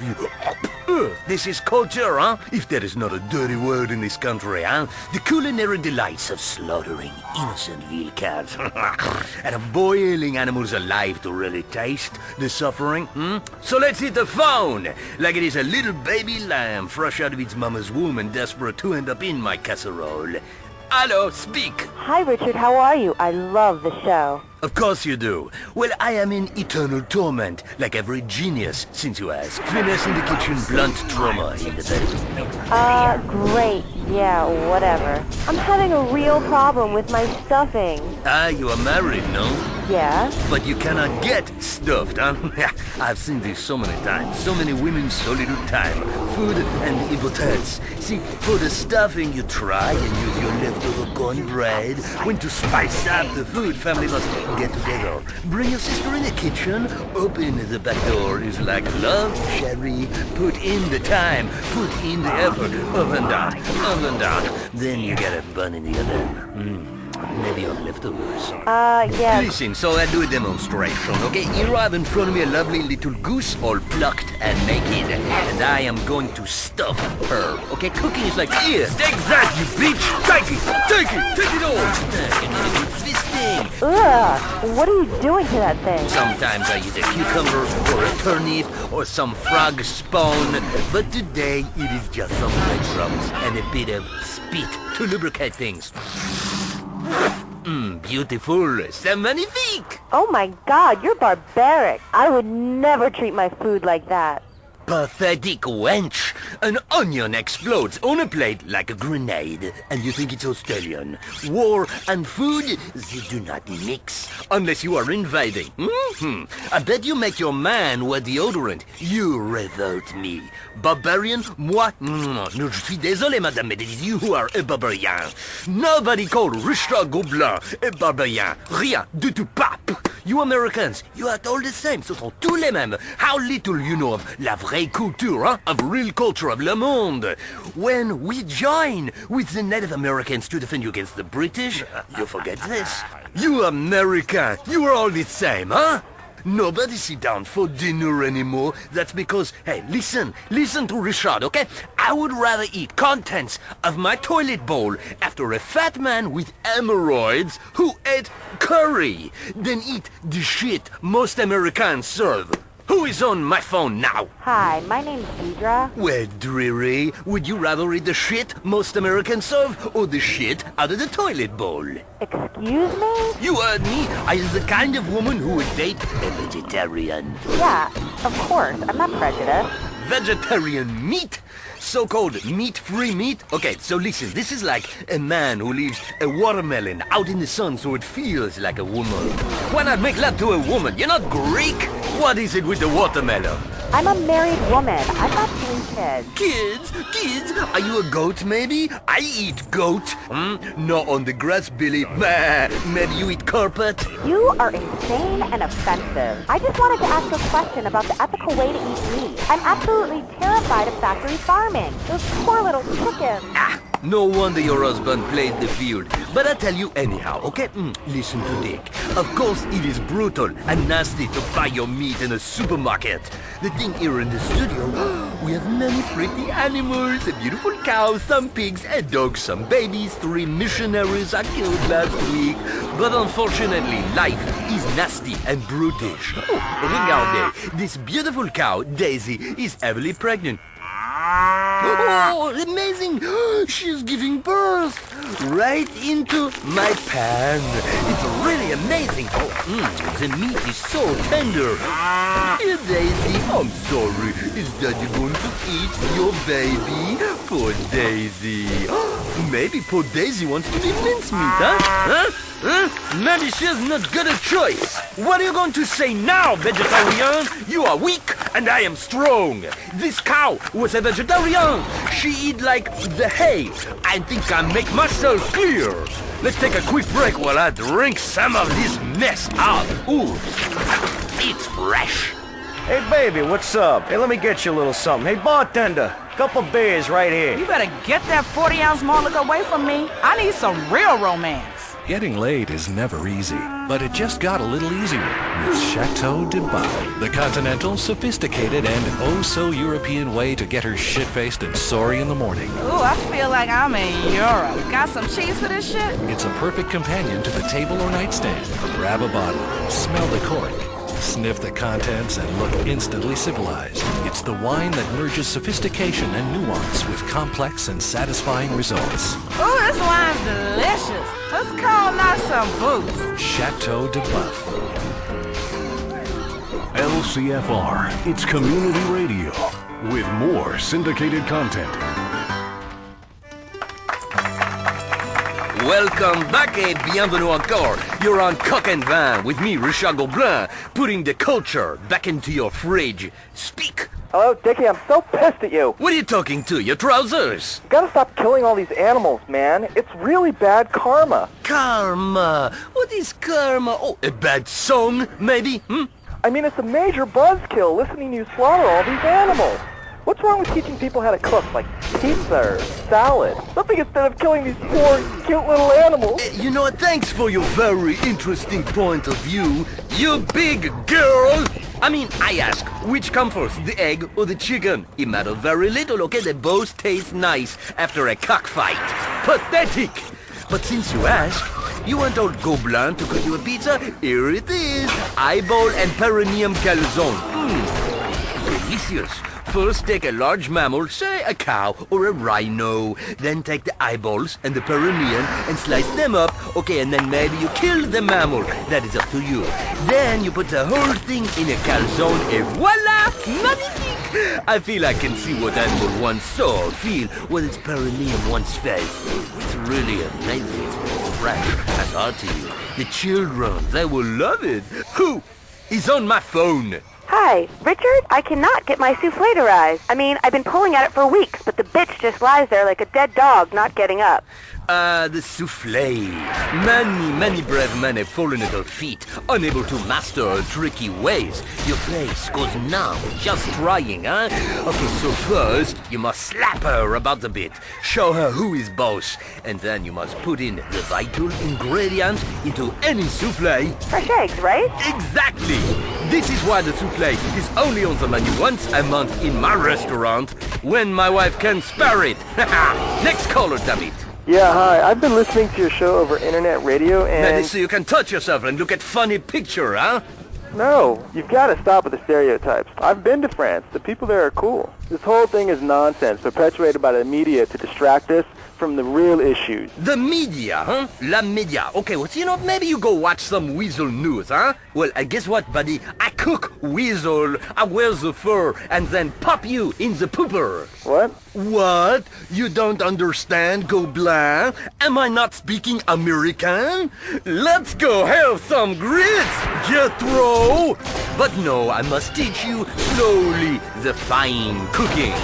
Next time on the show, we microwave a hamster.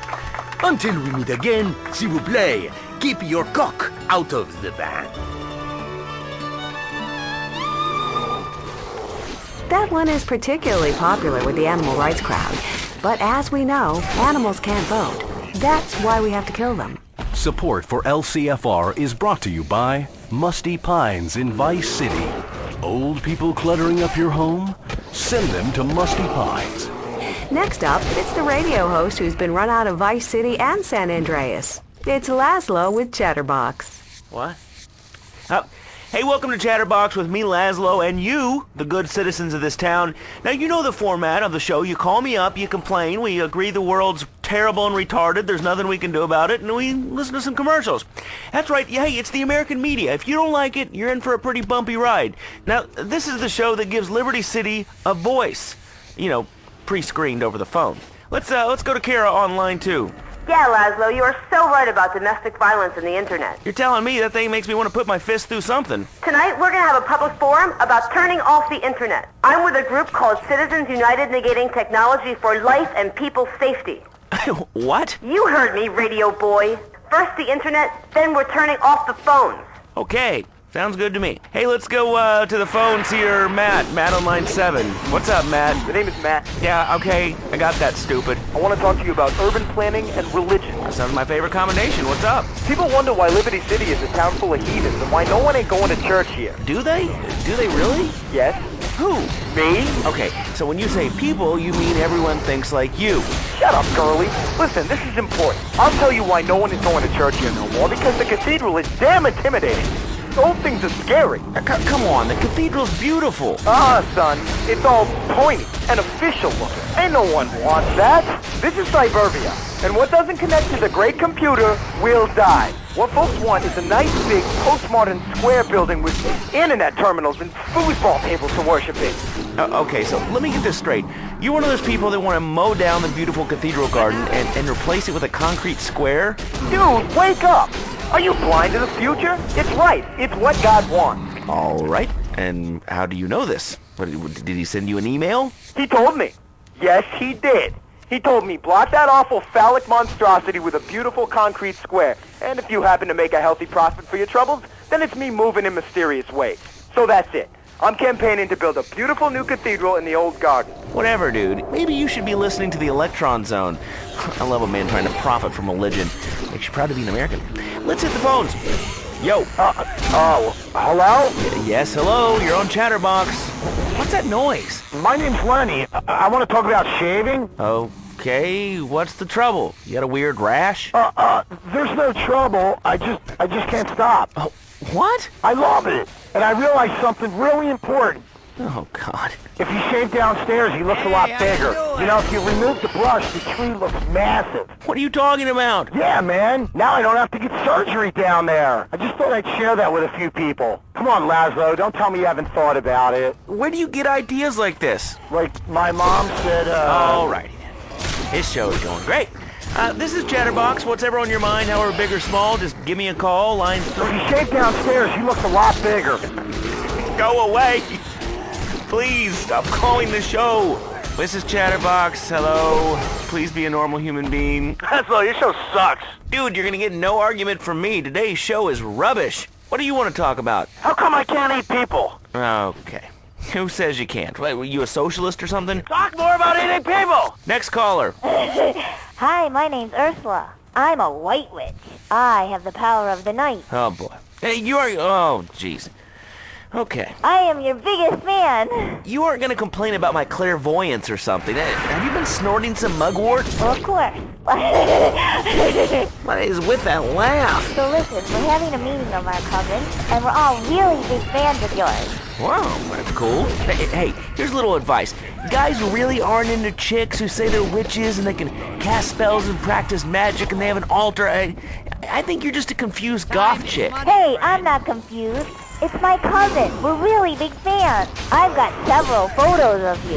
My spirit medium says we were married in a past life. And you know what? I was the man in the relationship. Oh, easy. You're freaking me out, dude. Hanging upside down to sleep doesn't make you cool or alternative, all right? I know, because I tried it. Hey, are you single? Yes, I'm married to 3 women. Please, can we... Okay, but just to counteract what that guy just said, I never shave. The dark forest is quite enchanting.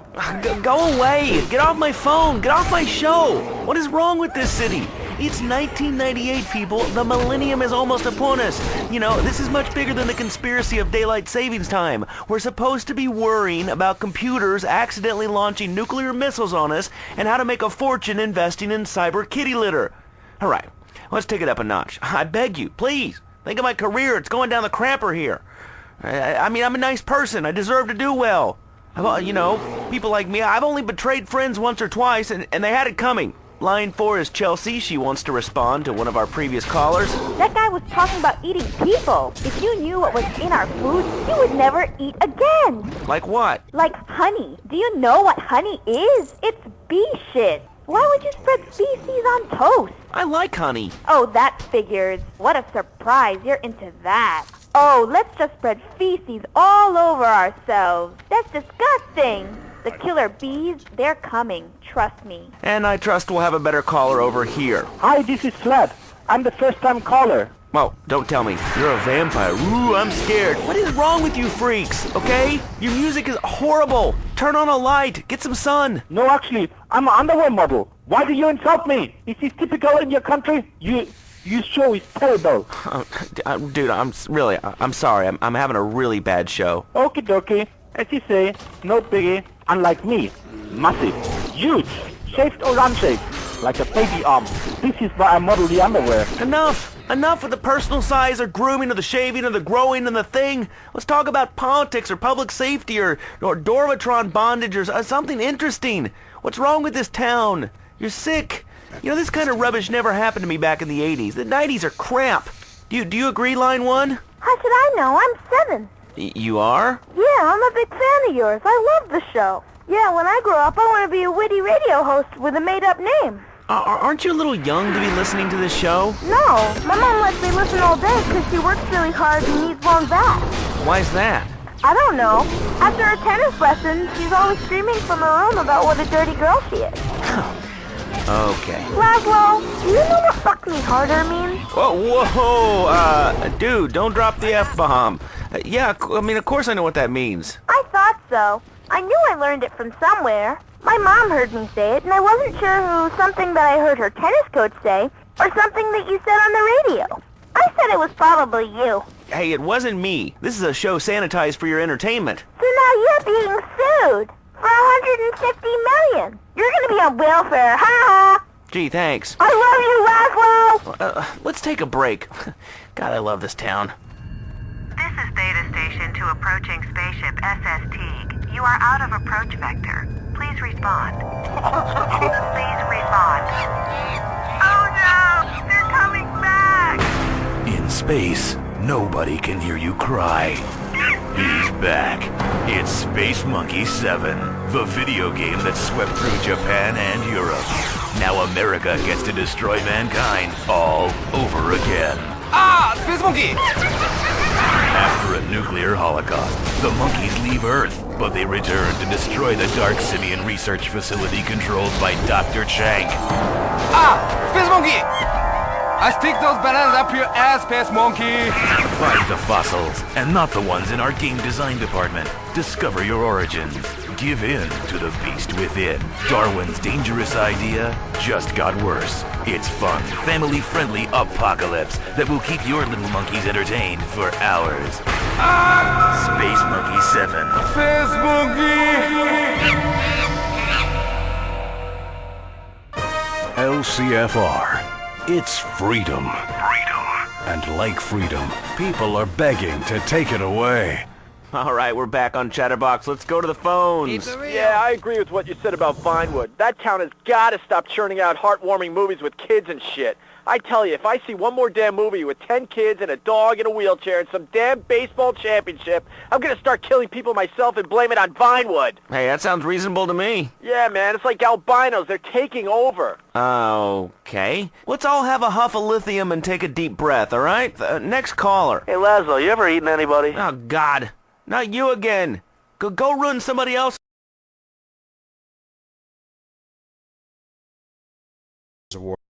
Trade when it's my disclaimer, tips and tricks of your sometimes version of the guy 5 and 10.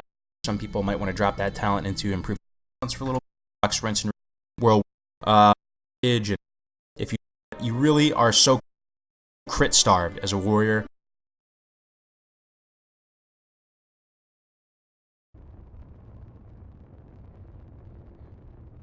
Have a good one.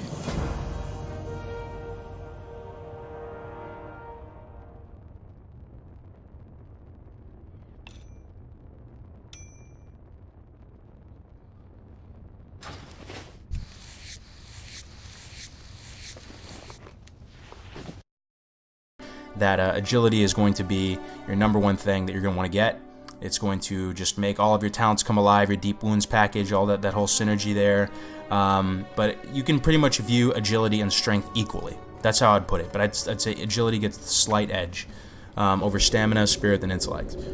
Alright, now we're going to talk about weapon progression. I won't get into everything here, but I have it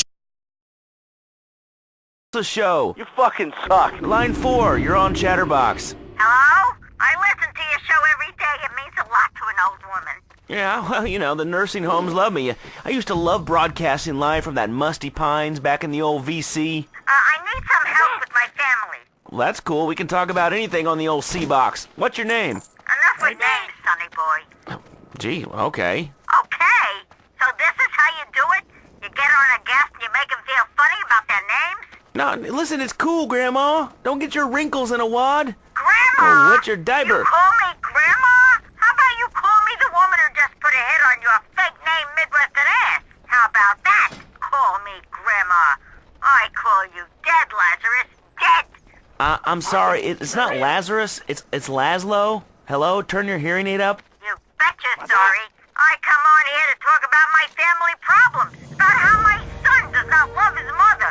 Real problems about a boy who is confused and lonely and will not take a bath no more with his mama. And I get some horseshit from some microphone fairy. How about you shut your big mouth, Lazarus, before someone blows a hole in your head, buddy? You know, I ask you, why do I even bother? All right, the lines are open. Let's go to line 8. Hi, Laszlo. I'm a mermaid. I'm a big fan of the show. Let me take a wild guess here. You're having guy problems. Why aren't men interested in me? I'm a great swimmer. Well, you know, the smell's a little... I don't smell like fish. Right, yeah, that's what they all say. You know, you can never tell that you stink until it's too late. I learned that a long time ago. Well, looks like that's all we have time for, which is a damn shame. French chefs and self-righteous rednecks don't deliver the kind of radio I can deliver. But, me and my buddy Donald have got some big plans for this station. C-Box, 24/7. We'll see you next time. That was Chatterbox with Laszlo, proving the American educational system really is failing. LCFR, free radio, not underhanded, underwritten. Now, some cheap syndicated content from the South. Heartland Values with Nurse Bob.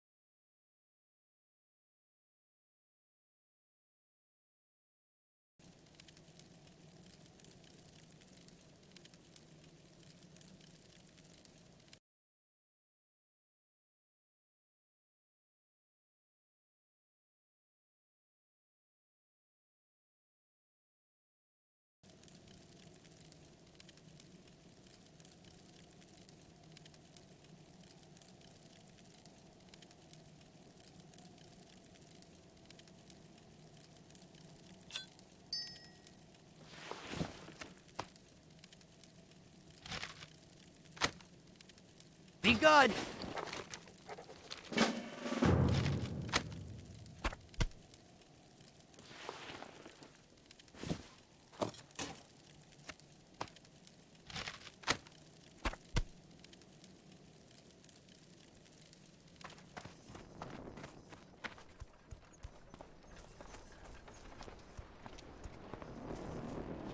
Time is money, friend.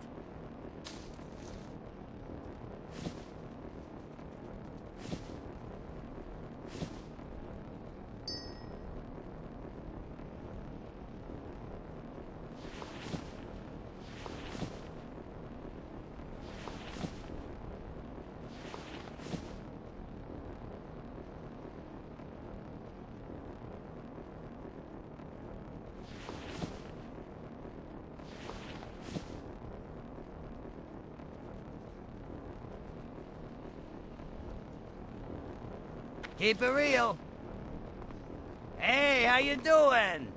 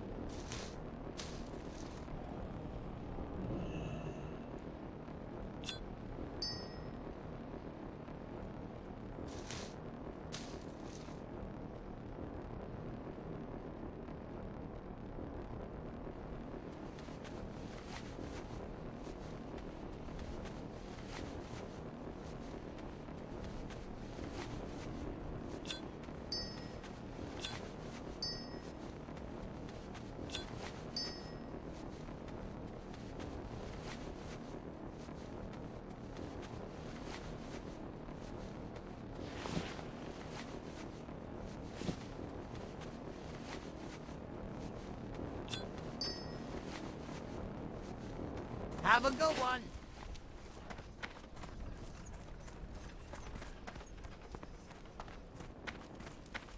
Time is money, friend. Keep it real.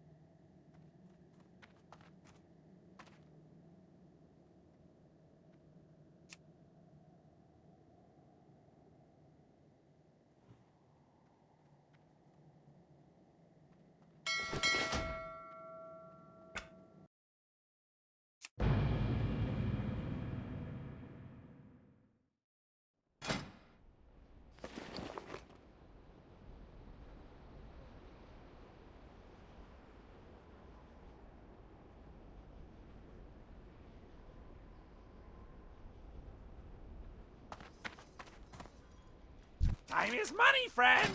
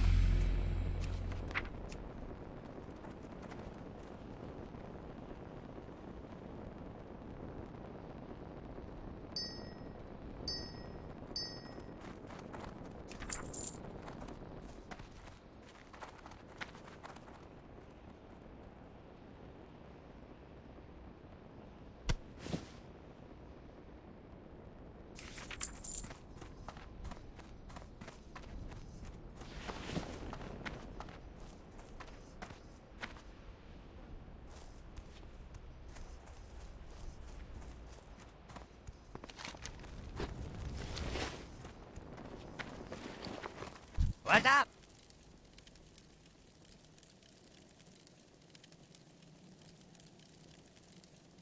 Be good.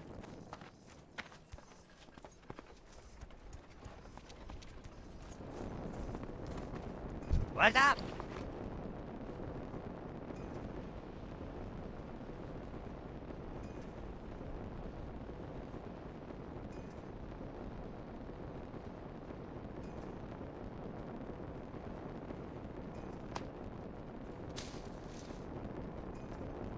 Have a good one.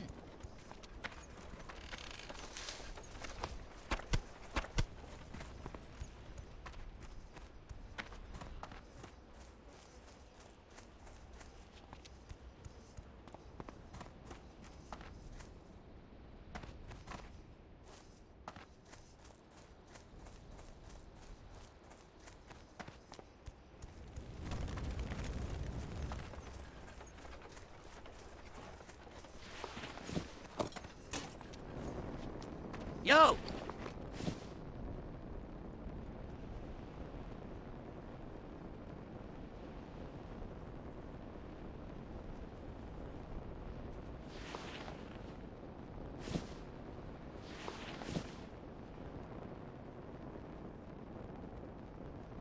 Keep it real.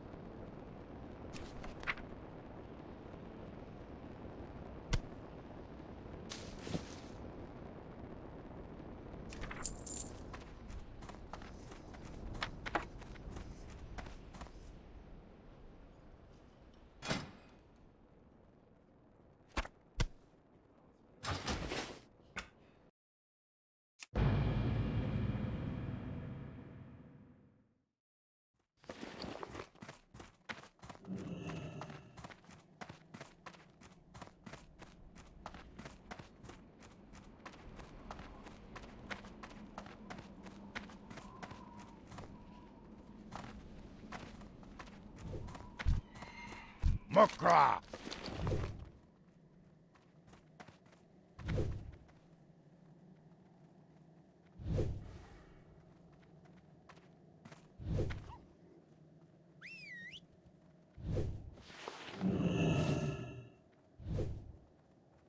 Victory!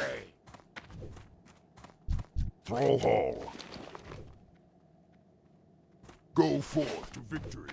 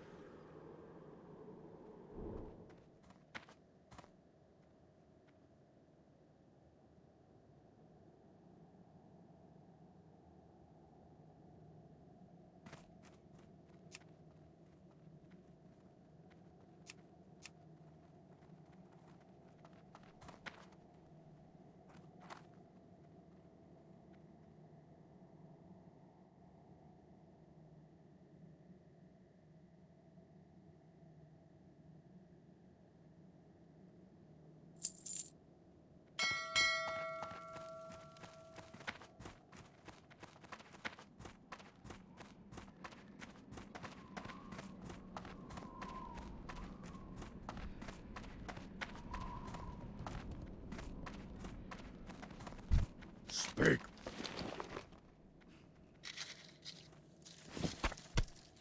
Dabu.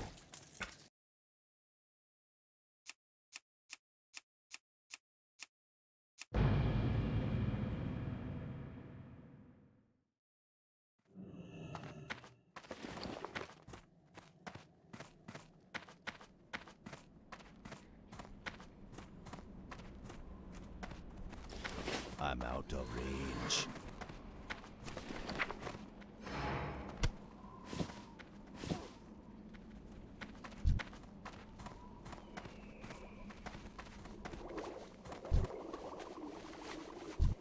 What can I help you with?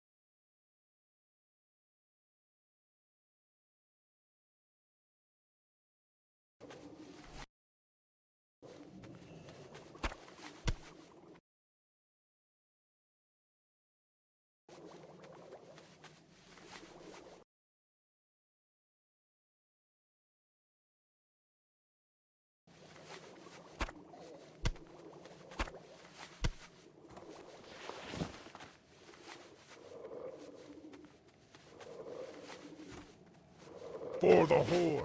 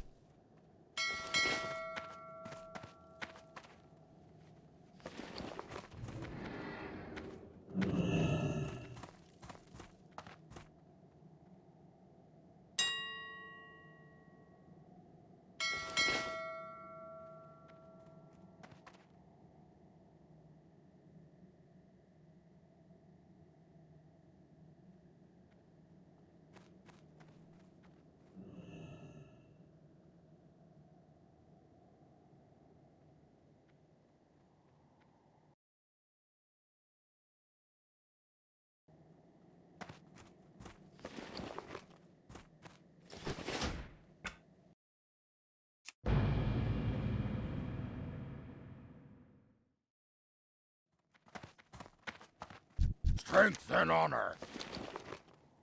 For the Horde!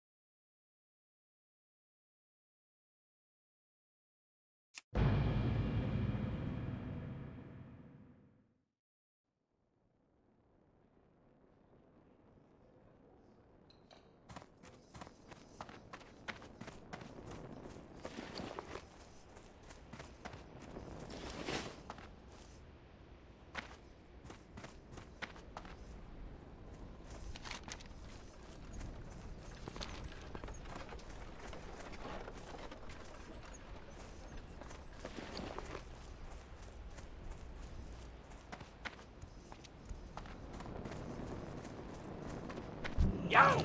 Talk to me!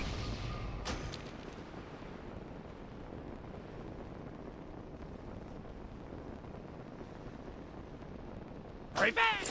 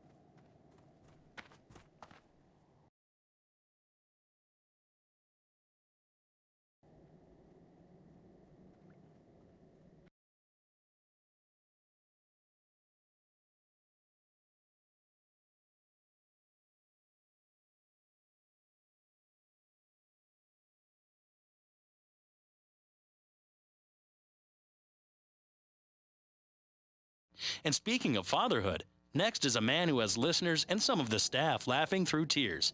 Maurice Chavez with Pressing Issues. Okay, hello and welcome to the show. This is Pressing Issues with me, Maurice Chavez. At one time, my show was buried in overnights, but now I am a man on the way up. Today, helping me to press the issue and separate the sweet juice of truth from the pulpy discharge of lies and misunderstanding, we have technologist Martin Graves. First, Martin, please explain to every person listening at home what on earth a technologist is. Hello, Maurice. I'm all about the future and about how technology has the power. That's very interesting, Martin. But let me finish my introductions first, okay? This is my show, a public service to Vice City. Just ask like the me. man who takes your dead poodle and mounts it on a commemorative plaque at Pet Stuffers. But how can we worry about our elderly family members or dogs soiling themselves when there are nuclear missiles aimed at Vice City? It is well known. Vice City is a prime target, as the Russians hate our speedboat culture and enormous melons. But enough of orange analogies for the moment. Okay, so a technologist is... I'm sorry, there are other people on the panel. I said I should press the issue, my friend, not stroke your ego, okay? I don't like that. Please, where do they get these people, eh? Okay, bueno. Next up, we have America's favorite female industrialist, Forbes Waverly III. Hello, Forbes. Hey, Chavez, can we get on with this? There's a real estate closing I have to get to. Has someone got a light? Certainly. And my, those are very empowering cigarettes. Interesting name, by the way. Kind of manly. Not exactly gender specific, but hey, what do I know? Nothing, clearly. Moving on. Finally, on our little panel of experts, here to press the issue, we have a woman who is a local activist, attending every city council meeting to mouth off. Intense public activist, Bryony Craddock. Hello. Nice to meet you, Bryony. You know, I can't help but notice you're wearing a half shirt and have a large belly. Are you by any chance pregnant?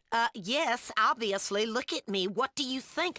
That I was just a fat bitch? Typical patriarch. Hey, okay. Hold your temper there. You know, to my people, fertility is very important. The Aztecs all went sterile from UFOs. I read it in a book. Who is this guy? Yeah. Thank you, Mr. Grace, for chiming in there. And goldfish live in trees. Welcome.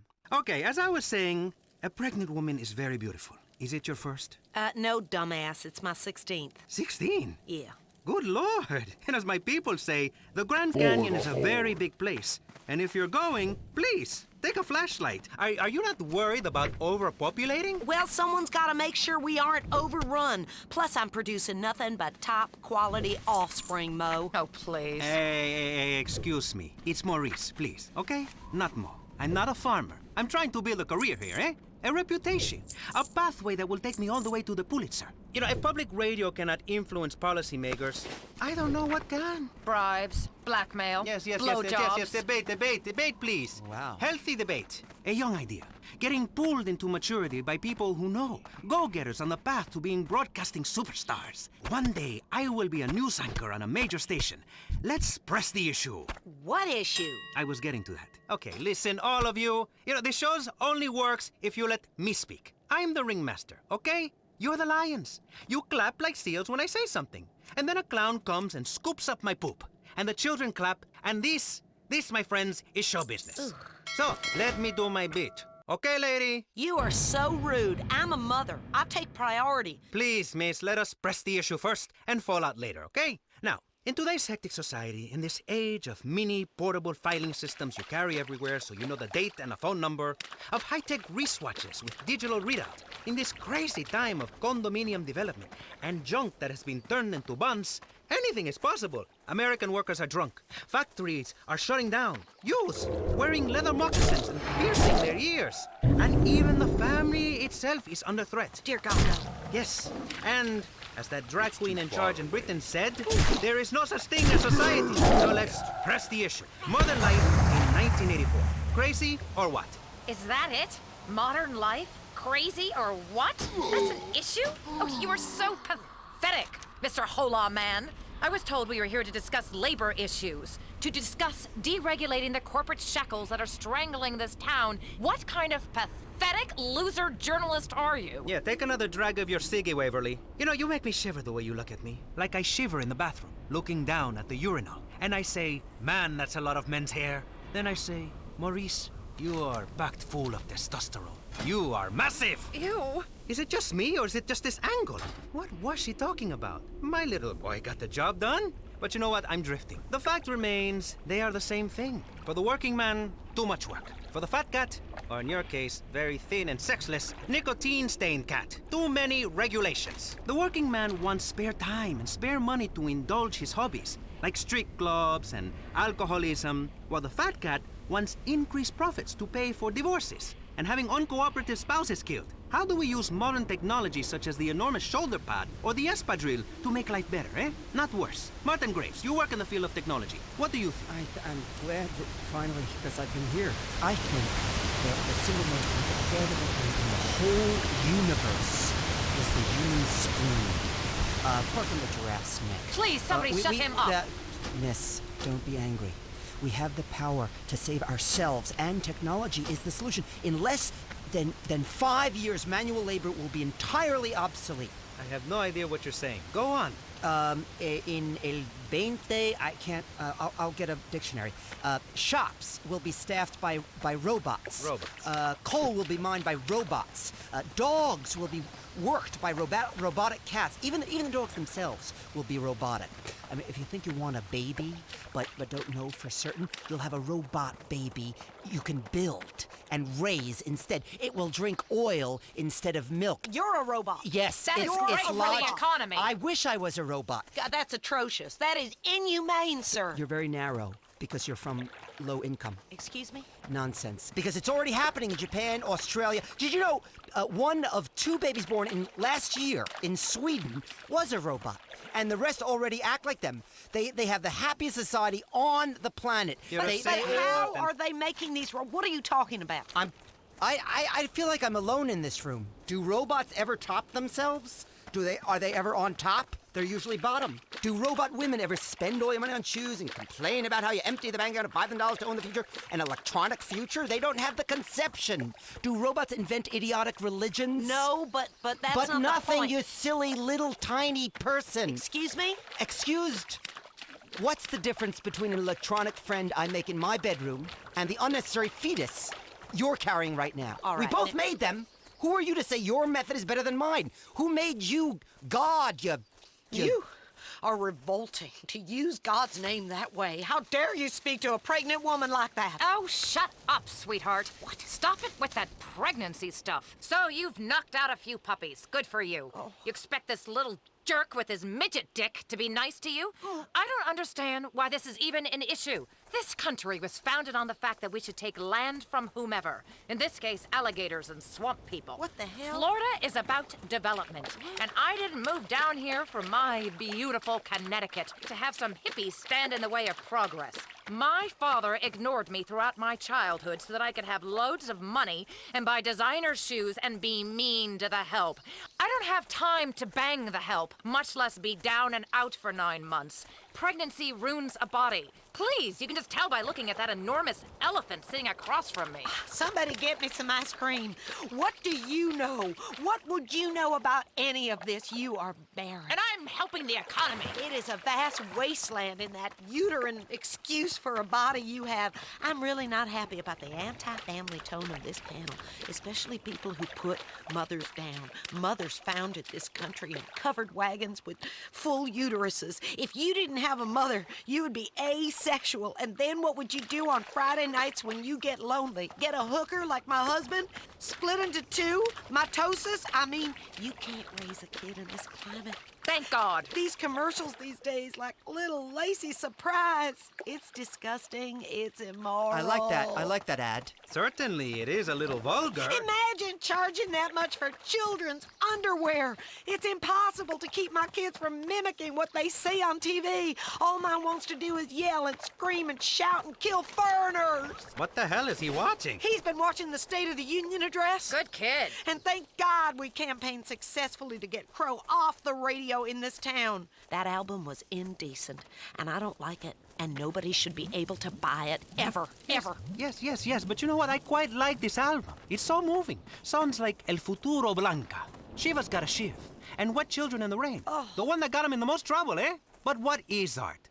Someone explain that to me. Is it tossing cans of paint and chickens into a jet engine? Or is it leaving your friends behind so you can make a lot of money? Like when Crow left Ambulance so he could sing the tune Red Scare.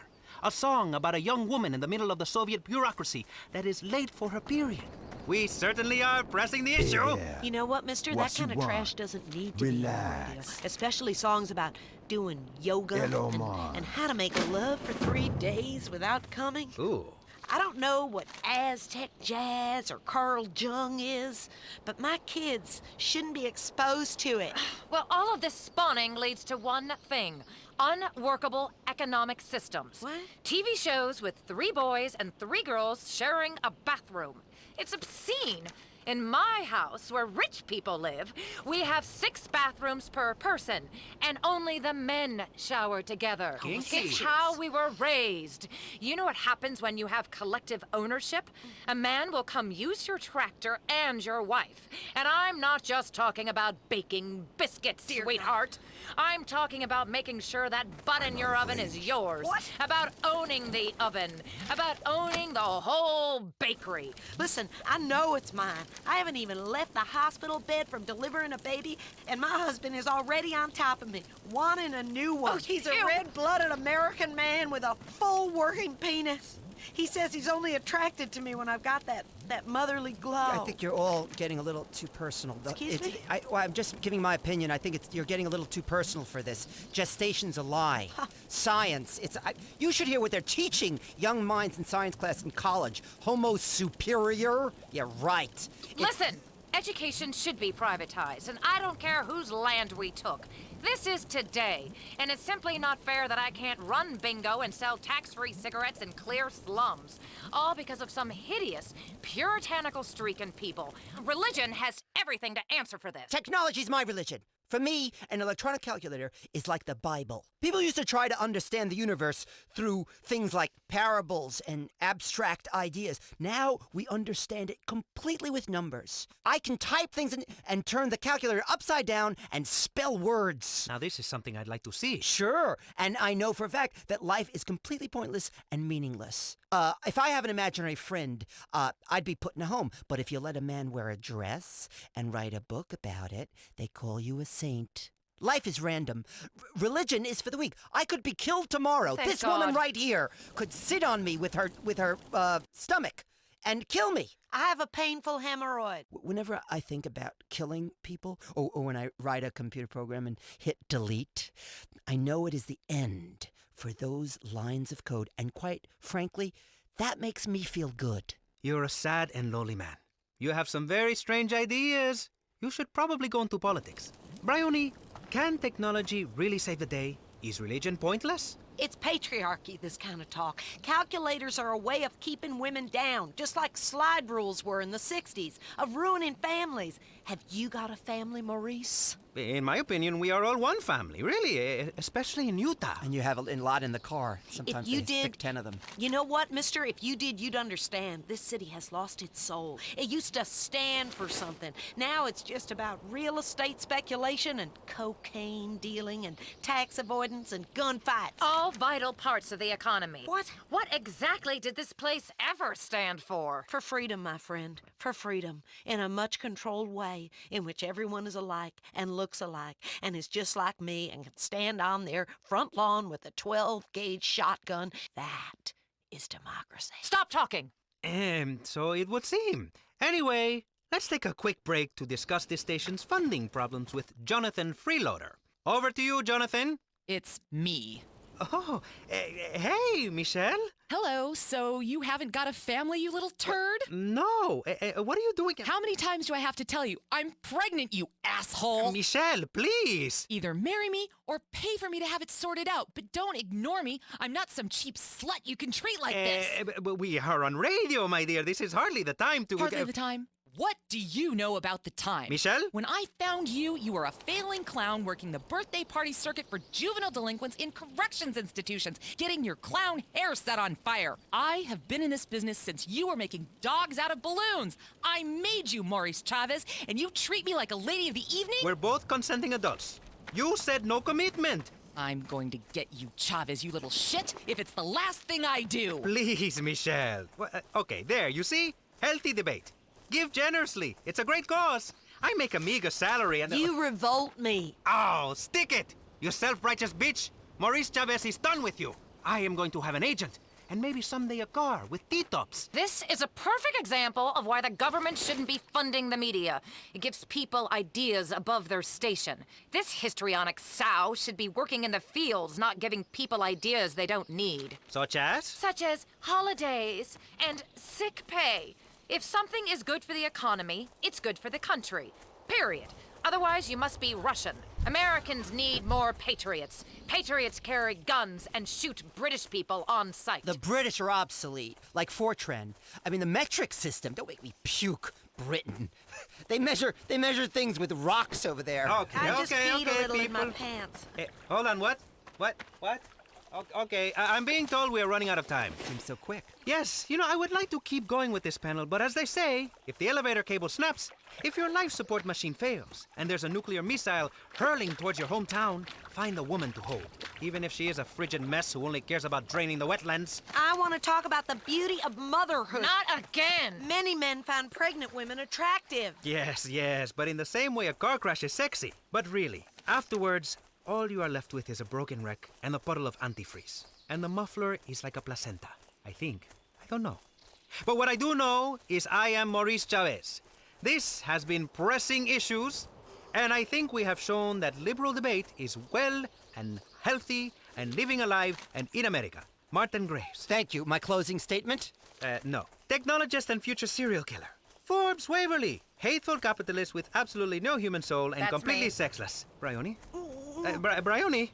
Are you okay? Do I look okay, you dumb shit? I'm going into labor. Quick, somebody do something. Ay, Dios mío, what? I have a robotic thing for this. My water That's broke. beautiful. I need a cigarette. Pressing Issues, Good first light break. American water that broke. Oh my God. Something's wet on me. What's Just relax. I need a cigarette. Let it I out. can't handle this. Okay. Her hemorrhoid just popped. Does anybody do you have any, The head is crowning. Ew, that's disgusting. Someone get some Put her towels. back in. Just And put really, her I don't really back have time in. for it. Breathe. This is She's making a sexy. mess of my studio. Get her out. Ay, Dios mío, this is some Ew. stretched out mess. I don't God bless even think I can go Dear near God, one of those that's things again. It's disgusting. disgusting. That was Pressing Issues here on VCPR, hosted by the intelligent and topical Maurice Chavez, whom I've been calling for a week and doesn't seem to ever answer the phone. We've really got to talk, Maurice, and I mean really. I'm not a cheap slut you can just use. This next show is brought to you by Unplanned Parenthood of Starfish Island, Maurice. Don't wait until the last minute to take care of important business. Now it's Bait and Switch with Larry Joe and Bobby Ray. Woo-wee! Hot shit, you got one, Bobby! Woo-wee! Yeah, well, fishing for me is more than putting food on the table. It's about mud diving, beer chasing, and gator wrestling. Yeah, domestic violence and a deep-seated hatred of foreigners. Hell yes, that too.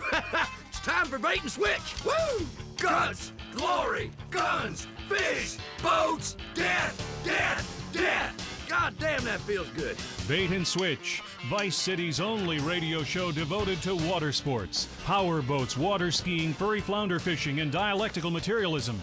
Oh, wrong script. Who wrote this shit? Tits. Yeah, that's more like it. And tits. It's Bait and Switch with Larry Joe and Bobby Ray, only on VCPR. Well, welcome to the show. And we're gonna start the show the way we always do, with a prayer. All right, let's fuck up some wildlife. Amen to that. All right, now today's a special episode of Bait and Switch, coming at you pre-recorded from the Vice City Boat and Sports Show.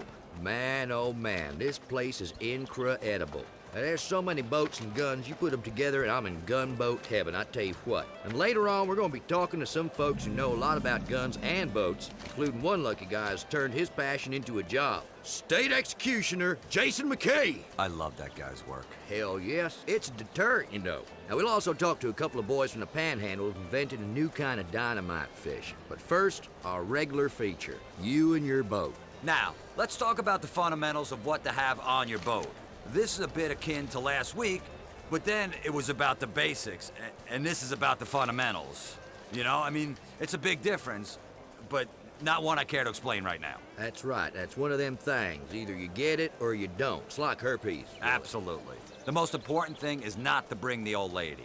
Leave the women folk at home. Amen. They get bored and they ruin everything. Testify. Fishing with your best friend is a lot of fun, man. Couple of men on a boat, we're out in nature, we're all alone, we're hungry, we're happy, just like in caveman times. These are the simple pleasures no one understands no more. That's right. Now, it's important that you choose a body of water not too far from your house. You don't have to drive very far or at all to get home. After a day of fishing, you're gonna be drunk if you've done it right. But since we're volunteer policemen, we don't get in no kind of trouble. Yeah, Larry. But folks should also make sure it's a real body of water. I once drank a case of lager. I got real morose and down and shit. Got some dynamite. Went manatee hunting like you do. I mean, blew the shit out of them bastards. Only when I sobered up, I saw the police and the ambulance and stuff, that I realized it wasn't a proper waterway, but the local fucking water park. That's what it was. It was the local water park. What the? I was fucked up, man. But those bitches was fat. They looked like goddamn manatees. Yeah. Not a good day's fishing. I killed 19 people. 19? And if you screw with me, I'll do the same to you. Jesus, Bobby. You back in Nam? Fuck no! We came out of that together, remember, Bobby? I mean, you saved my leg. Not a good day's fishing. Thanks a lot for that, Bob. Thank you. Moving on with the show. Yeah! You got a beer, LJ? Hell no. No? Hell no, not a beer. I got a fucking case of beer. Drink up, boy. Man up. Nice. Yeah, that's gonna be some good fucking show, I'll tell you what. Yeah, that's right. Yeah, god damn, Bobby, you're a regular wind tunnel in there. Holy Burping, shit, fishing, smells fucking... like a fucking camel. Man, you crack me up, man. Thanks. Drinks! Yeah. That's the good stuff. You know, LJ, I just want you to know. I mean, man, you mean a lot to me. A real lot, man. Fishing in these parts, see, it's all about selecting the right way to go after your prey. You really gotta think about how to approach the fish, you know? What kinds of pole you gonna use. And make sure you use the right bait. I mean, I use a stink bait by rubbing night crawlers or grubs on my junk. Real nice. It's unresistible, my junk. Legendary. It's true. They still talking about it in the platoon. Every time we get back together, every single Memorial Day, we always hear about the smell of his junk. Yeah. Hey, when you're in a foxhole, you gotta do what you gotta do. Well, I've seen fish just jump straight out the water and bite his nuts. Remember that time in the foxhole? Me, you? Now, I believe I blacked out that time, and I never did find out why. You said you're sure it was the Viet Cong did that to me.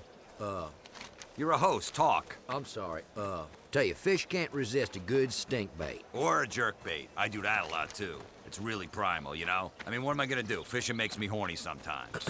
You know what I'm talking about, Larry. No. You know, it's like football, you know, in the changing rooms after a big win. Whoa, hey, watch out, Bob! There, got the fucker. I'm telling you, man, fishing and hunting at the same time is good, too. Oh, yeah. You know, because you don't have to pick between the two things you like equally. You know, and people don't judge you unfair for it. You know, like some folks who get all judgmental and shit and start calling it a sin. Hey, listen, you're fishing inland from Vice City, wading for bass and lily pads filled with gators and snakes and copperheads. That's a snake. All right, well, anyway, it's always a hoot. Now, the way I see it, something's gonna get it. You know what I'm saying? Man's gotta eat. That's right, man. You know what I do? I lure him in with my big shiner, my rod tip, dancing on the edge of the water, just waiting for a big, wet bite. You want to see? No, I do not, Bobby. Look, when you catch that big one, that's what I'm trying to say. You gotta wrestle them in their boat. It feels so good to pin something to the ground, you know? They're wiggling around, they're trying to resist. You know, when you're out there, it's easy to conceive of men without women, you know? And like women without men. You know, about three of them, you know? Like, I don't know, Swedish or some shit. You are out of your fucking mind, you know that? Hey, listen, most important of all, make sure you sink every penny you own into a good boat. Yeah, because then they can't get any of that alimony, you know what I mean? No alimony for the bitches. Yeah. Because women are trouble. Amen. Let me tell you something. That's why when I go to a strip club, I tear the bills in half, and I get two stuffs for $1. Women are teasers, and they only care about money. Sick of it. Kids, you listening up? Hey, you know fishing's competitive, too. I mean, trying to break the sound barrier to get to a fishing hole early in the morning is a great way to spill the cooler full of beer and knock the transom and bottom half of your motor off your boat, you know? I mean, 50 boats going 0 to 70 in 15 seconds all in the same body of water in the dark at 6 a.m. while drinking? Woo! Now that's having fun out in nature. That is fucking conservation. And if turtles or liberals or anybody else gets in your way of your good time, just shoot them. Survival of the fittest, man. That's how I got here. I mean, to think there were a million other sperm I had to compete against swimming around in my mom's love tunnel. What the hell are you talking about? Thank the good Lord is what I'm trying to say. Because I am the highest form of life on the earth, all from that one day. That, and because I got these thumbs. I call them trigger bitches, that's what I call them. You know what? Whatever. Let's take a quick break. You're listening to Bait and Switch, and even though the environmentalists cry every time we say it, this is VCPR, Vice City Public Radio. And this is Jonathan Freeloader, formerly of Channel 4 News, now here at half the pay because that's what public radio is all about. Doing good. Feeling very good about yourself. But like I told my divorce attorney, I'm gonna starve that bitch. Bait and Switch is brought to you by Double Ot Lager Beer. When you're trying to ease the pain of life with a TV cowboy for a president, do it fast with Double Ot Lager. Now back to Bait and Switch. Okay, you're back on Bait and Switch. Now, me and Bobby here was just talking about these do-gooders trying to save the whale or the giraffe or the manatee or the platypus or the echidna, whatever. Now, when I'm fishing a good spot in the cove or open ocean, that big dumb sea cow just gets in my way. I saw a manatee at the Vice City Aquarium last week. It let out a feces the size of your head. Yeah, and I tell you what, I don't want anyone coming in my bathroom and watching me do a number 2. Oh. Okay. So, remember, survival is important. We hunt to kill, but nature hunts us to kill too. I was... What? No, I meant that. I meant that. I know, I'm just... If you get stuck out in the bush and you had to stay warm, say, what would you do? Look, hey, man, a man's got to live off the land, you know? That's right. You got to be prepared to wrap yourselves in plastic wrap together and share the warmth, man. You know, hey, two bodies pressed together and, it's cold, you know... Yeah. You spoon, you do what you gotta do, man. Or as an alternative to that, you could just bring some gasoline, set something on fire. Yeah. You know what? That's it. Burning shit is great. Hell yeah. Fuck, burn people too. I don't care. That's how we won Nam. Any scrubber forest should do it, really. So that's it. That's it. Everything you need for a successful trip into the wilderness. Yep. Now, we got boats, fishing poles, high-quality ordnance, beer. Yeah, beer. We got more beer. Yeah. And a buddy. Don't forget a buddy out there. Yeah, and you'll have yourself a good old time. You know, some Indian tribes have beauty contests where the female contestants have to kill and slaughter a sheep. I mean, to see a woman all covered in blood and sinew, what I'm saying is, they're all rabbit bitches anyway. Yeah, amen to that. Amen to that. Now, that was this week's You and Your Boat. You're listening to Bait and Switch with me, Larry Joe, and my co-host, Bobby Ray. No, wait.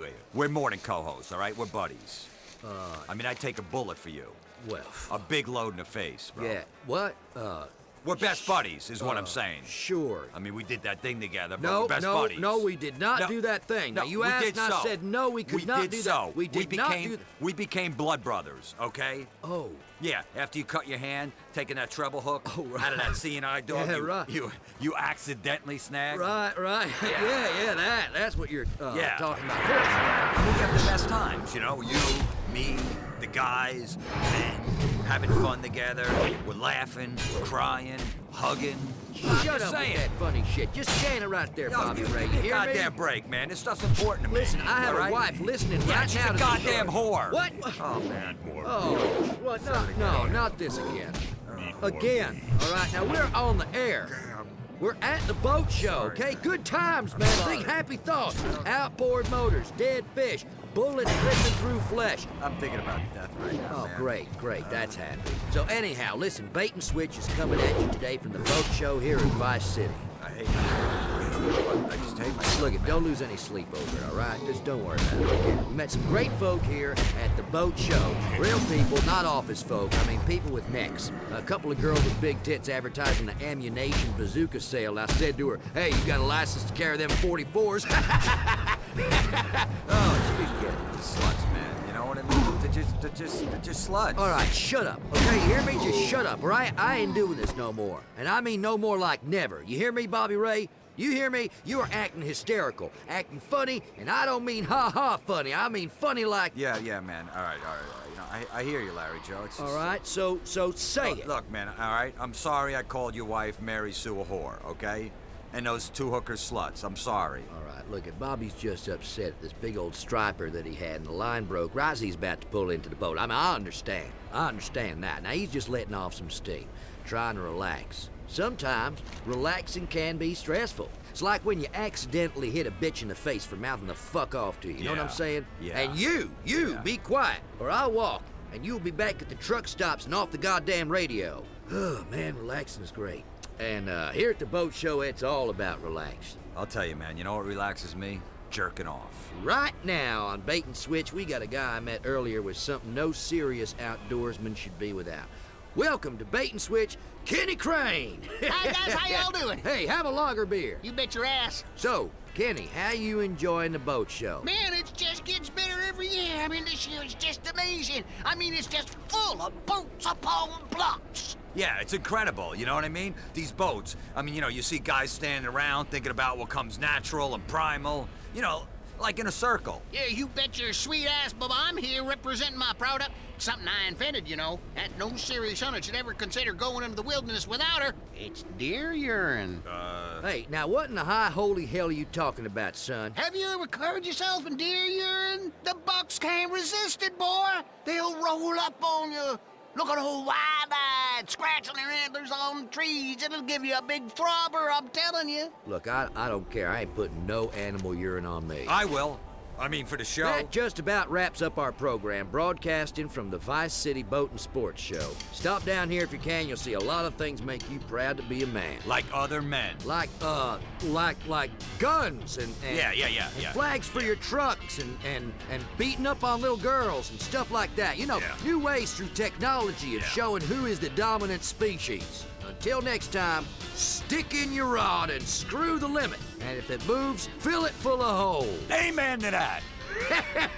Oh, shit. That was Bait and Switch. Wow, Florida has a lot of heritage, doesn't it? They say the South will rise again. And look, they've infiltrated this station. But that's what public radio is. It represents the public, 25% of which is at least that dim-witted and lazy. I'm Michelle Montanius, now one from the archives of old-time radio, from before this was a public station, a show that first aired 40 years ago, The Time Ranger. The Vice City Broadcasting System and American Oil and Motors present The Time Ranger. He travels through time, hunting the biggest game of all, public enemies that try to destroy our America. He's Ernest Kegel, a man of mystery, well, a student of science and polygamy, a man who has a time machine in his pants that, when he masters, he travels back in time to right wrongs, save women, and pleasure himself. With his sometimes lover, when he's intoxicated, the lovely Trixie Lane, the Time Ranger meets up with danger tonight in Boxing the One-Eyed Clown.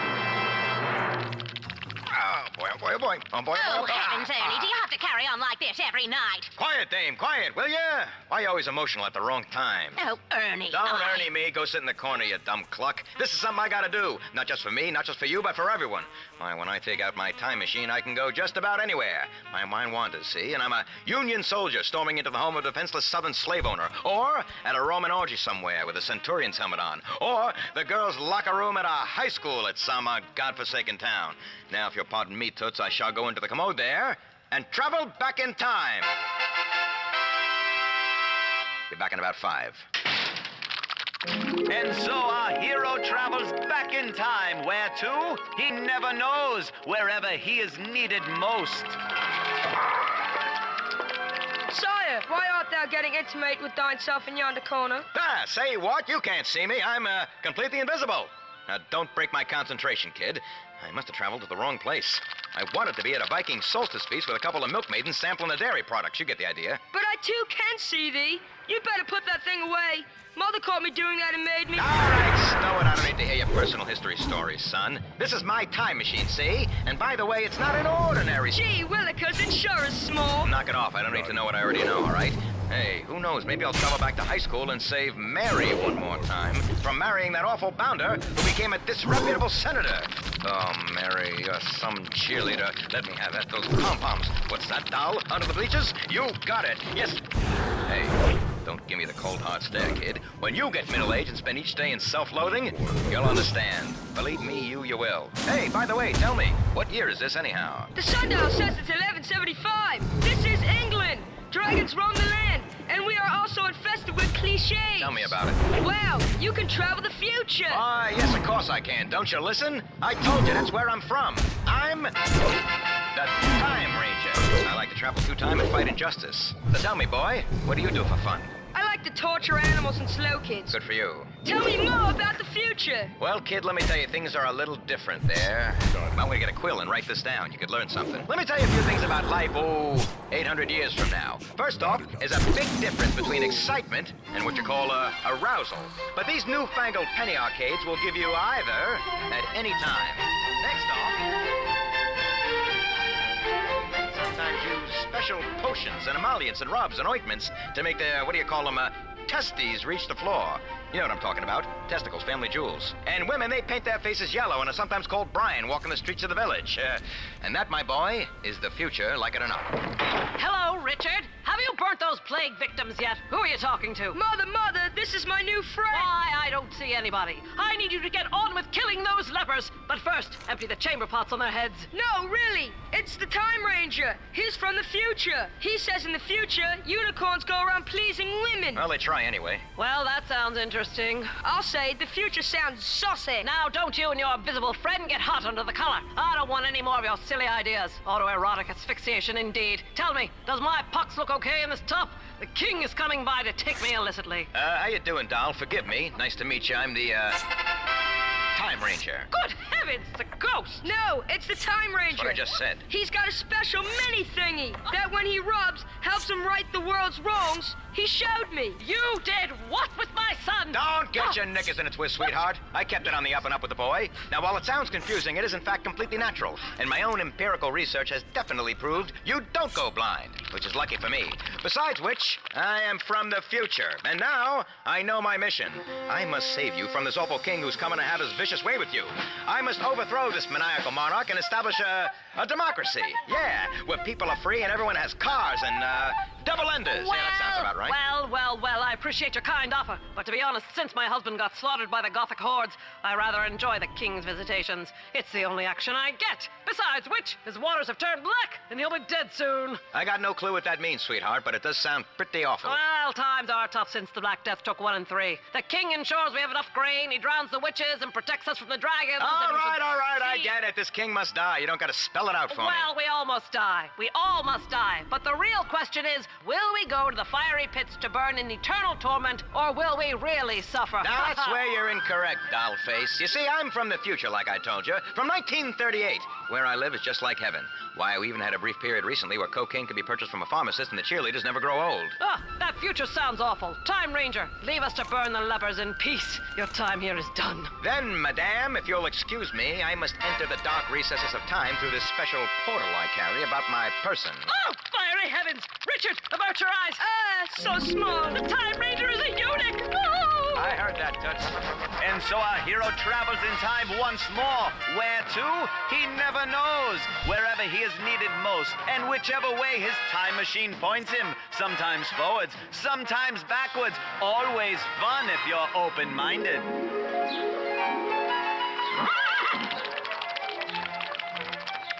Oh la la, monsieur! What are you doing with that little gherkin? Stow it, mademoiselle. Nothing. You see, you can't see me. Oh, boy. That's better. Anyway, I'm, from the future. Zut alors, monsieur, this I know nothing about, but these are terrible times. People are being slaughtered. What? We can't have that. Well, fear not, young lady. The Time Ranger is here. My time machine must sense a disturbance. Yes, off with your head, off with your head. Either off with your head or off with your frilly skirt. C'est abominable. Whatever that means, but tell me. Abominable. Yes. Who's committing this atrocity, anywho? It's the revolting little peasants. The scum, they want food and not to be whipped. I mean, whoever heard of such a thing? They are peasants, monsieur, and as such we must piss on them. And now they have cut off the heads of too many people. It is a tragedy. All right. Turn off the waterworks already. You're soaking my loafers. Oh, sorry. Now, you just bring that heaving bosom right over here. Yeah, a little closer. That's it. Fantastic. Now, if you don't mind, I'm just going to rest my time machine right between them. All right. Likes a little change of pace once in a while. Keeps things spicy. Now, with my magical powers, I will bring down the revolt and restore order to the world, and eventually, well, peace shall reign. Oh, monsieur, you are my only hope. be alarmed, sweetheart. You will feel a gentle rocking. Keep your hands to yourself, but I assure you it is quite safe. Yeah, quite safe. Yeah. I am a good girl. I only do that with the executioners and with blood relatives. Lucky them. I have already had one slow child. Well, then it'll be on your head, you foxy French harlot. Come on, let me have at you. Oh no, Monsieur Time Traveler! The peasants are rising up to take off our heads! The peasants aren't the only thing that's rising. Will our traveler be safe? Will he survive the angry French mob? Will his travel machine return to full working order in that perky French bosom? Who knows? Find out next time on The Time Ranger! Wow, it's a shock that show was taken off the air so fast 40 years ago. But anyone with talent was storming Normandy. We'll have more from the archives of the Vice City Broadcasting System again soon. Next is New World Order, international news that takes you around the world and reaffirms you should stick to the safety of your planned subdivision. I love Florida. It's a gift to America. This is VCPR. This is New World Order. I'm your host, Dwayne Thorne. I'm an American. Are you? If not, you don't deserve to own a radio. If, like me, you don't want a passport and consider Los Santos far too full of, exotic people, this is the show for you. Too many shows have started up with no respect for politic persuasion, no understanding that a real man doesn't need to see the world to have an opinion on it, and certainly doesn't need to meet foreigners to know they are up to no good. The world is a beautiful place. Let's make sure it stays that way. By controlling it properly. But how do we do that? Well, first, by one-sided diatribes on the airwaves, but also by remembering a lot of things aren't American, and that's sad. Here, children grow up happy, go to overfunded public schools where they can't pray, play ball in the street, then have a lemonade and some heavy petting. But the storybook childhood isn't so for millions of people in third world countries, like Europe. Bryce Parker, our special correspondent, has this special report on child prostitution in the Far East. Hello, Bryce. Hello, Dwayne. Thailand. From Temple to TNA. Many come to Bangkok to do just that. Hey, how you But the crisis that doing? is growing. According to experts on the subject, like me, more than 1 million young boys and girls are engaged in commercial sexual activity. Have a good How one. much? For as little as $1, anyone traveling here can have teen girls. Wow, that's terrible. Yes, inflation. Dwayne, I traded a $20 radio with a village man for his 2 daughters. And what lovely daughters they were. Pouty lips, bronze skin, tight bodies. Just beginning to develop breasts. They clearly had a hunger for love. There's a saying in Thailand, eat the fruit as it ripens. It tastes better. This, ladies and gentlemen, if you're just tuning in, this is a special New World Order investigation into the terrors of the Far East. Bryce, would it be possible to have 2 virgins pull me around in a rickshaw naked while I taught them about what democracy could do for them? Yes, I could sort that out. Excellent. Bryce Parker reporting from Thailand. Coming up, do cigarettes make you a cowboy? Millions of Chinese think so. We'll talk to Redwood Tobacco CEO Ken Silverman, but first, let's take some calls. Hello. Yeah, Dwayne, man, hell, you got a great show. I wanted to ask, what's the deal with the $1 bill? What do you mean? Well, there's an eyeball on top of a pyramid, and it says, "And wheat coptis." Hell, if that eyeball don't creep me out enough. It's Latin, I think. Well, they should keep foreign languages off of our money. I mean, pretty soon we'll all speak Latin, and what are you gonna do then? I'm tired of seeing languages I don't understand on signs, or people speaking funny. It's un-American. What do you do? I'm a customs and immigration official, but what are you gonna do about the Latin menace? Probably go to commercial messages. Oh, I can't. This is public radio. Well, let's have a pledge drive or something. You cheap asshole! You don't care about me. You turn me on when you like, and then you don't take care of me when it matters. It's only $125. Come on! You don't even have to come with me. Shh, Michelle. I'll make that slick little failed circus clown pay. That's Michelle Montanius on her own personal pledge drive. And I'm doing the same for free radio in your area. This radio is free, and unless you pay for it, right now, it won't be much longer. Explain that if you can. Thanks. It's a disgrace having to beg for money. It's the 80s, and your only moral purpose is your own happiness, no matter what the cost to others. I've been abroad and I know what it's like. And let me tell you, the food's no good, the bathrooms stink, and the money don't work. India is in the news again. Streets riddled with elephant dung and snake charmers, food that gives you gas, an unhealthy respect for the cow, and a caste system that nobody understands. Chuck Summers is in New Delhi.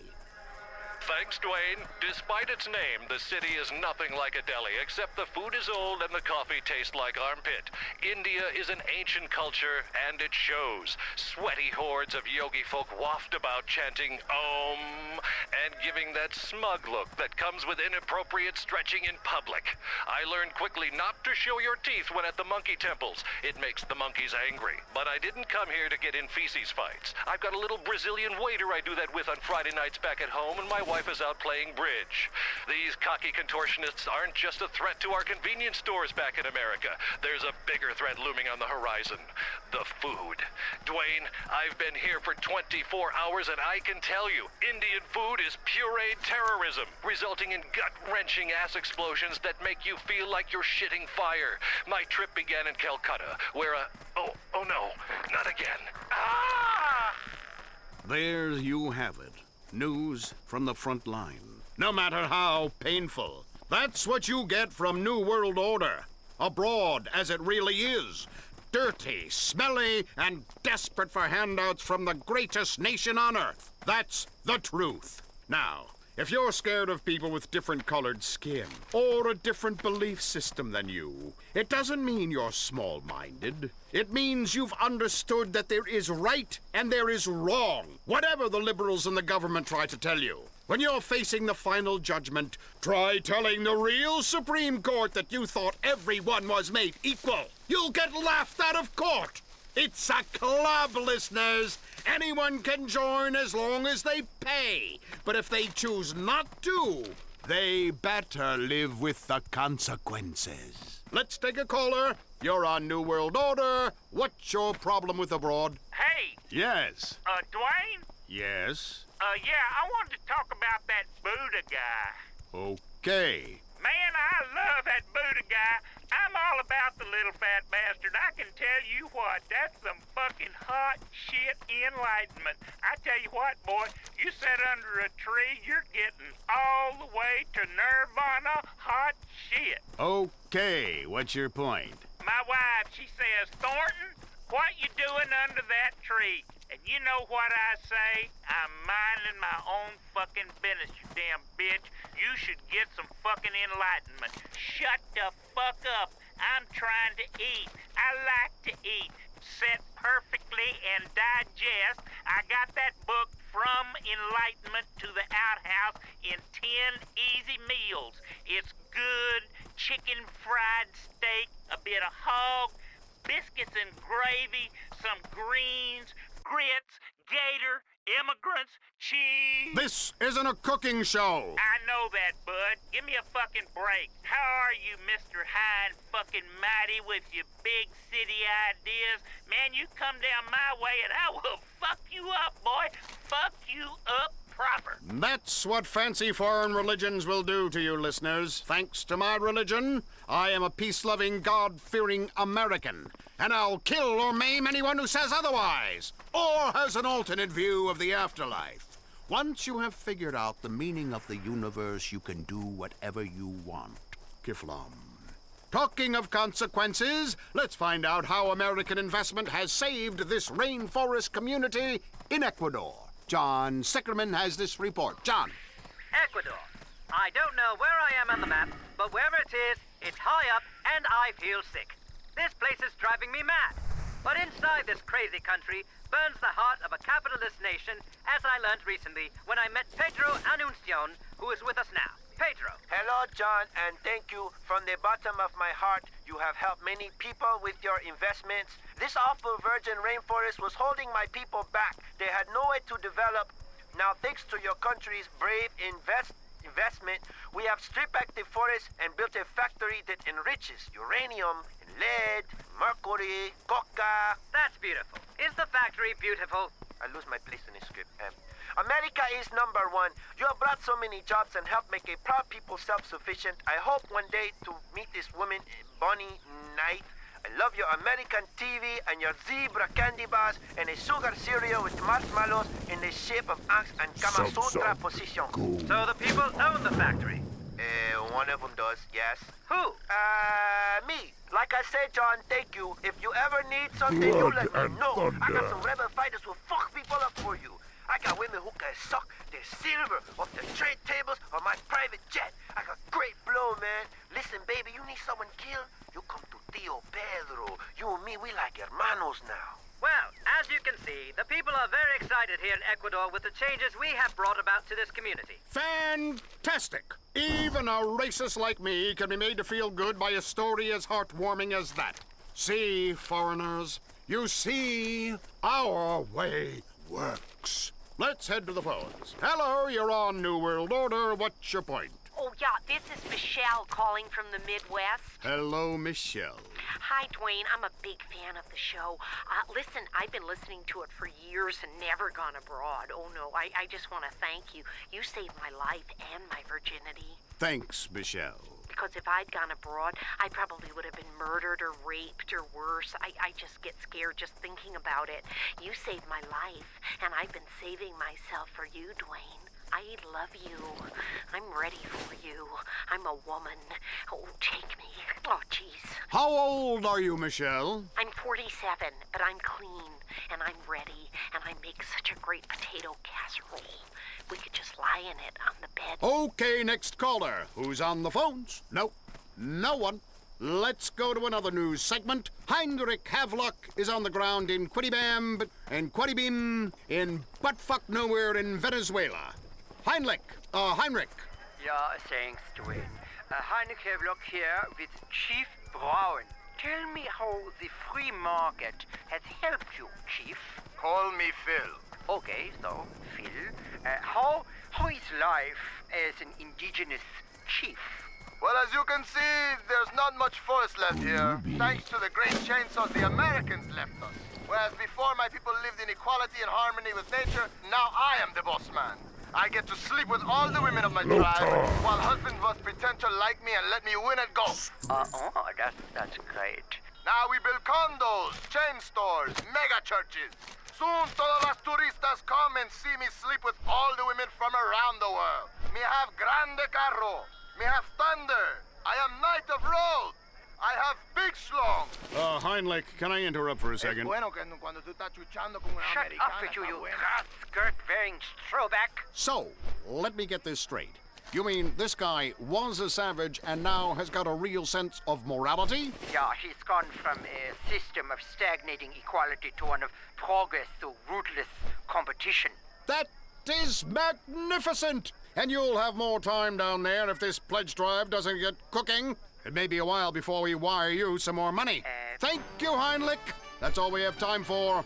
Catch us next time on New World Order. Remember, love your country. Don't question politicians, especially when they have a winning smile and great hair. And you'll be part of the New World Order.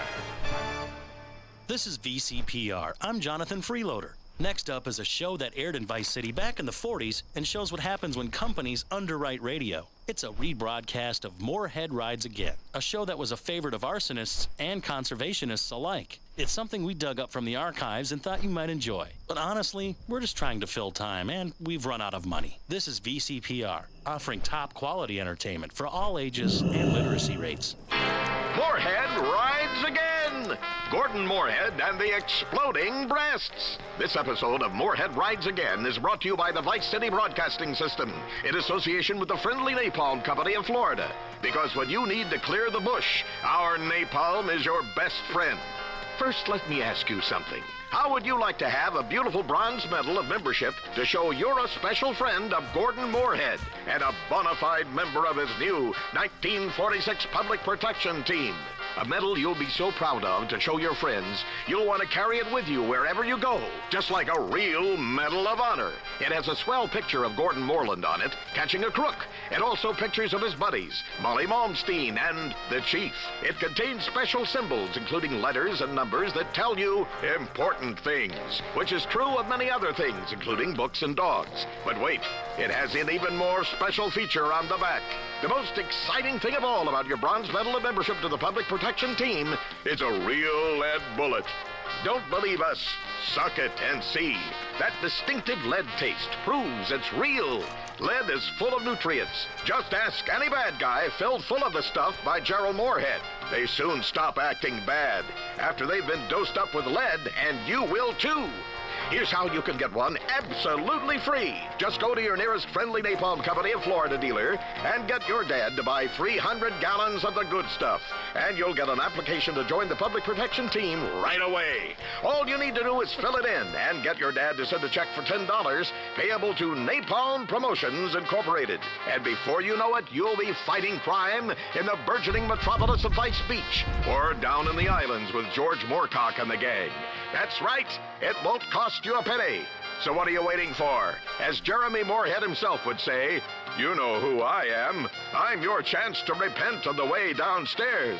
Bang, bang, bang. And now to Gordon Moorhead in Moorhead Rides Again. Gordon Moorhead and the Exploding Breasts. Last time, Moorhead was in Vice Beach, looking for a fisherman who had gone missing. The fisherman's daughter was explaining the circumstances of his disappearance.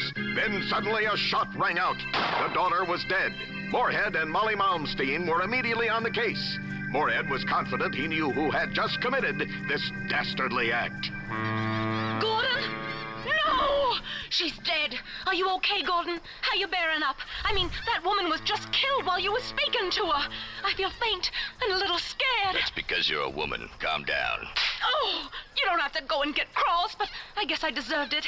Gordon, you're incredible. I feel much better knowing you're here. Who shot her? Oh! There. Now I'm better. Helps a man think. Molly, I understand that being a woman, your interests are more in cookery than murder, so I'll make it simple.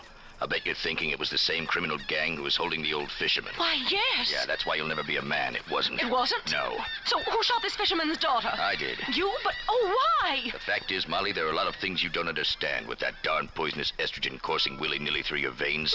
With her father missing, that girl was now an orphan, and a girl without parents is 5 times more likely to end up a prostitute, a fallen woman who ruins American marriages, or worse. Oh, that's terrible. I know. So I shot her and threw the heater in the river. I saved her from herself and the rest of society from the kind of filth that preys on the loins of American men. Gordon, you're so brave. Only a man would know such things.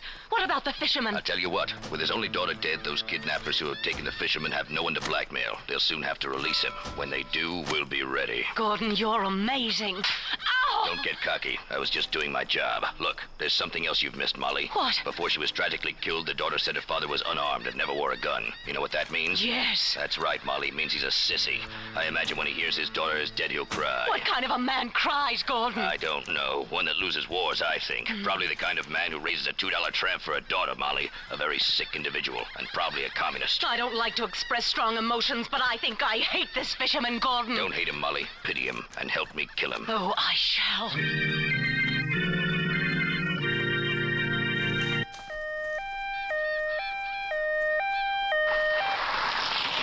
Looks like the chief has shown up. What a surprise. The cops get here after the real crime fighting's done. Moorhead, Miss Malmsteen, I thought I told you two clowns to stop meddling in police business. Listen to me, Chief. I respect you, but the fact is, without me, this town would be over before it's even begun. Vice Beach should be a peaceful place full of genuine people and Americans. But while searching for this fisherman, we've uncovered a ring of illegal communists and almost worse, a man who was leading girls into a life of hideous and unmentionable vice. Good on you, Moorhead. You're the best man in this place. You've got my backing, whatever you do. Kill whoever you think necessary. Thanks, Chief. You're a good cop in a difficult situation. But Moorhead, tell me, what men are doing these terrible things in our lovely new town? Not men, Chief. Man.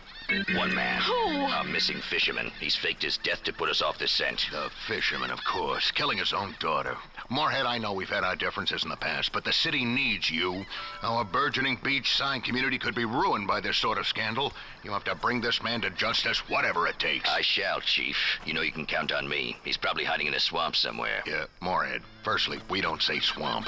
We say attractive wetland countryside right on your doorstep should you decide to move to our beautiful part of the world. Sorry. Secondly, if you're heading into the swamp, you'll probably need some help. Me? Help? I'm Gordon Moorhead, not some Rusky, Chief. I mean this kind of help. friendly napalm. It's great for all your tree and flesh-burning needs. Ooh, you mean friendly napalm is great at fighting crime as well as all the other handy uses it can be put to? That's right, I do.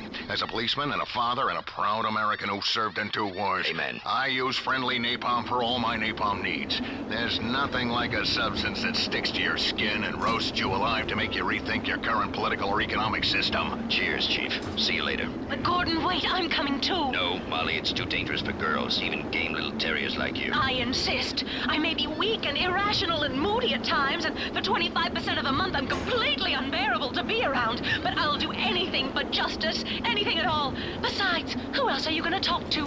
You're right, Molly. You're a good kid for a dame. Oh, that's smart. Let's go, Gordon. Do you think we'll ever make it out of this crazy hellhole? I don't know, but I know I'm a man, and I know you're a woman, and I know there are things I'd like to say to you. Swell things, real things, but now ain't the time. This is too serious. All of Vice Beach is under threat. This calls for Moorhead to ride again. Later that evening, in the murky recesses of a swamp. These wetlands sure are swampy and undeveloped. Sure. Now will you be quiet? Okay, sorry. Yeah, I wish Pablo were here to help us. His Mexican cunning would really be useful in a situation like this. Yes, he's foreign, but occasionally quite useful. Exactly. Hey, what's that noise? What noise? There, that whistling. It's Pablo! Pablo, you old dog.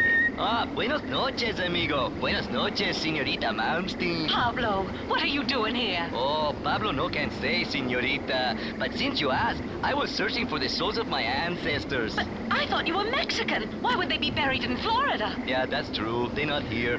Hey, would you like a tortilla chip? Pablo, this is no time for eating. Vice Beach is under threat. A vicious murderer, pimp, and communist is on the loose in these beautiful wetlands right on our doorstep. And we've got to find him and bring him to justice. But Gordon, what kind of idiot would hide in these awful swamps? I mean, he's full of alligators and snakes and sea cow poo-poo. Who would live anywhere near this dump out of choice? You foreigners don't know much. You're primitive, Pablo, but you're a good man. This gem of a city is exotic and relaxing once you get over the man-eating reptiles, shark-infested waters, and tropical diseases. But enough of that. How do we catch this guy? We split up and search the swamps. Pristine wetlands. Whatever. And when we find him, amigos, then and only then, we... What?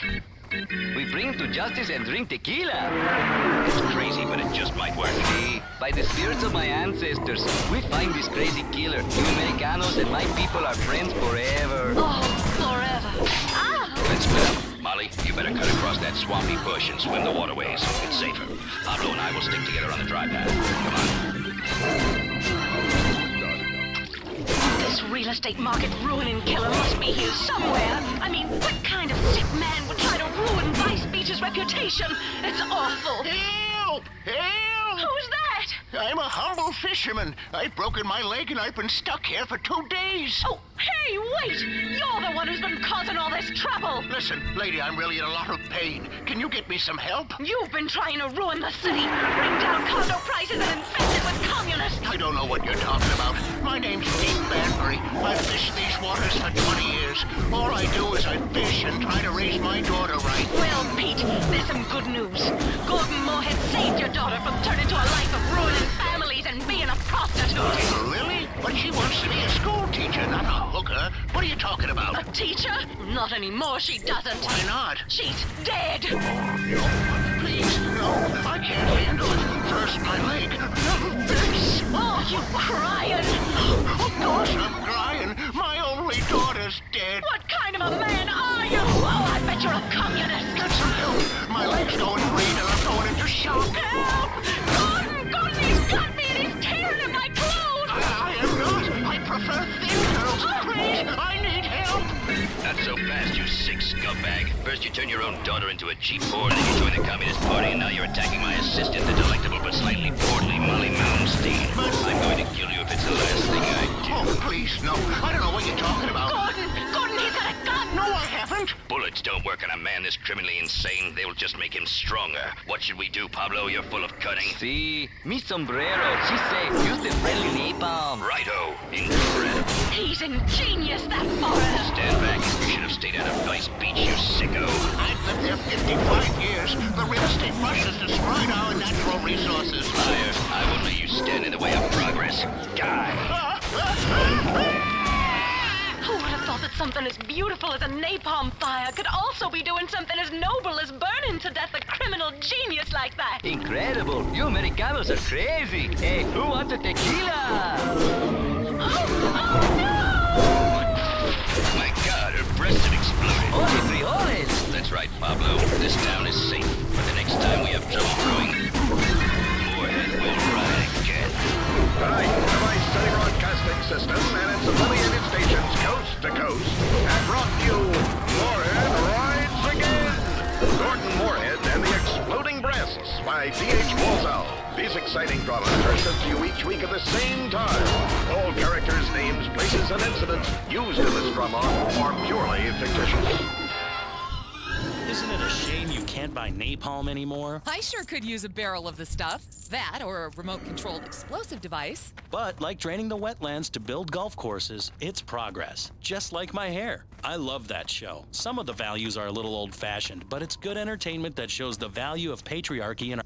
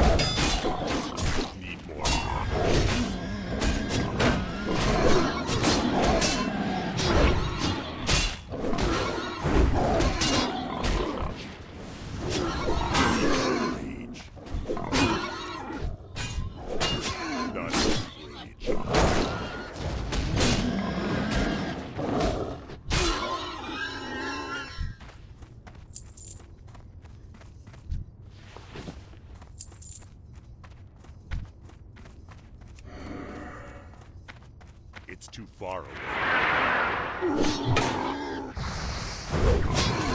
Need more rage. I can't do that yet.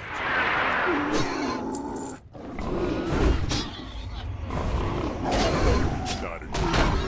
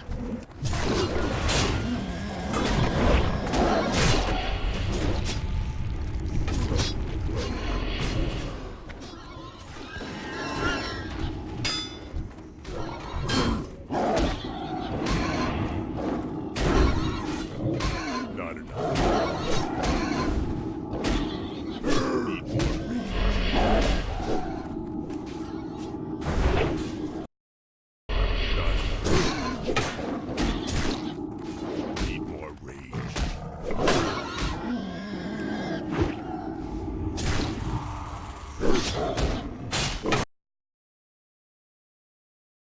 Not enough. Our shows, all that sort of stuff. Yes. Hello, everyone. Welcome.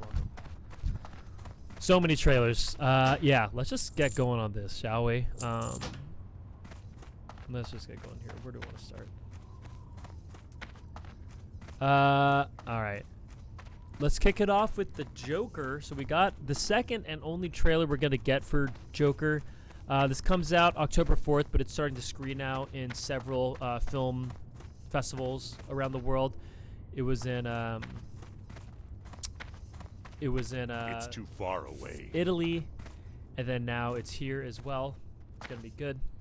Sorry, not here. It's in Toronto International Film Festival. Getting a lot of hype. Probably too much hype from the early press, but we'll see. IndieCot, welcome. Astral Career, good to see you too. Let me see. So we'll play in a second. Wait, there's a comment.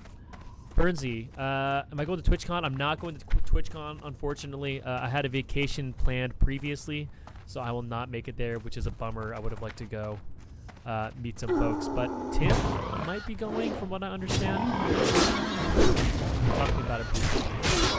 All right, so let's go.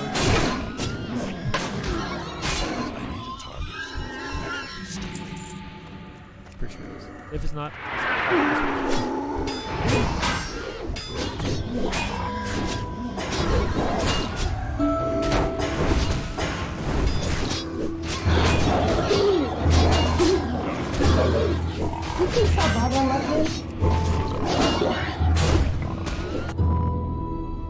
Arthur.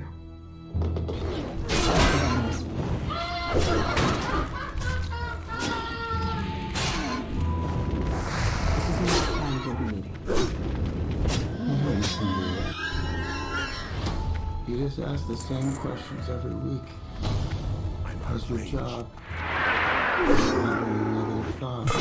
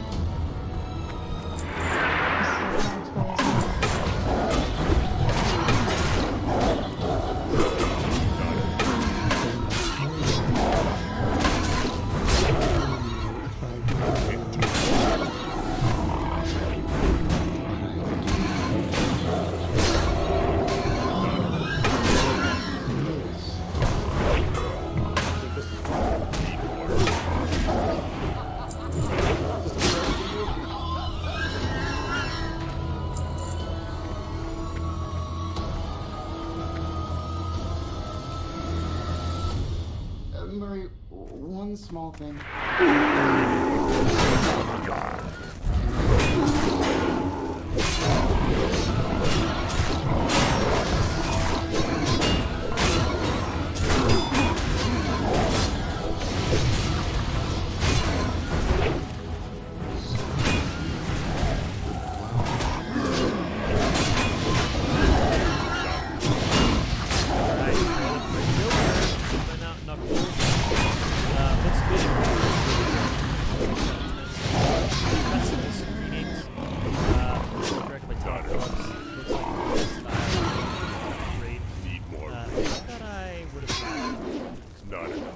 How do they decide to make a movie? I think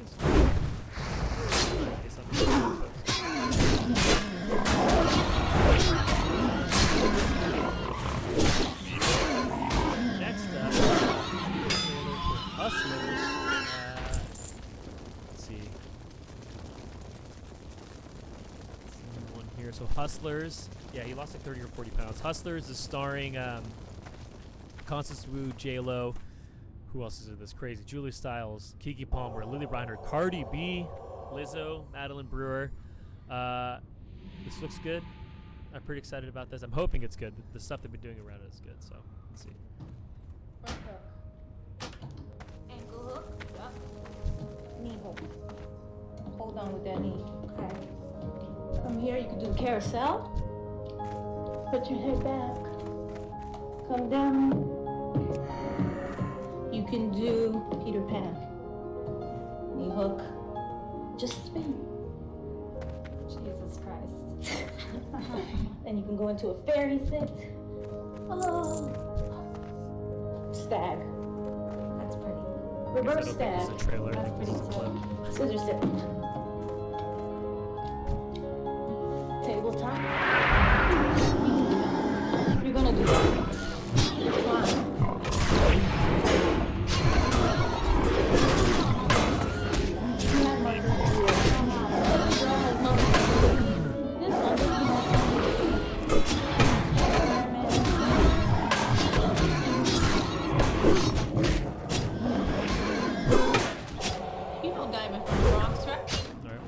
Clips, I guess. You know Diamond.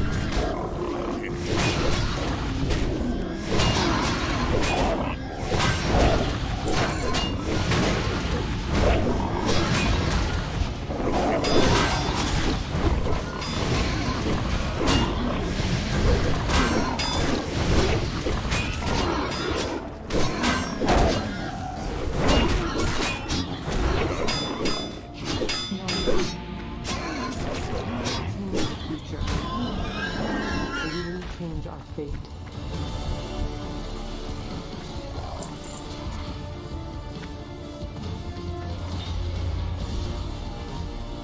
I know you're scared, but I'm here to protect you. Never seen one like you before. Almost human.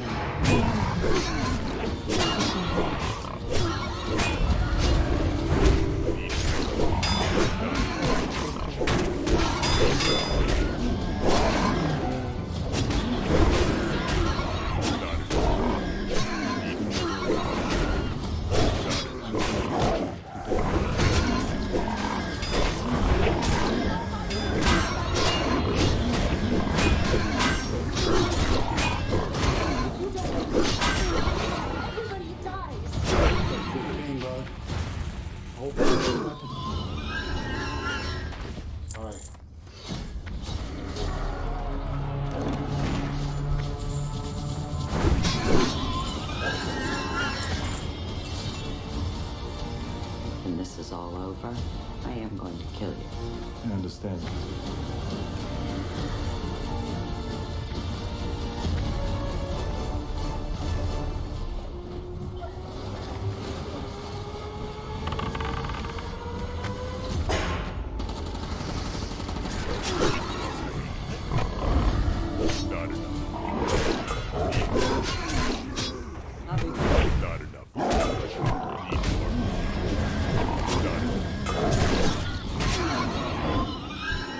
Number 1. That looks alright to me. It's a lot of the plot. Next up,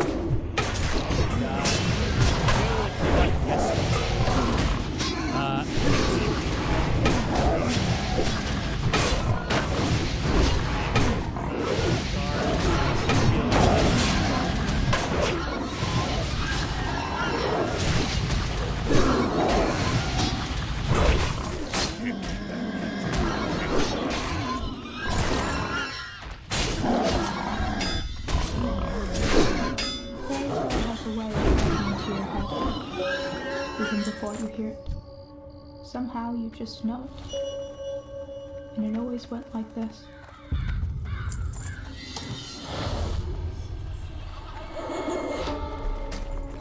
Pleased to make your acquaintance. I'm called Gretel, and this rough one here is my brother Hansel.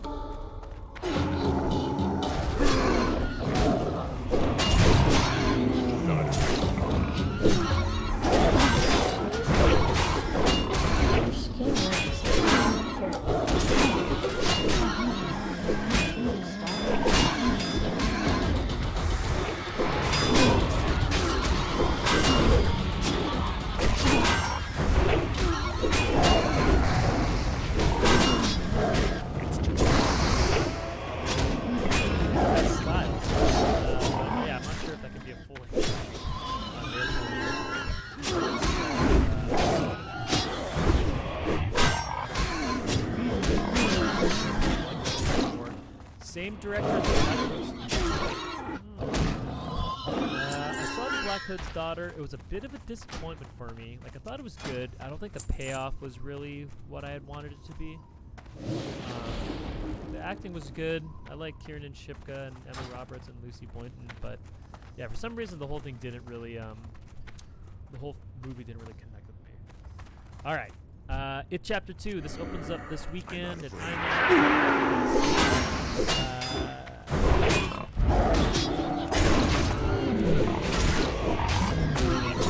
It might be a little old.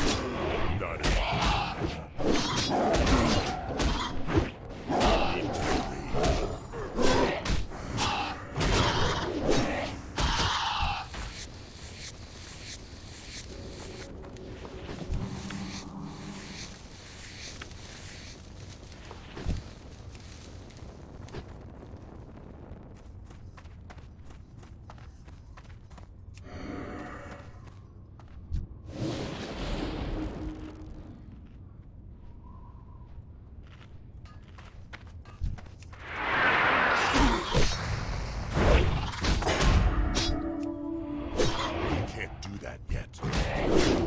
Need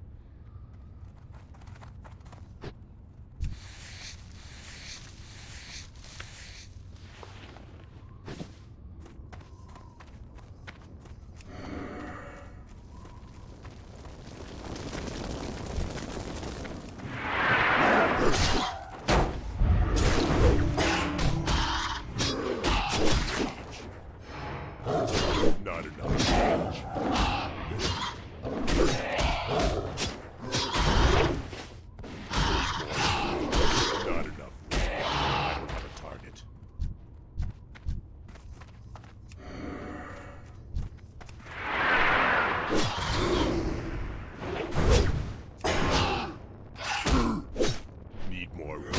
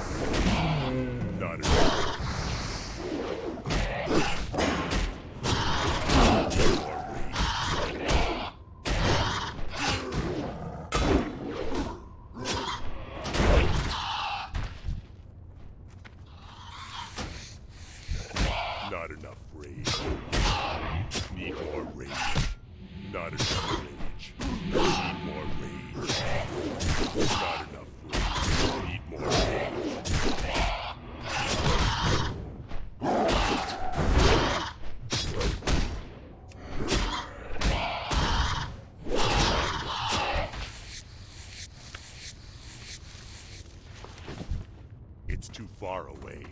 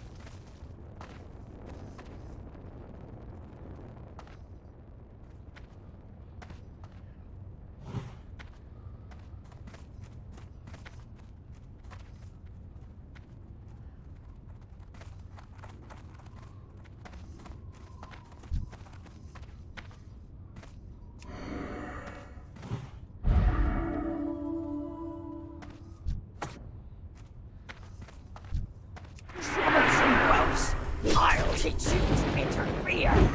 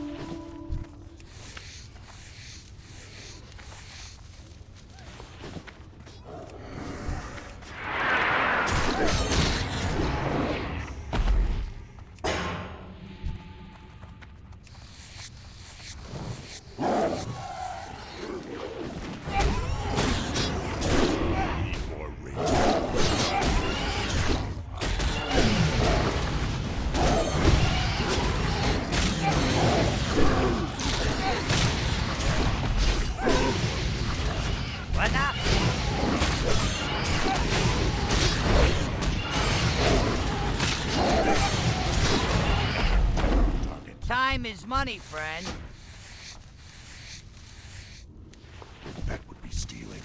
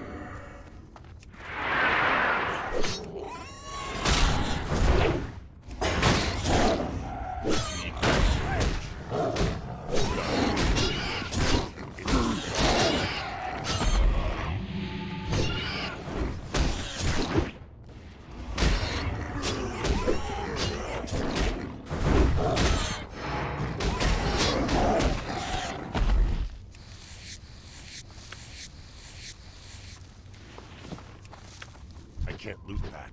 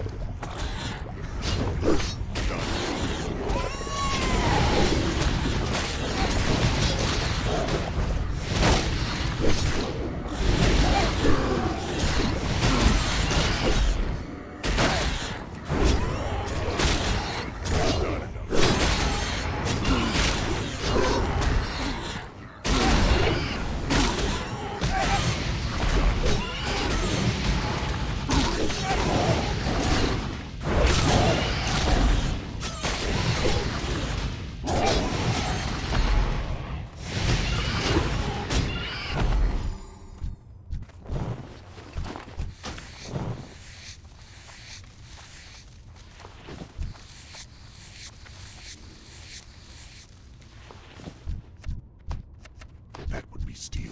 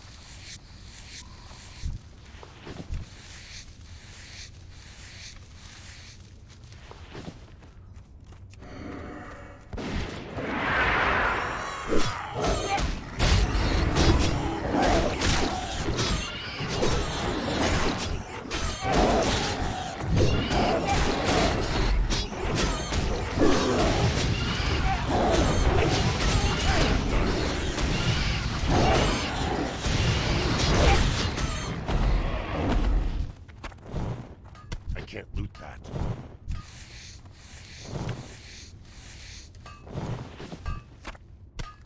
I can't loot that.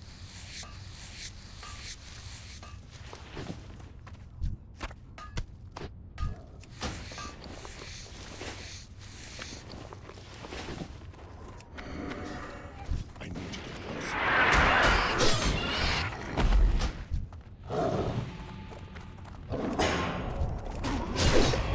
Need to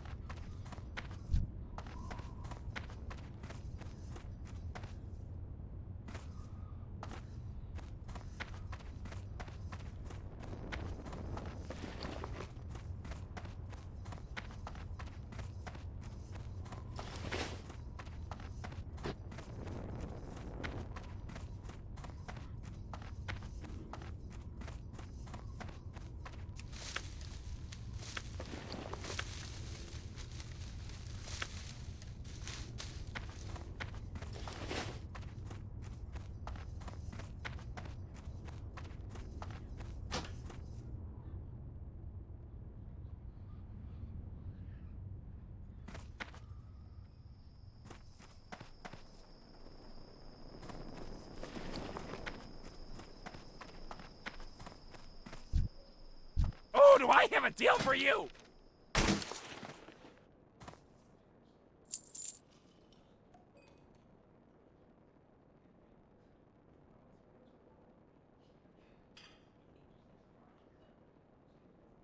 Keep it real!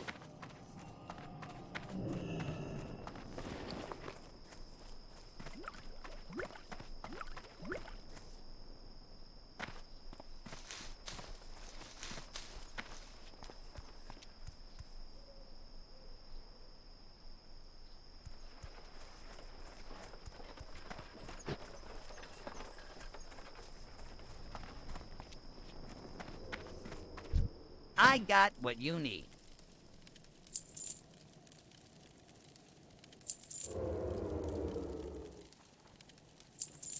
Keep it real.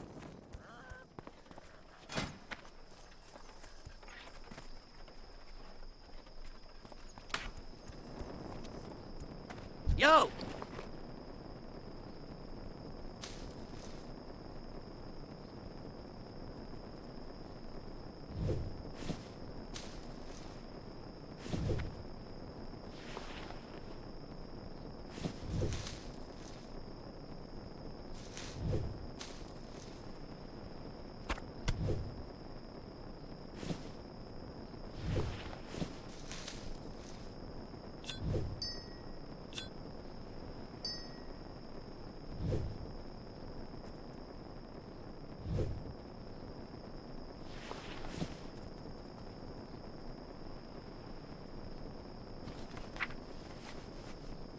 Be good.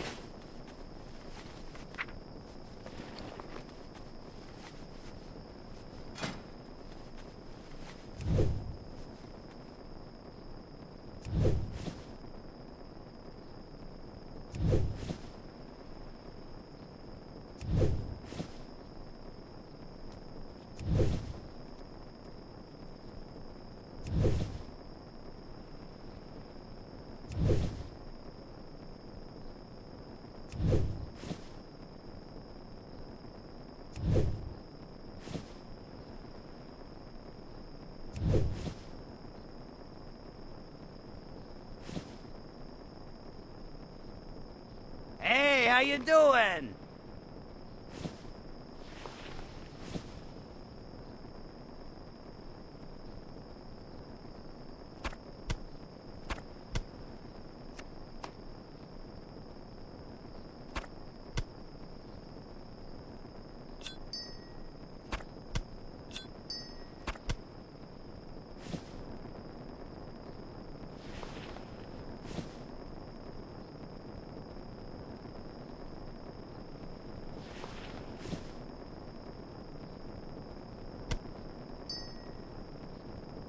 Have a good one.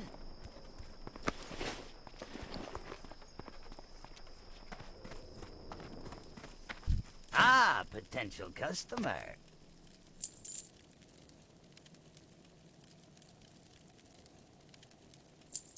Be good.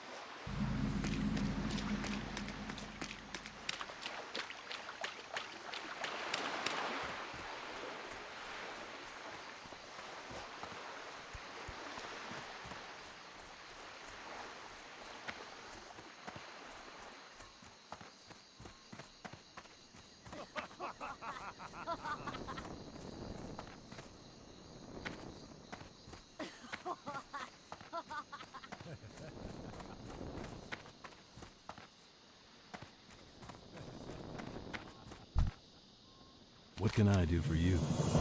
For the Alliance. Be careful.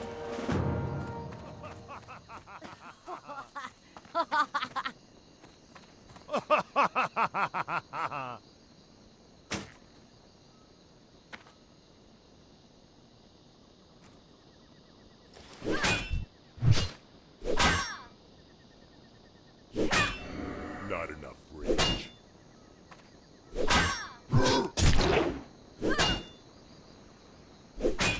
Need more rage.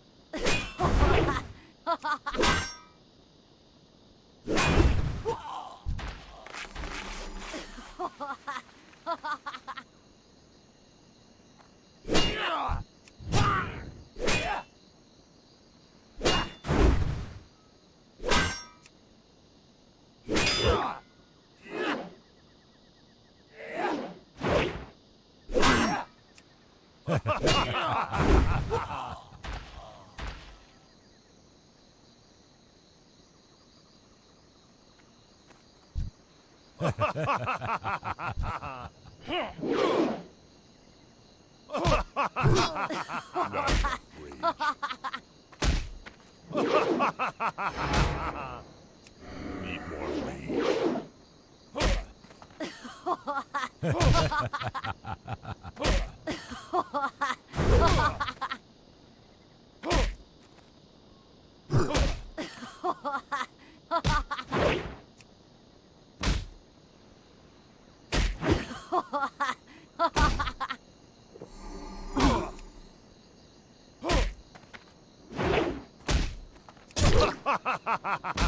Not enough rage. I'm out of rage.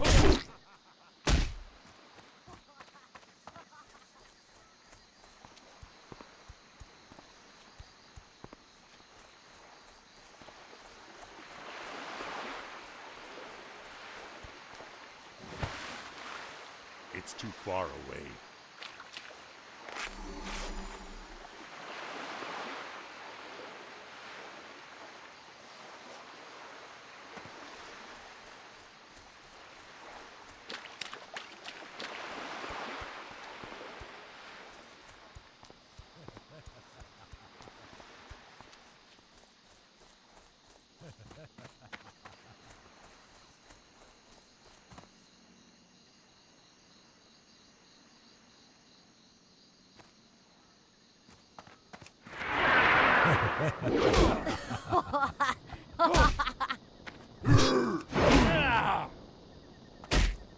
Need more rage. Not enough rage. I need to get closer.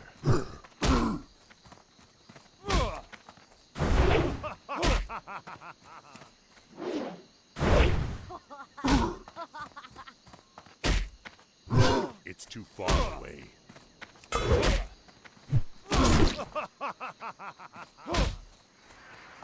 Need more rage. Not enough rage. I'm out of rage.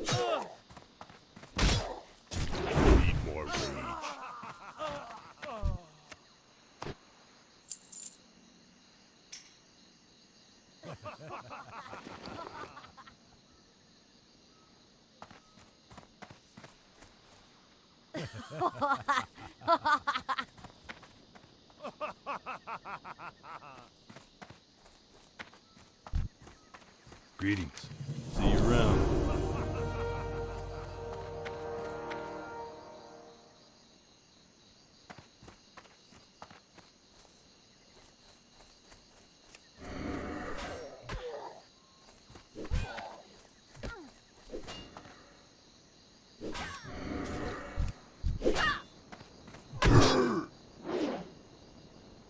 Not enough rage. I don't have a target.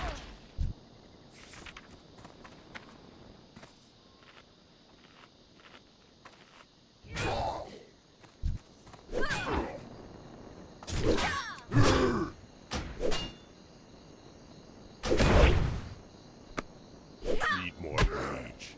Not enough rage.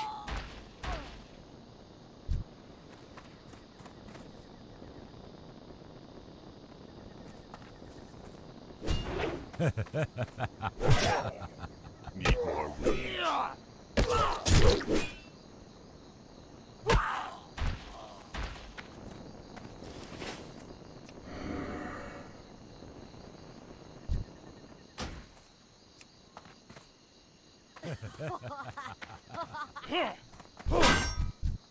Not enough rage. Need more rage.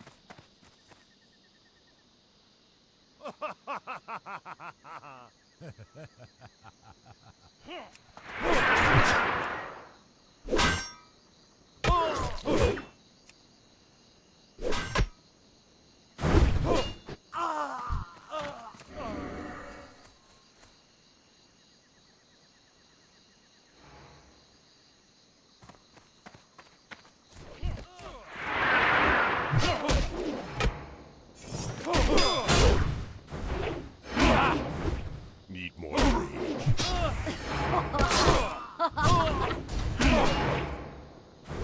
I need targets.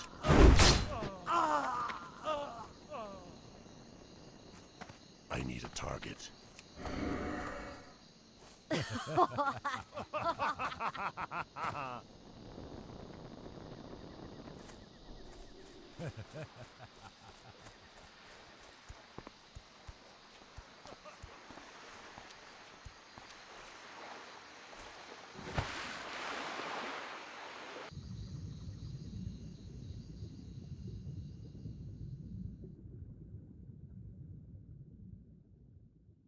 I need to get closer.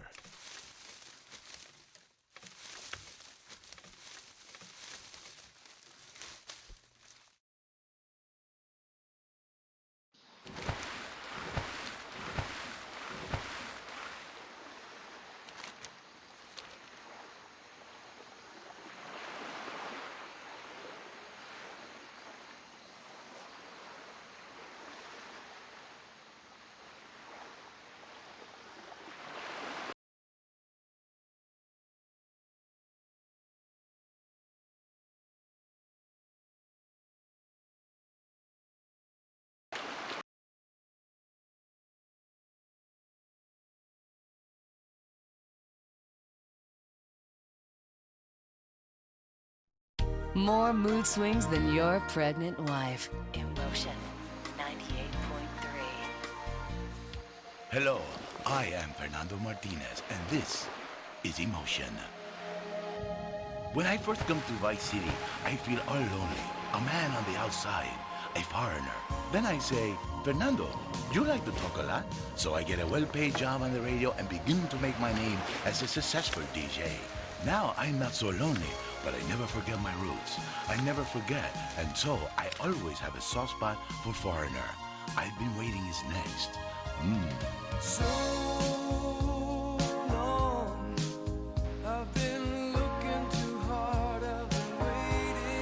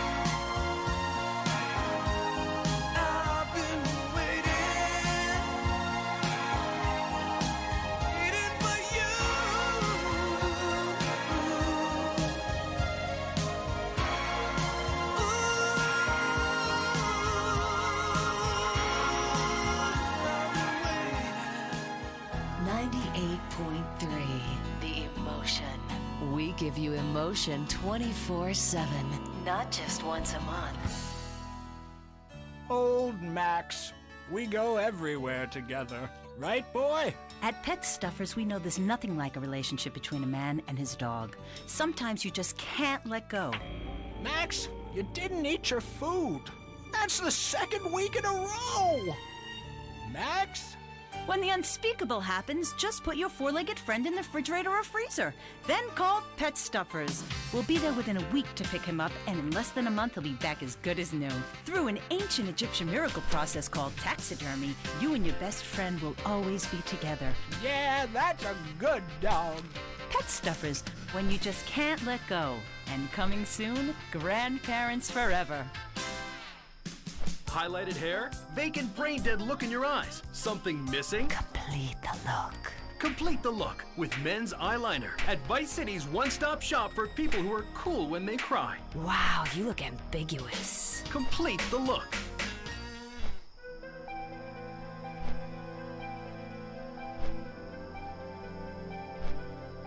Let's keep on breaking hearts and firing lines. Listen to me and more of this. You're an emotion. We're all alone on the stage tonight. We've been told we're not afraid of you. We know all our lines so well. We've said them so many times, time and time again. Mine and mine again.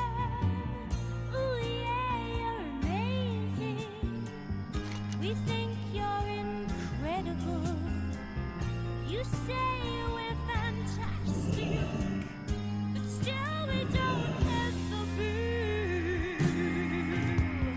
Wow, wow,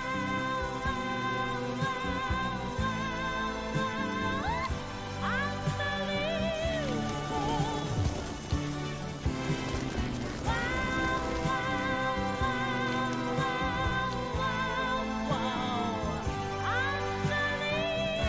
unbelievable. Any actor reaches his death, you know it's not real. He just holds his breath.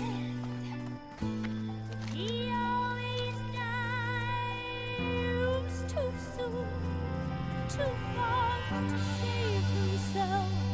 He'll never make the screen. He'll never make the screen.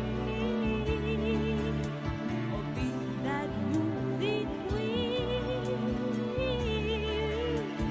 He's too busy hitting the Vaseline. Ooh yeah, you're amazing. We think you are really cool. We give you a pass, my love, but you'd have to play the fool. Wow,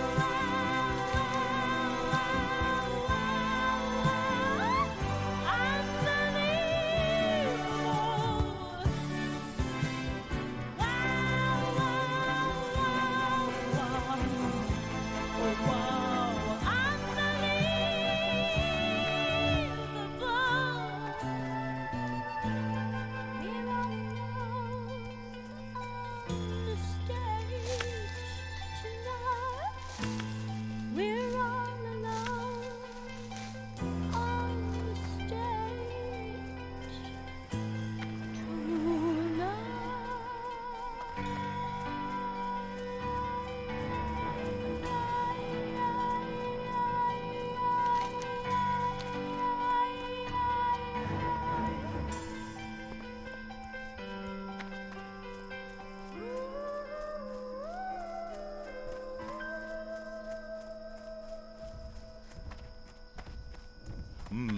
I was losing myself in the music there for a moment.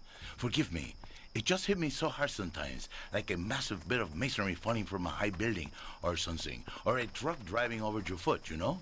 Powerful, like a dream where you go to work naked. Let's take a break while I recompose myself. Remember, too much emotion is always a good thing. Howdy, partner. It's 4:30 in the morning here at Farewell Ranch, and it's time to get up and work the old cows. Get up, y'all! At Farewell Ranch, old people don't sit around stagnating, watching game shows and talking about the good old days, sinking into the grave in a urine-soaked mess. At Farewell Ranch, they sweat and toil until the breaking point and keep that miserable contemplation of mortality at bay. Hell, at steering time, we'll work Grandpa so hard he'll wish he was dead. At the end of the day, he'll sit down in the bluegrass, eat a bowl of commemorative beans, and enjoy sing-alongs at one of our nightly funerals. It's the cowboy's code. Work hard, don't shower, and die in your boots. Right, Norm? Ah, my prostate. Farewell Ranch, the only way to ride into the sunset. We express emotion because you can. Emotion 98.3.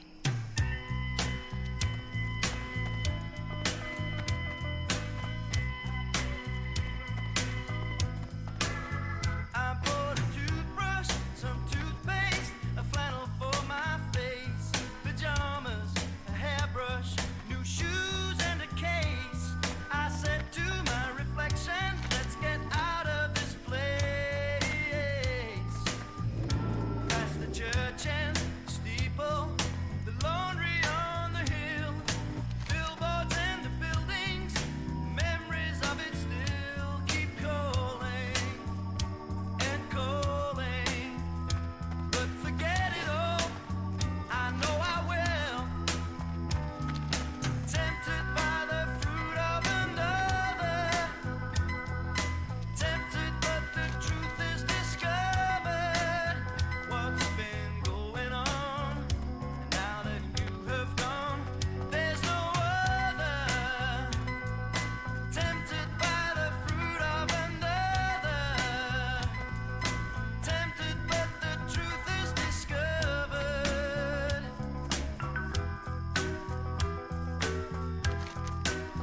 I'm at the car park, the airport, the baggage carousel. The people keep on riding, and wishing I was well. I said it's no occasion, it's no story I tell.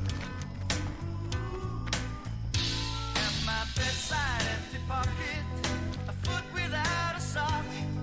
Your body gets much closer. I fumble for the clock, alarmed by the seduction. I wish that it would stop. Tempted by the fruit of another, tempted but the truth is discovered. What's been going on, now that you have gone, there's no other. Tempted by the fruit of another, tempted but the truth is discovered.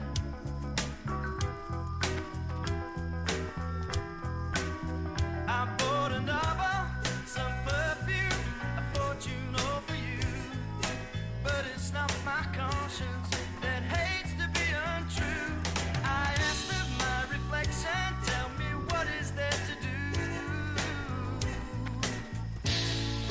Tempted by the fruit of another, tempted but the truth is discovered. What's been going on? I think that song says so much about the human heart, don't you? Or, as my people say, corazón. Tempted by the fruit of another, My people make the women's and the cars bounce up and down. discovered. Tempted by the You see, love is important, but so is the action. A real man needs more than one thing in life. Do you know what I'm saying here? The heart and the loins both on fire, no? Groaning and straining and making love and having hot, dirty, passionate encounters with the secretaries, while the wife, she sleeps at home. I know, I have been there many times. You're on emotion, where the heart remains true.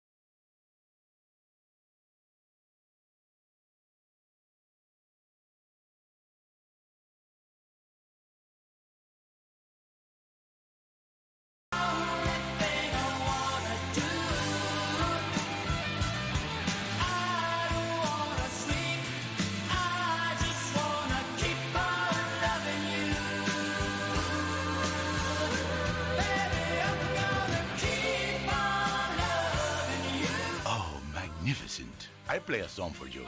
Tonight, you come to Fernando's live appearance at the club. Fernando plays some emotional music. Maybe you meet a pretty lady who isn't interested in a long-term relationship, but is only interested in the passion of life. Maybe even right outside in the parking lot. Emotion.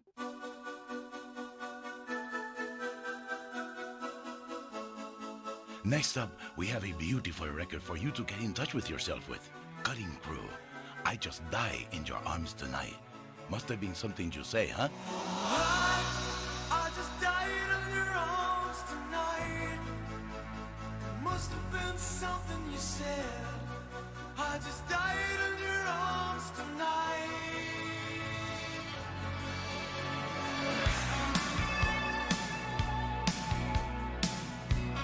98.3, The Emotion.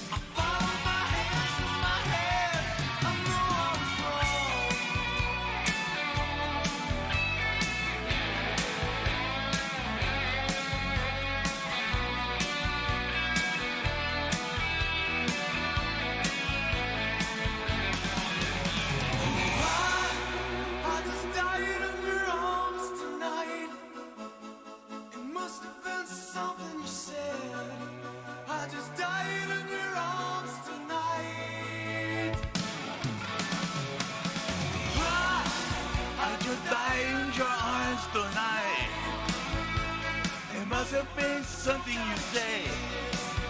Let me tell you a story. The other night, I was in a nightclub. As usual, I, Fernando, was surrounded by beautiful women.